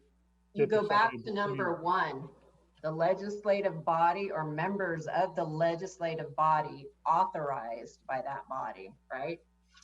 Yeah, and to add in why I was confused on the answer to the question, I had assumed that the council member writing the opposition argument would be co-authoring it with other folks, and in which case it would fall under number 2 because they'd be an association of citizens or independent. It wouldn't just be the council member doing the opposition. But I suppose if 1 or 2 council members wanted to author only them authoring it, then it would be under number 1.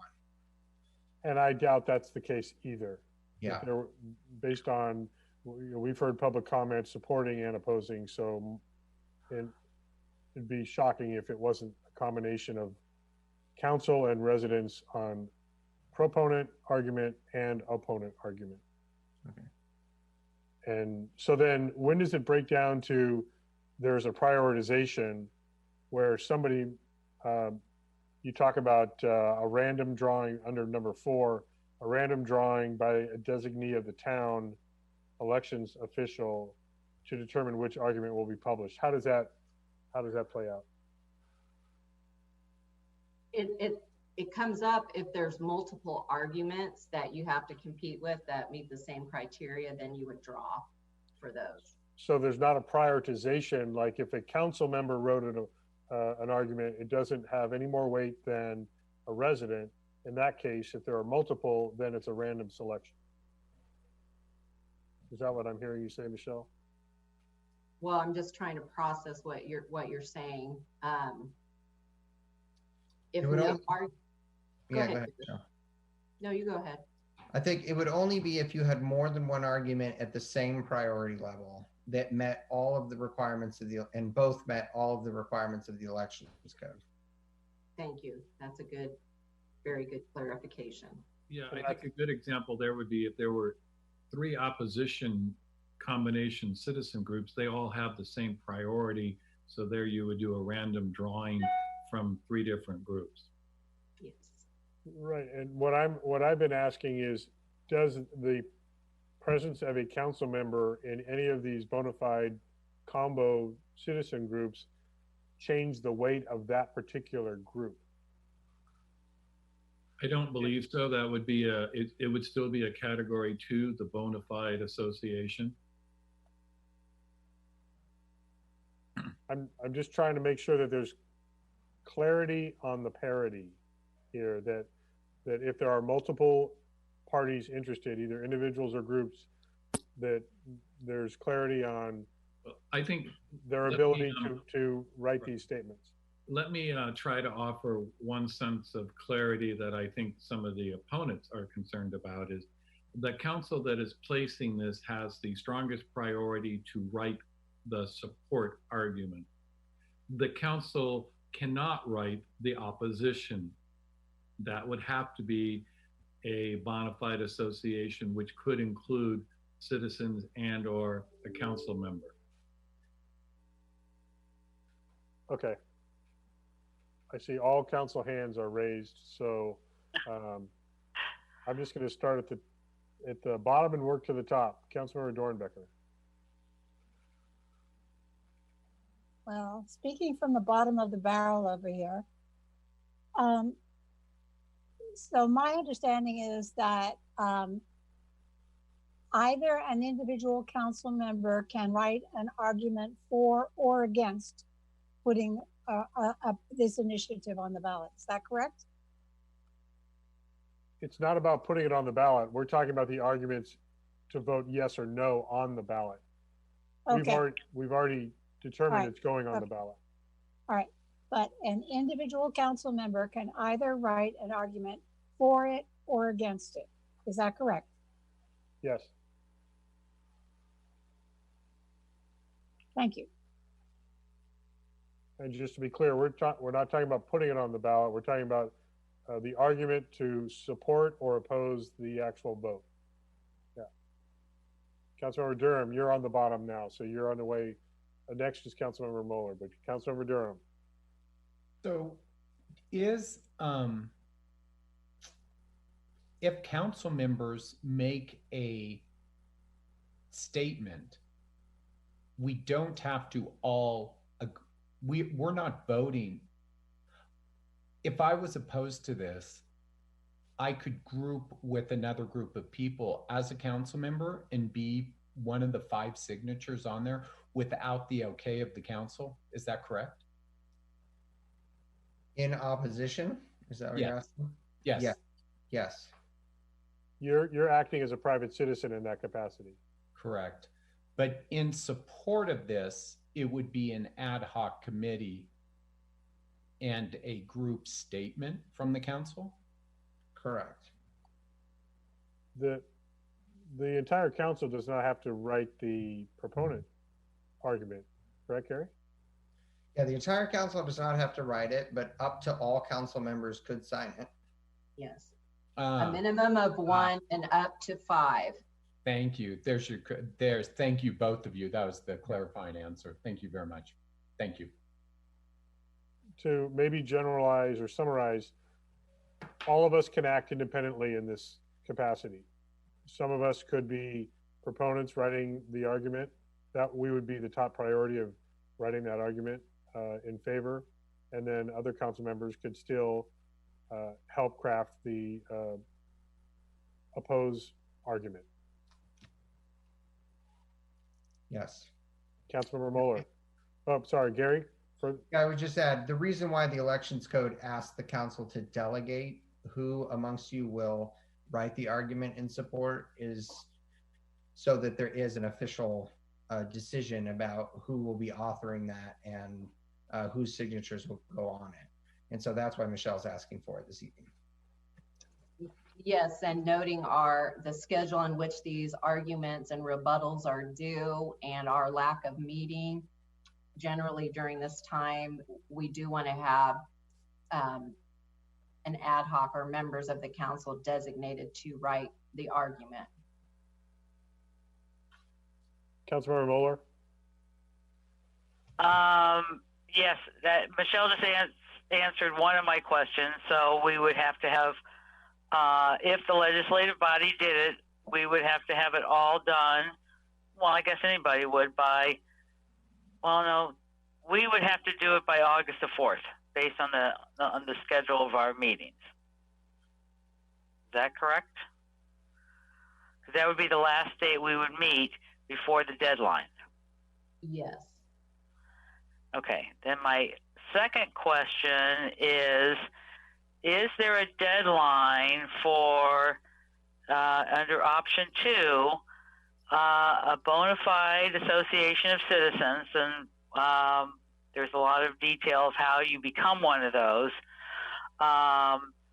Is there a deadline for a group like that to form? Let's just assume there is none right now, and there's a group out there who's listening who might want to get formed. There's a lot of steps to go through, I understand that, but is there a deadline they have to form their association by? I personally am not aware of a deadline to form, but whatever they do, they would need to submit their information by the calendar dates provided. Does the town attorney have more to add? No, I agree. They must be formed before they submit their argument. Before they submit their argument. And the deadline, if we choose that for their argument, based on the calendar, is? Last date of file argument is August 14th. August 17th 17th. is your argument date.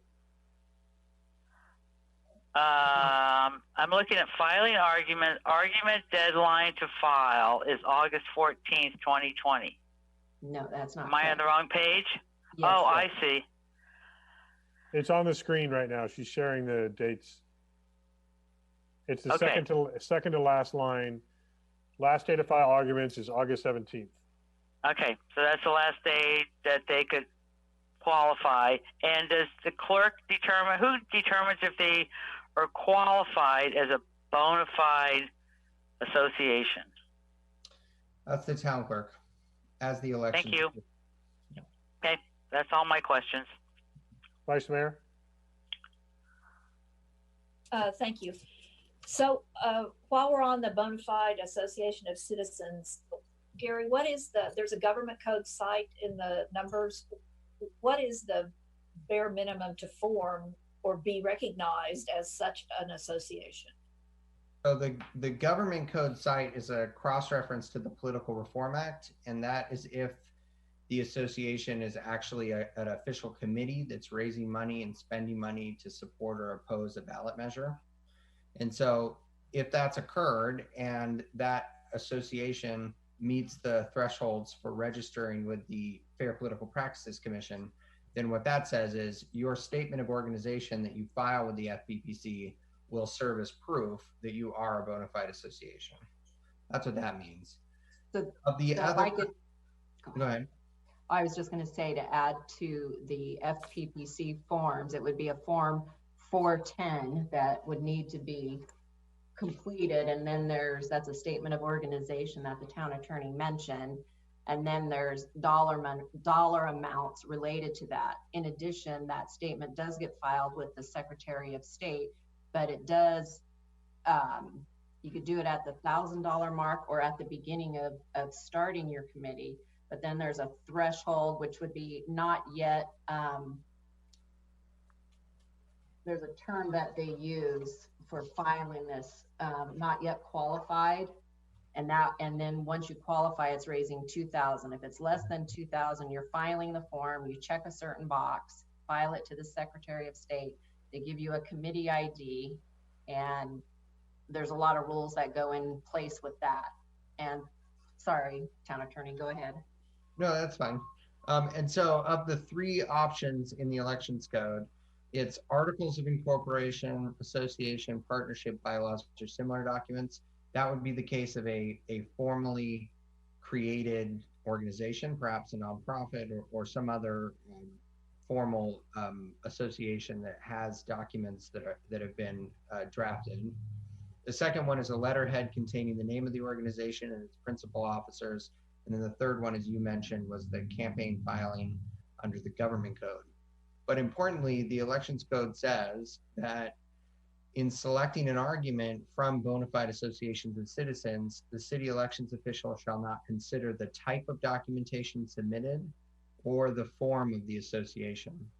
And so I don't think it requires that you be a formal, in other words, I don't think it requires that you have articles of incorporation or formal documents.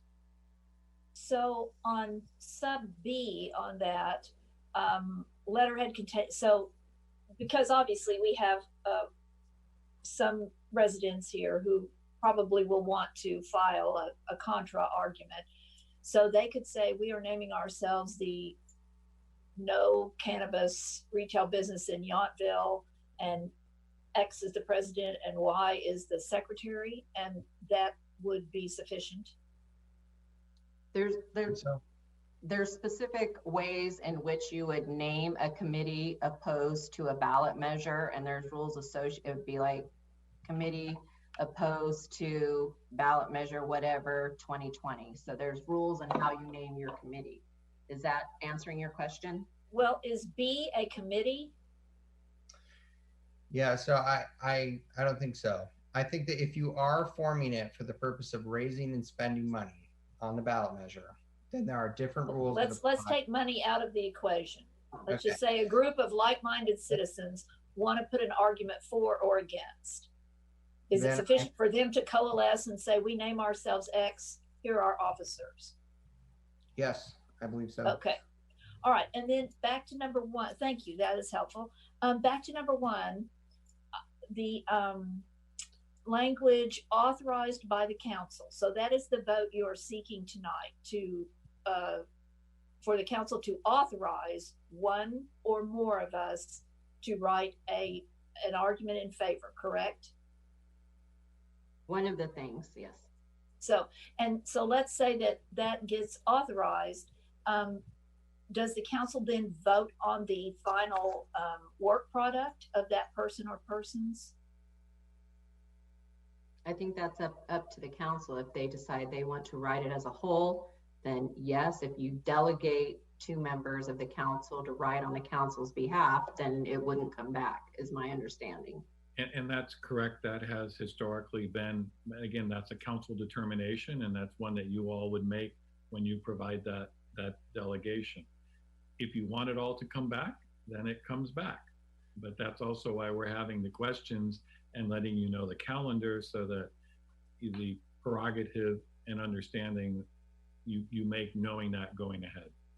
So I'm gonna jump in and try to clarify. I know Councilmember Dornbecker, you have your hand raised. Just hold on just a second, please. We are not gonna I feel very confident that we as an entire council of 5 are not going to take the same position on this argument. So all the other scenarios, unless I'm wrong, we don't have to keep analyzing to death. We are then going to be, as individuals, taking our positions for or against and participating in the writing of the arguments. So if you, Michelle, tonight need the names of the people that are going to be part of the proponent argument writing, we will give those to you. And if there are council members that want to be writing the opposition argument, we will give you those names. You also need the final authorization that we are satisfied with the ballot question language as presented here, along with all of the other content you have laid out as needed to file with the county. Is that correct? Are all those things correct? Yes. Okay. So I think we got way into all the different combinations of things going different directions, and I hope that helps us come back to what we're trying to do. Councilmember Dornbecker. Thank you. I want to make clear that a council member can choose not to make an argument for or against. Correct. Right. We can be acting as 5 independent residents in this case. Okay, thank you. And the other thing is that I've just gotten a notice that my iPad is down to 10%. So I'm either going to have to switch to my iPhone. So I'll probably do that. I'll probably switch to my iPhone and rejoin you. But I'm going to have to leave this meeting. I'm down to 5% now on my iPad. So I'm going to have to leave and join on my iPhone. Do you think you can do that in a matter of a minute or two? Yeah. Okay, let's make that happen because we want to get to the decisions here. What? Yeah, or I can plug in. John's going to get me my plug and plug me in. Okay, even better. So Michelle, in what order would you like this? Can we decide as a council that the ballot question as presented is acceptable?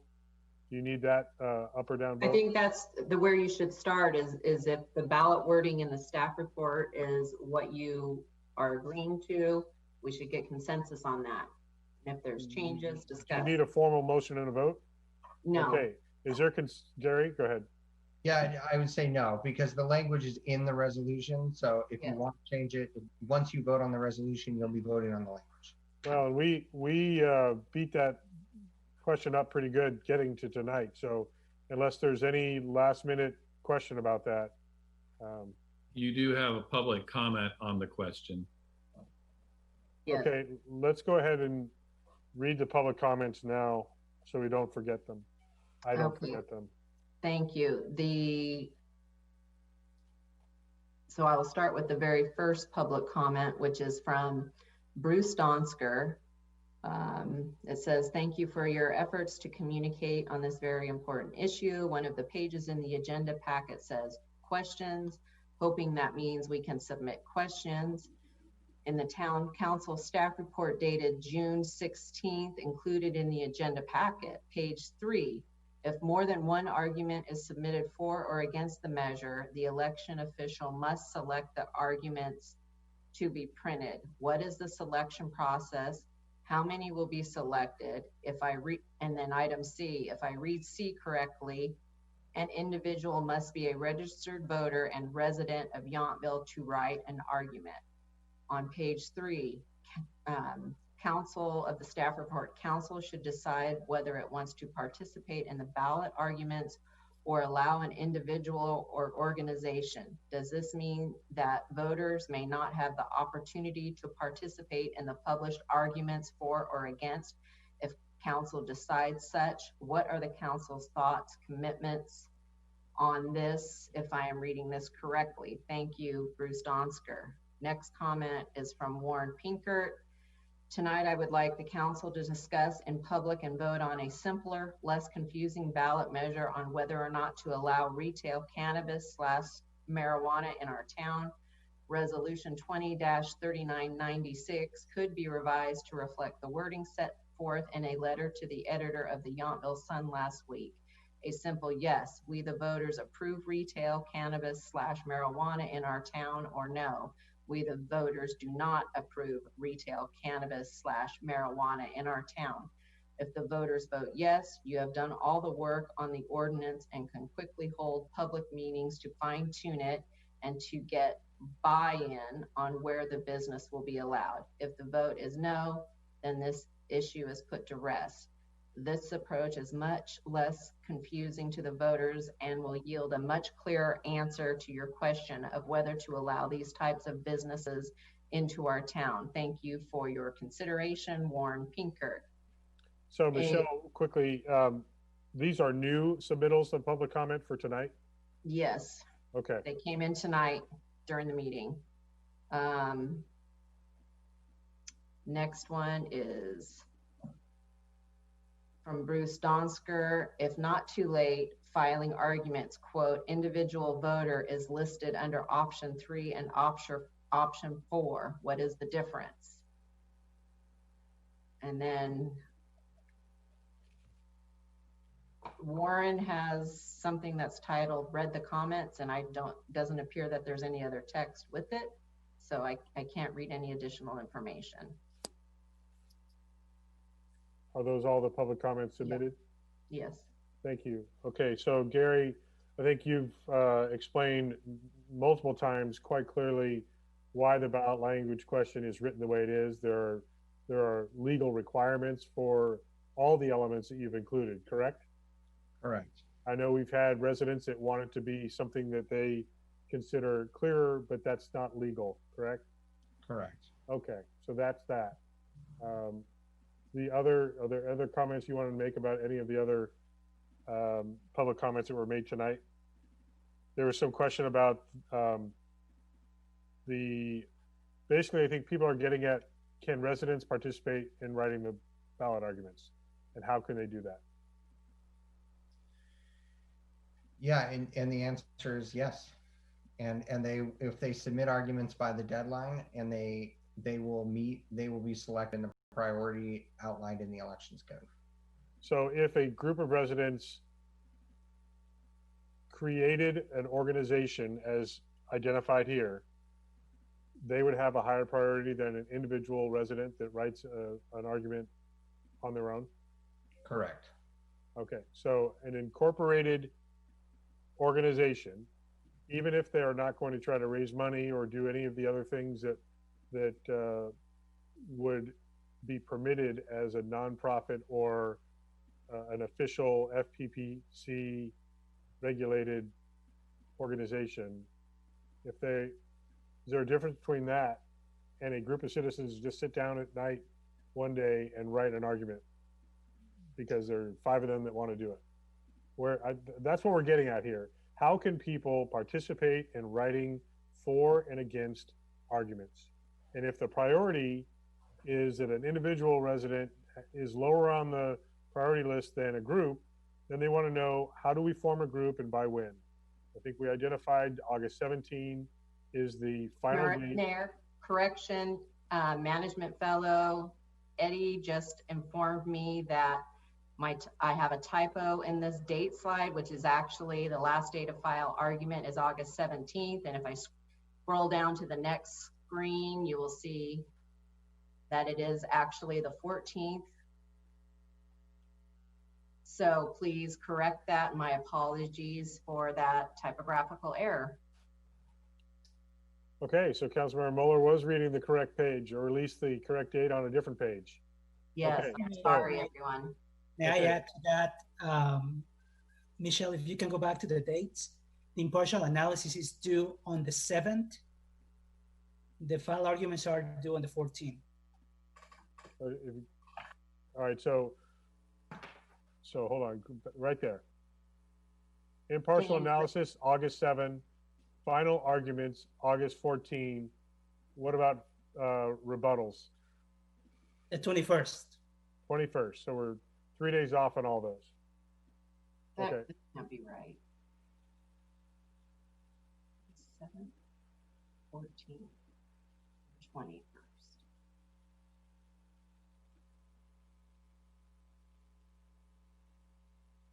Okay.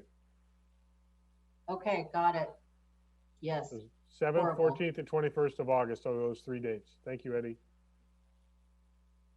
And so I get back to the crux of this is, how do residents prioritize? So an individual resident will be the last in the priority. The next highest would be a group of citizens that create an actual incorporated organization that is then regulated by the FPPC. Correct, Gary? No. So I will clarify. So please do. So it starts with the council. We're not going to do this as a complete group. So they're going to be council members on both sides. That's my hypothetical that we're going to talk about right now. So then how do citizens participate? So the next level below that is a bona fide association of citizens. To qualify as a bona fide association, you need to submit one of 3 things to the town clerk. The first is articles of incorporation or articles of association, partnership documents, bylaws, or similar documents. That's option 1. Option 2 is letterhead containing the name of the organization and its principal officers. Or option 3 is the FPPC filing that is an official committee formed to support or oppose the measure. Once that information, one of those 3 things, is submitted to the clerk is not allowed to consider the type of documentation or the form of the association. So the clerk cannot consider, oh, you're an LLC or you're a 501c3, or that can't factor into it. So all 3 of these A, B, and C's are equal. All 3 of those, any of those proof, any 3 of those evidence that you are an association standing alone will be sufficient to qualify the group as a bona fide association of citizens. But those would be selected prior to those would be given priority over one or more residents that were not organized this way. Correct. But it does not require that they are 3C, which is the most formalized, where you're actually under FPPC regulations. Correct. Okay. Councilmember Durham, you have your hand raised? Thank you. I just wanted to respond very quickly to the one public comment about the wording of this ballot measure. I know we've discussed it at length, and I want to clarify that this is an actionable ballot measure that we're putting forward. And I'm going to make an assumption here, and I could be wrong, but the question as it was proposed in the public comment is more of an advisory question. And so we are making the ballot question is as such because it carries with it the weight of the voters. The other way that the ballot was suggested in the public comment was simply an advisory that we could then discuss further. So I just wanted to make that clarification. Thank you. So Michelle, was there something else that was brought up in the public comments that we needed Gary or yourself to respond to? I think the main point is they want to know how they can participate in the writing of the arguments and by when they have to do it. I think we did get clarification on both those points. I think so too, Mayor. And we will be posting We have these. time. Go ahead. More to come on the arguments. It doesn't have to be turned in tomorrow. So, you know, But tonight, I think we answered all the questions. Okay. And we have agreed that we're going to submit the ballot question as presented by Gary. Now you need to know if any of us are on the proponent argument and if any of us are on the opponent argument, correct? Yes, please. And so do you want to just ask individually if one or the other? And there's no requirement that we take either position? Or do you want us to volunteer what position we're going to take? Steve?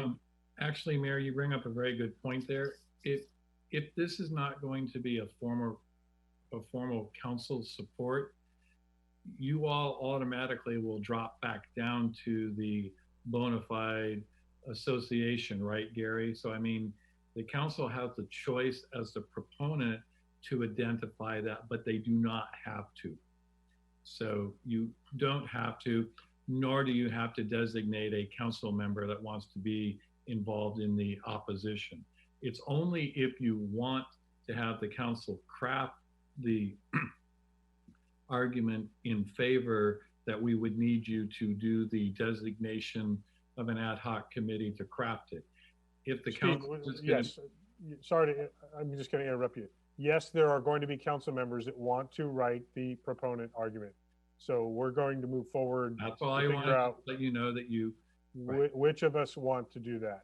And once any one of us wants to do that, correct me wrong if I'm wrong, Gary, then that becomes kind of an ad hoc council that then writes the proponent argument. Can it be done with private citizens also participating in the writing of that proponent argument? So I think that's what Steve was mentioning. At that point, it does become, I think, an association at that point because it's more than just the council that's involved. But yes, I think you can give. Yes, I think you can still give priority to yourself because you're placing it on the ballot. If it's only one or more council members, does that clarify that it is still a subset of the council, and that would be the clear proponent argument priority? Yes. Okay. So, Councilmember Dornbecker, before I ask for, did you have a question about this? I just want to be clear that if a member of the council does not want to be involved in the arguments for or against, they can make that decision. But then if the remaining 4 members of the council want to have an argument for, then it goes out with the entire council's names. Is that how it works? No. Okay. No. Only those that agree to be on the argument would be, and I'm now in the dark. No, Steve, we got it. Jason saved me. If 1, 2, 3, or 4 council members want to be on the argument and the 5th person does not, the fifth person's name is not on there. Only the Okay. people that agree to be part of the writing of it would be on there. Okay, thank you. And the council does not have to take either position. If you want to stay neutral and not be a part of the writing of either side, you're perfectly welcome to do that as well. So Michelle, how do you want us to handle, you want volunteers?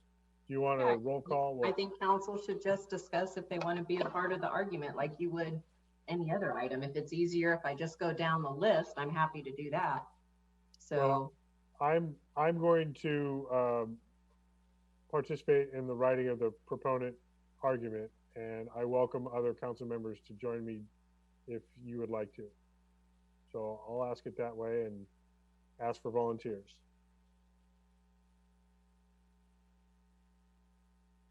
So no one else wants to be a part of the writing of the proponent? I'll do it. Council? I'll do it. Councilmember Durham? Okay. Yeah. Can I say something? Yeah. My initial thought was that by creating this ordinance and that by putting this on the ballot, we had made our statement. That was my initial thought. And so if it helps to describe it more and to give a reason for it, then yes, I will participate with that. Yeah, the reason I'm feeling strongly about being a part of the writing of the argument is we frankly are the most experienced in how we got here over these last 2+ years, and I think can also give an impartial argument. While supporting it, we can be fair and reasonable about the content of the argument.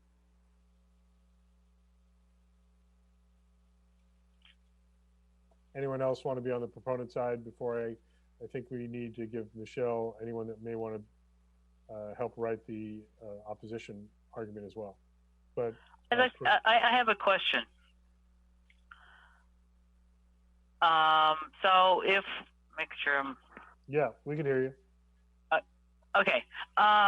So the proponent is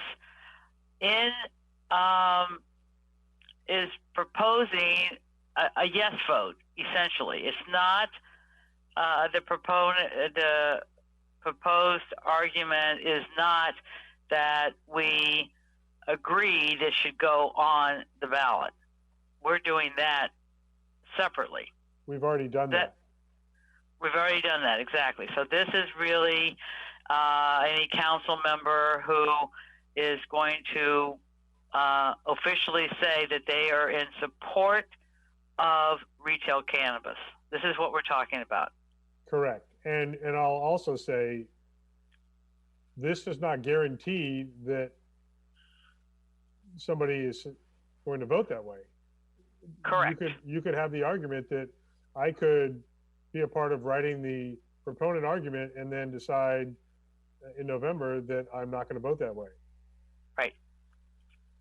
I just wanted any viewers and the rest of the council to kind of understand that. That's all it really is a argument for why this would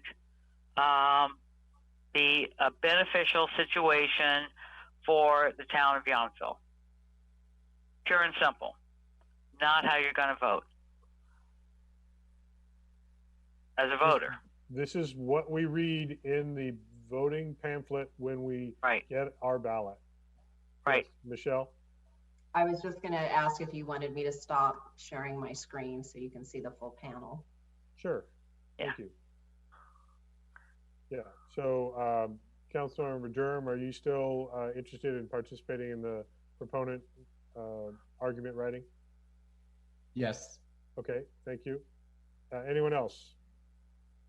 So, can we have more than two if we have an ad hoc? It's a question for Gary. So there's two Can we things have here. 3 of us or 4 of us? Go ahead, Michelle.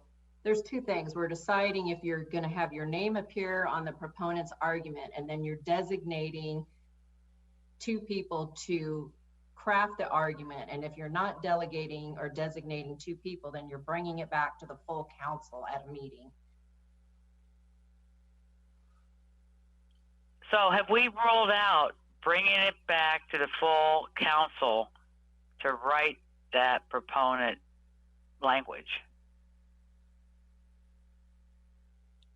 I have death by committee. It will never be done.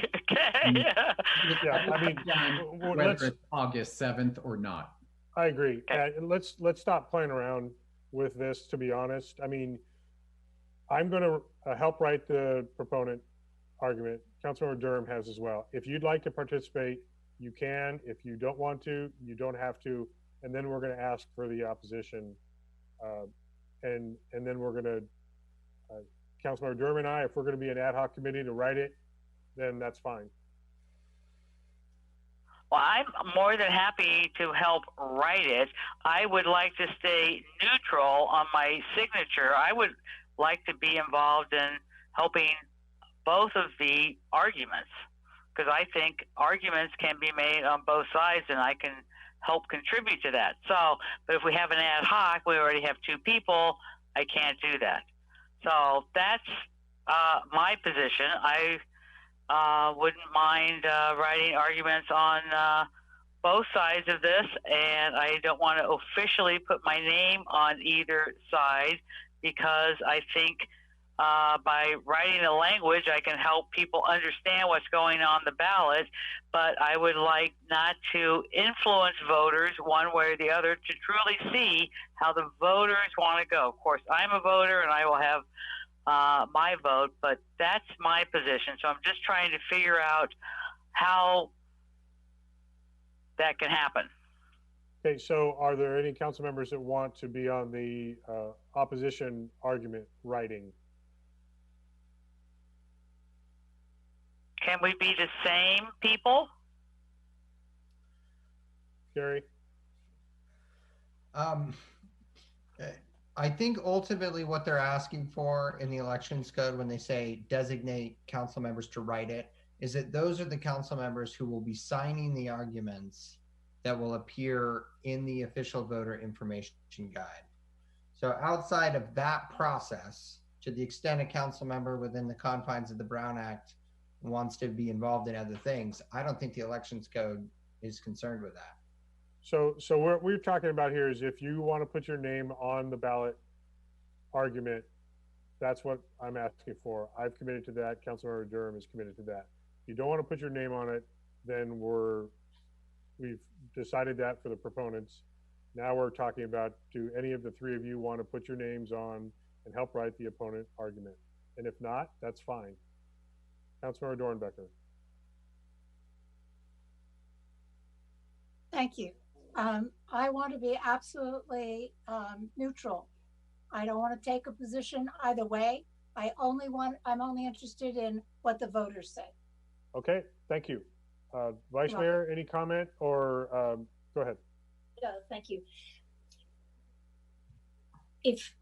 Okay, so I have two things to say. One is, I think that the composition of the almost ad hoc is great. I think it's two good choices, but I go behind that to say, should the town even be taking a position on this because of the way it came to be on the ballot? And I am a strong proponent that we should waive our priority and allow our citizens to write both the pros and the cons. So that's just a concept.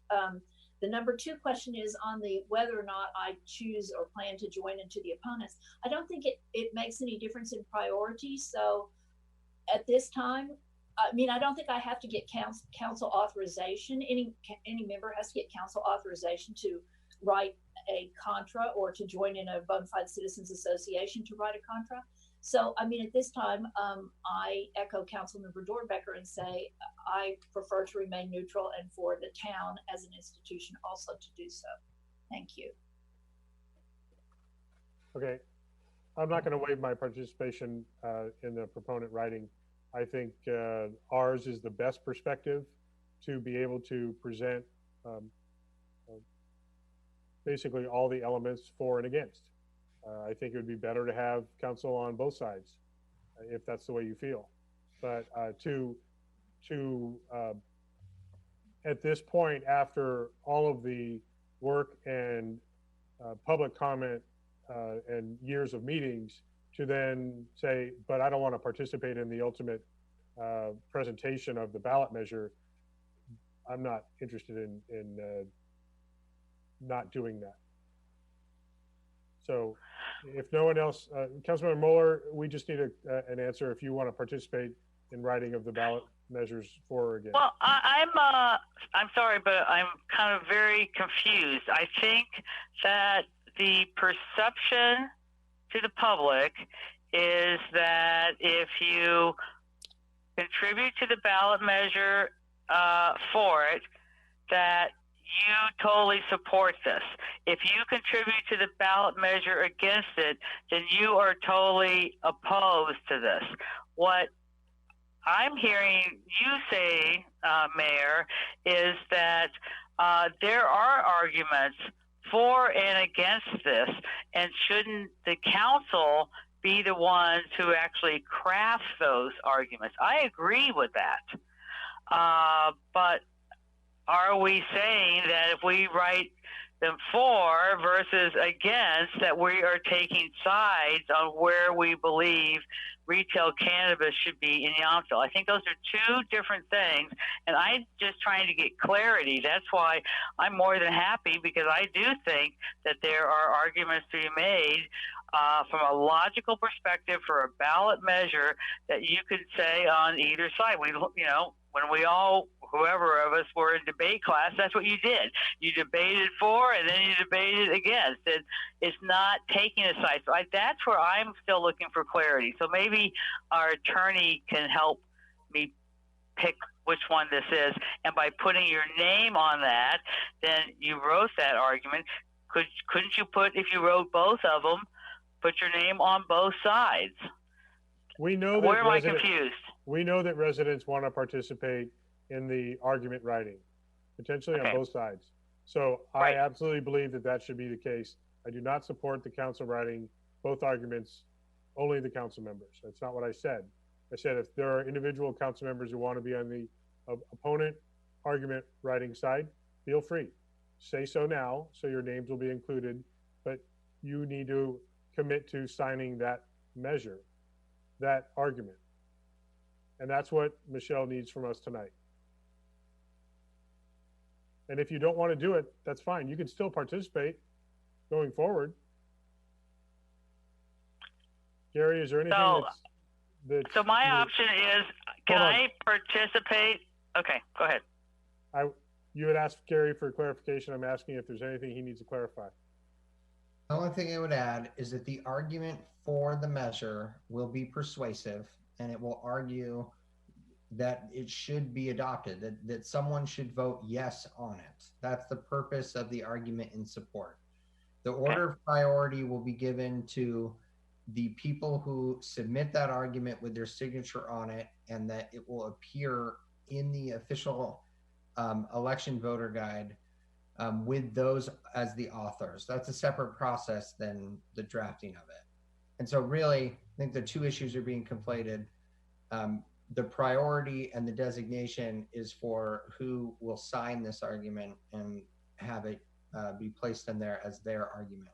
Likewise, the argument in opposition will take the opposite position and say, a voter should vote no, and here's why. And the authors of that will be given the priority that we discussed earlier. So while there's, they will be persuasive. That's what the arguments are for. Councilmember Mueller? One last question. If the mayor and council member Durham write that, can we, do we need to decide tonight if we're going to add our names as council members or not? Does that have to be decided tonight? I believe it does, unless you wanted to come back And then you could make, I guess technically you could submit an ad hoc committee to draft it, and then it could come back and you could make a more final decision. If Steve or Michelle have a different take on that, I think that is a possibility. The other option would be to, if there's only 2 on that ad hoc committee, it wouldn't have to come back to the council at all. Okay. What's the reason for not being able to make this decision right now? As we knew coming into tonight that this was the question. No, I'm just, this is very complicated. I can only imagine what the public is, with all of our questions, what questions they may have. So I think it's worthy of the discussion. It's too bad it's a late hour right now, but, and I still don't even know where we're going on the rebuttal yet. So, still piecing it together. But my general position is, as a council member, I would like to hear what the voters have to say and take a generally neutral position. So that's my position at this time. So that's probably the final word for me. So Councilmember Durham and I are going to be on we'll be signing the proponent argument, and no other council members are taking positions on either side. That's what I'm hearing, which is fine. Michelle, do you need any more guidance? Hold on, Vice Mayor. I'm really sorry. Gary, does the council have to authorize a council member to take the other side of it? No, I don't believe so. So if we are, quote, neutral right now, and down the line we decide I want to take a contra, we can do that. And there was never any priority for us anyway, because the priority is for those authorized by the council, right? Correct. Yes. Okay, thank you. But if the commitment is made now to writing the opposition, you get that authorization. Is that correct, Gary? Yes. So you have a priority if you say that's the position you want to take tonight. If you don't, and you join that position later, that just means that if there isn't another option for a council member to prioritize over you, that's what's happening right now. And so if that gets passed by all 3 of you, then you're all on equal standing if any one of you or all 3 of you in the future choose that you want to take a position. Correct, Gary? Mm-hmm. And if I wanted to do that, Mayor, thank you, but I also wanted to include citizens, I would de facto fall to the second tier of priority, correct? I believe so. Yes. Okay, thank you. And this is also assuming that there are different groups in all these different categories. Correct. As opposed to a single group that might be the sole group that's writing the opposition, for example. So it wouldn't matter if you had priority or not. So Michelle, what more guidance do you need from us on this? An action on the resolution to adopt the resolution to call and consolidate the election for the 2 council members, ballot measure, and all necessary steps to conduct the election. Okay, are there any questions from the council on that action, Vice Mayor? I was ready to make a motion.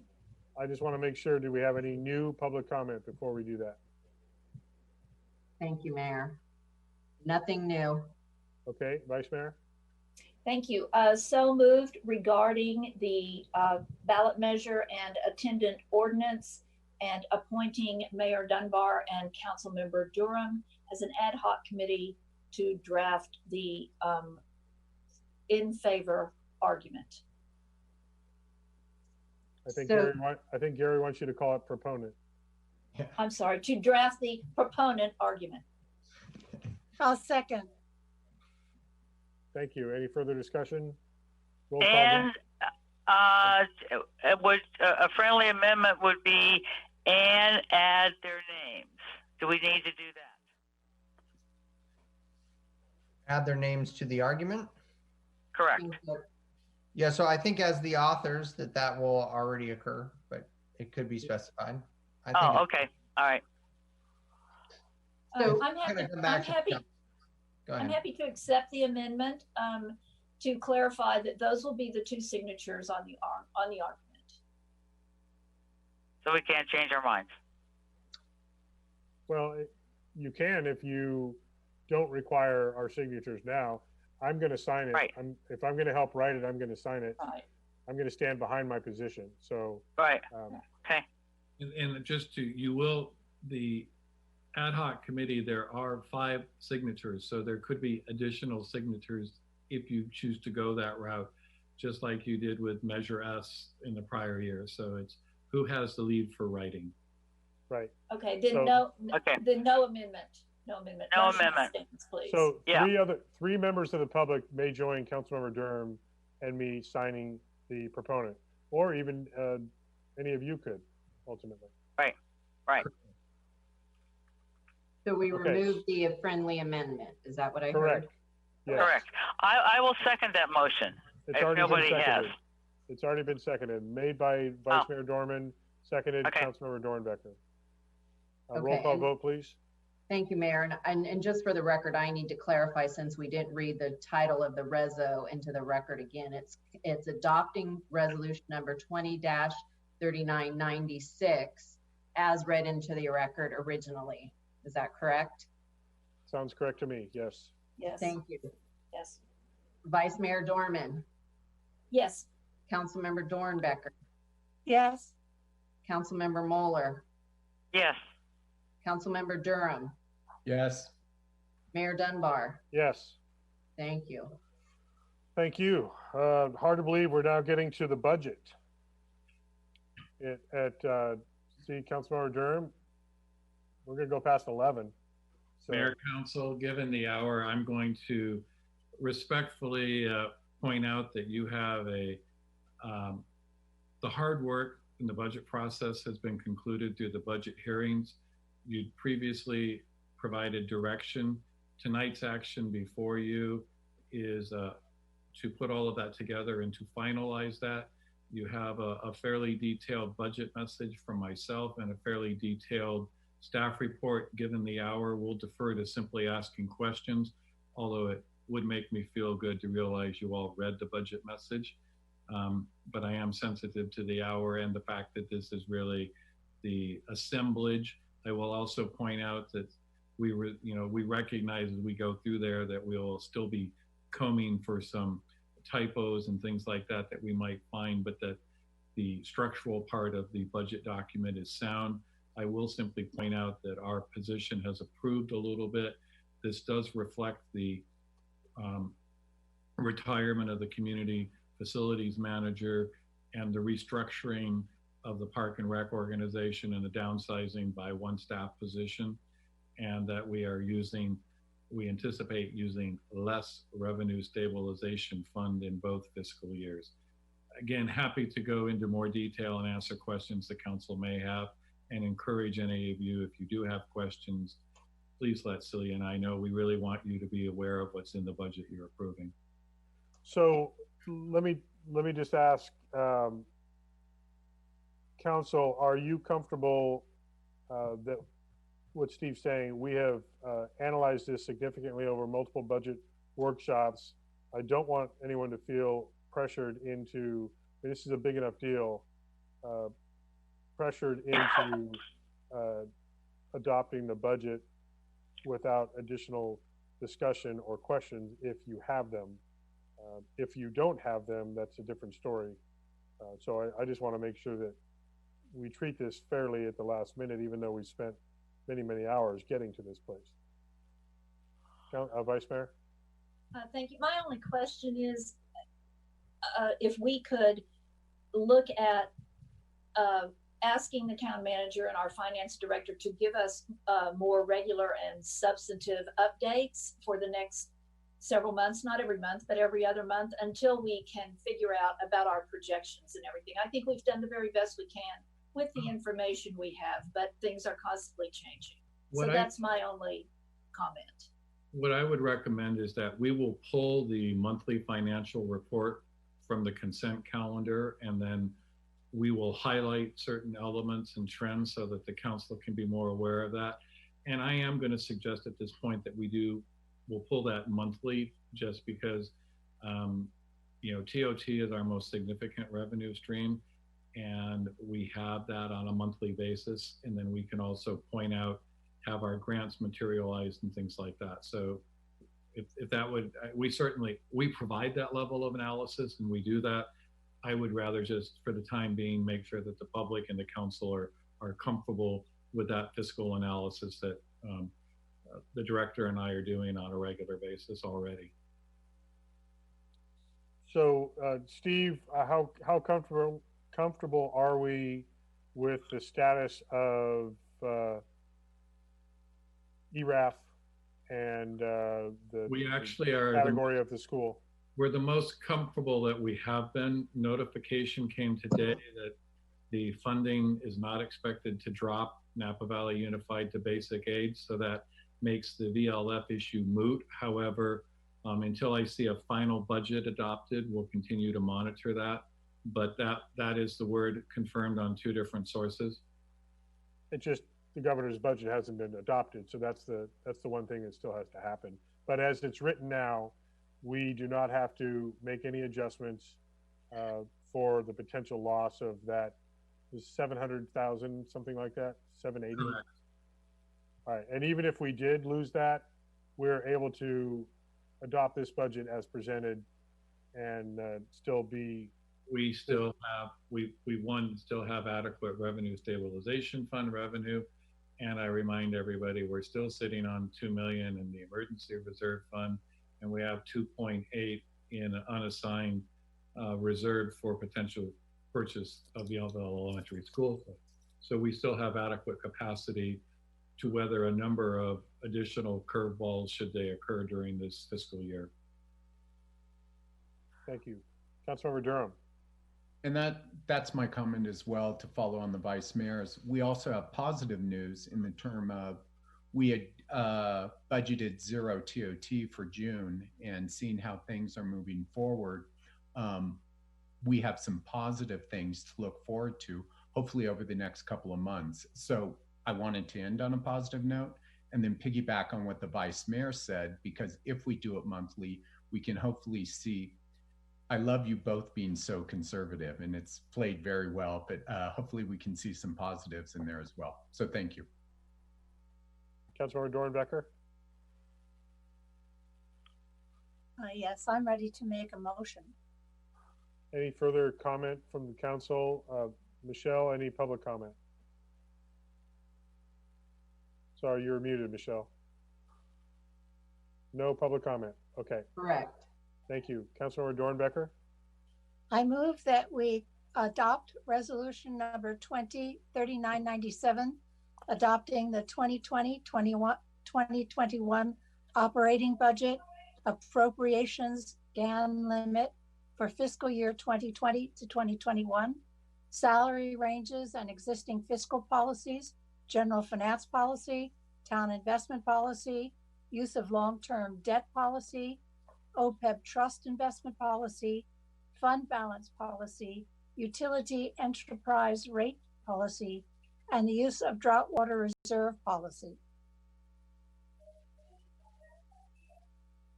Thank you. Is there a second?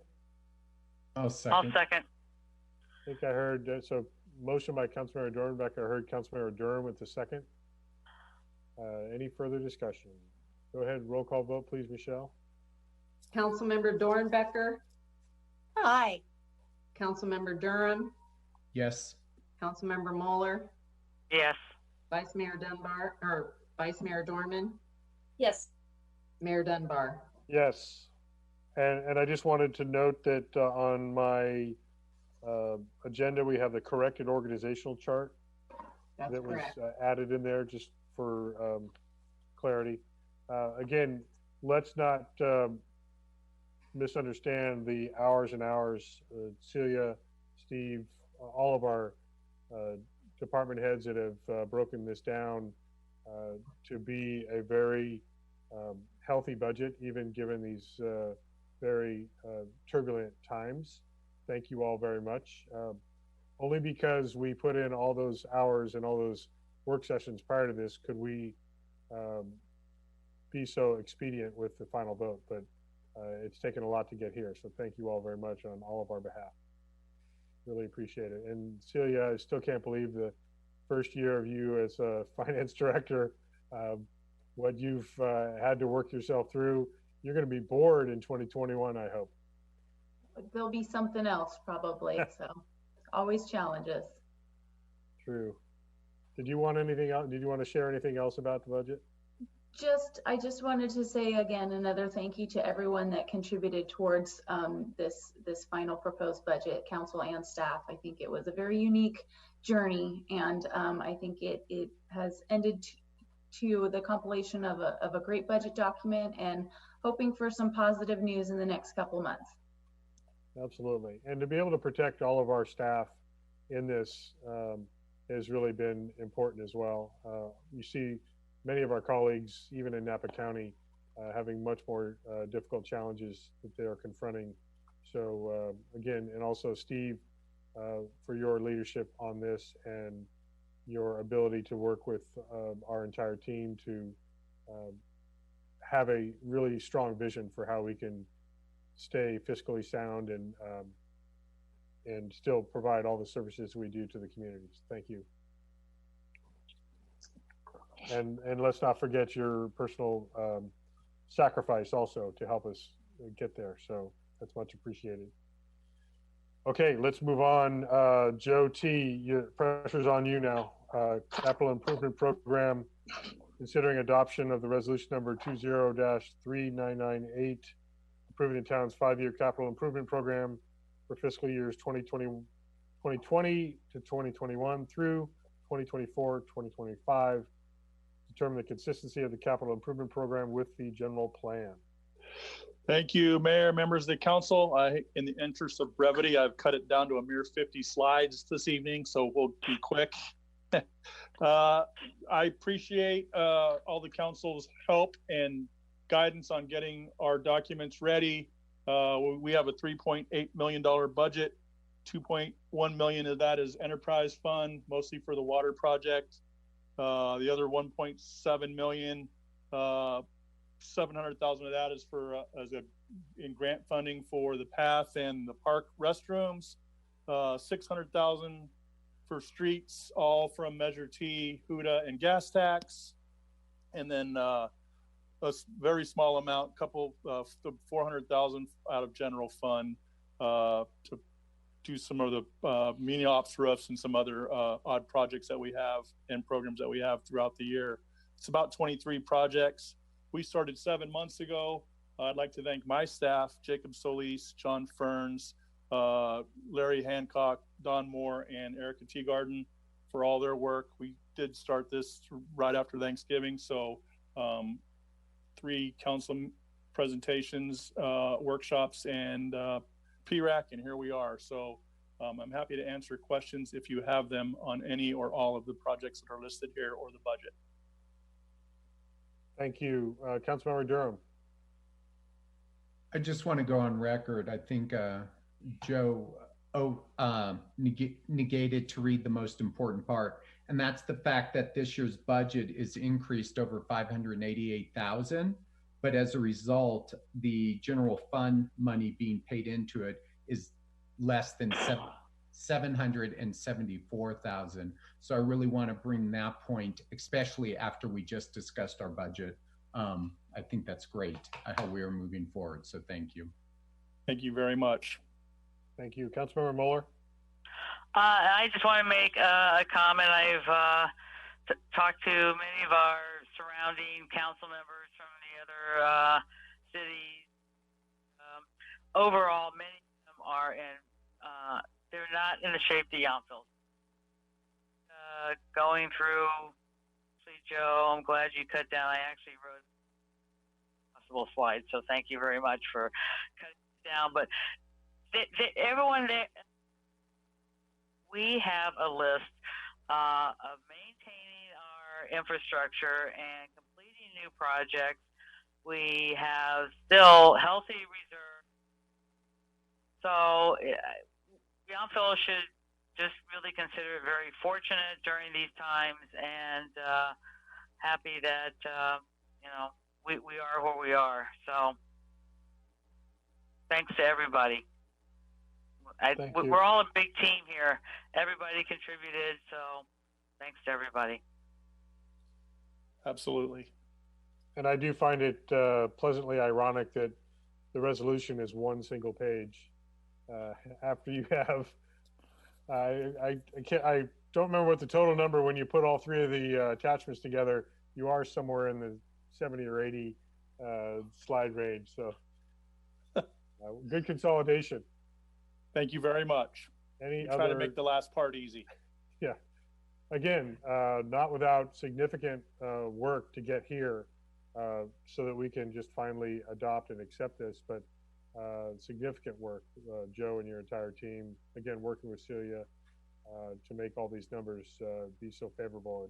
And as was just said, we are in a much stronger position than most. So very much appreciate it. Councilmember Dornbecker.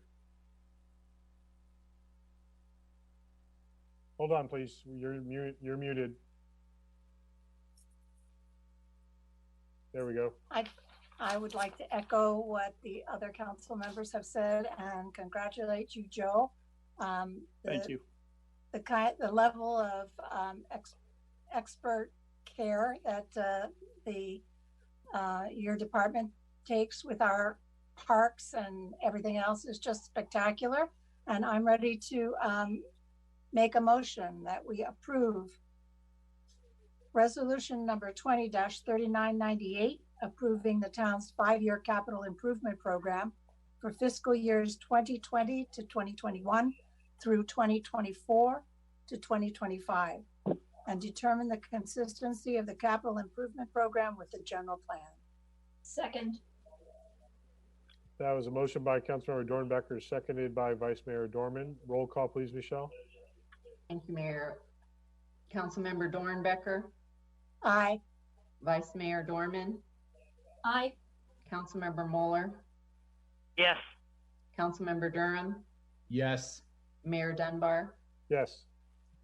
Thank you. And just for the record, we don't have any public comment on this item. Thank you for that reminder. You're welcome. Mayor, do we need to do another extension of the meeting at this point? We just said past 10 o'clock. Yeah, I feel like there's something in the protocols that requires it more frequently. Councilmember Durham? moved. Okay. Thank you. Councilmember Durham, I think you were going to second it, correct? Of course I second. To extend. Okay, Yes. quick roll call Extend for to that. midnight. Councilmember Moeller, Yes. Councilmember Durham, Yes. Councilmember Dornbecker, Yes. Vice Mayor Dorman, Yes. Mayor Dunbar. Yes. Thank you. Steve, do you dare have any staff informational reports? Can't hear you. That's good. No. There we go. That's what I did want to hear. Thank you. Council meetings, let's see.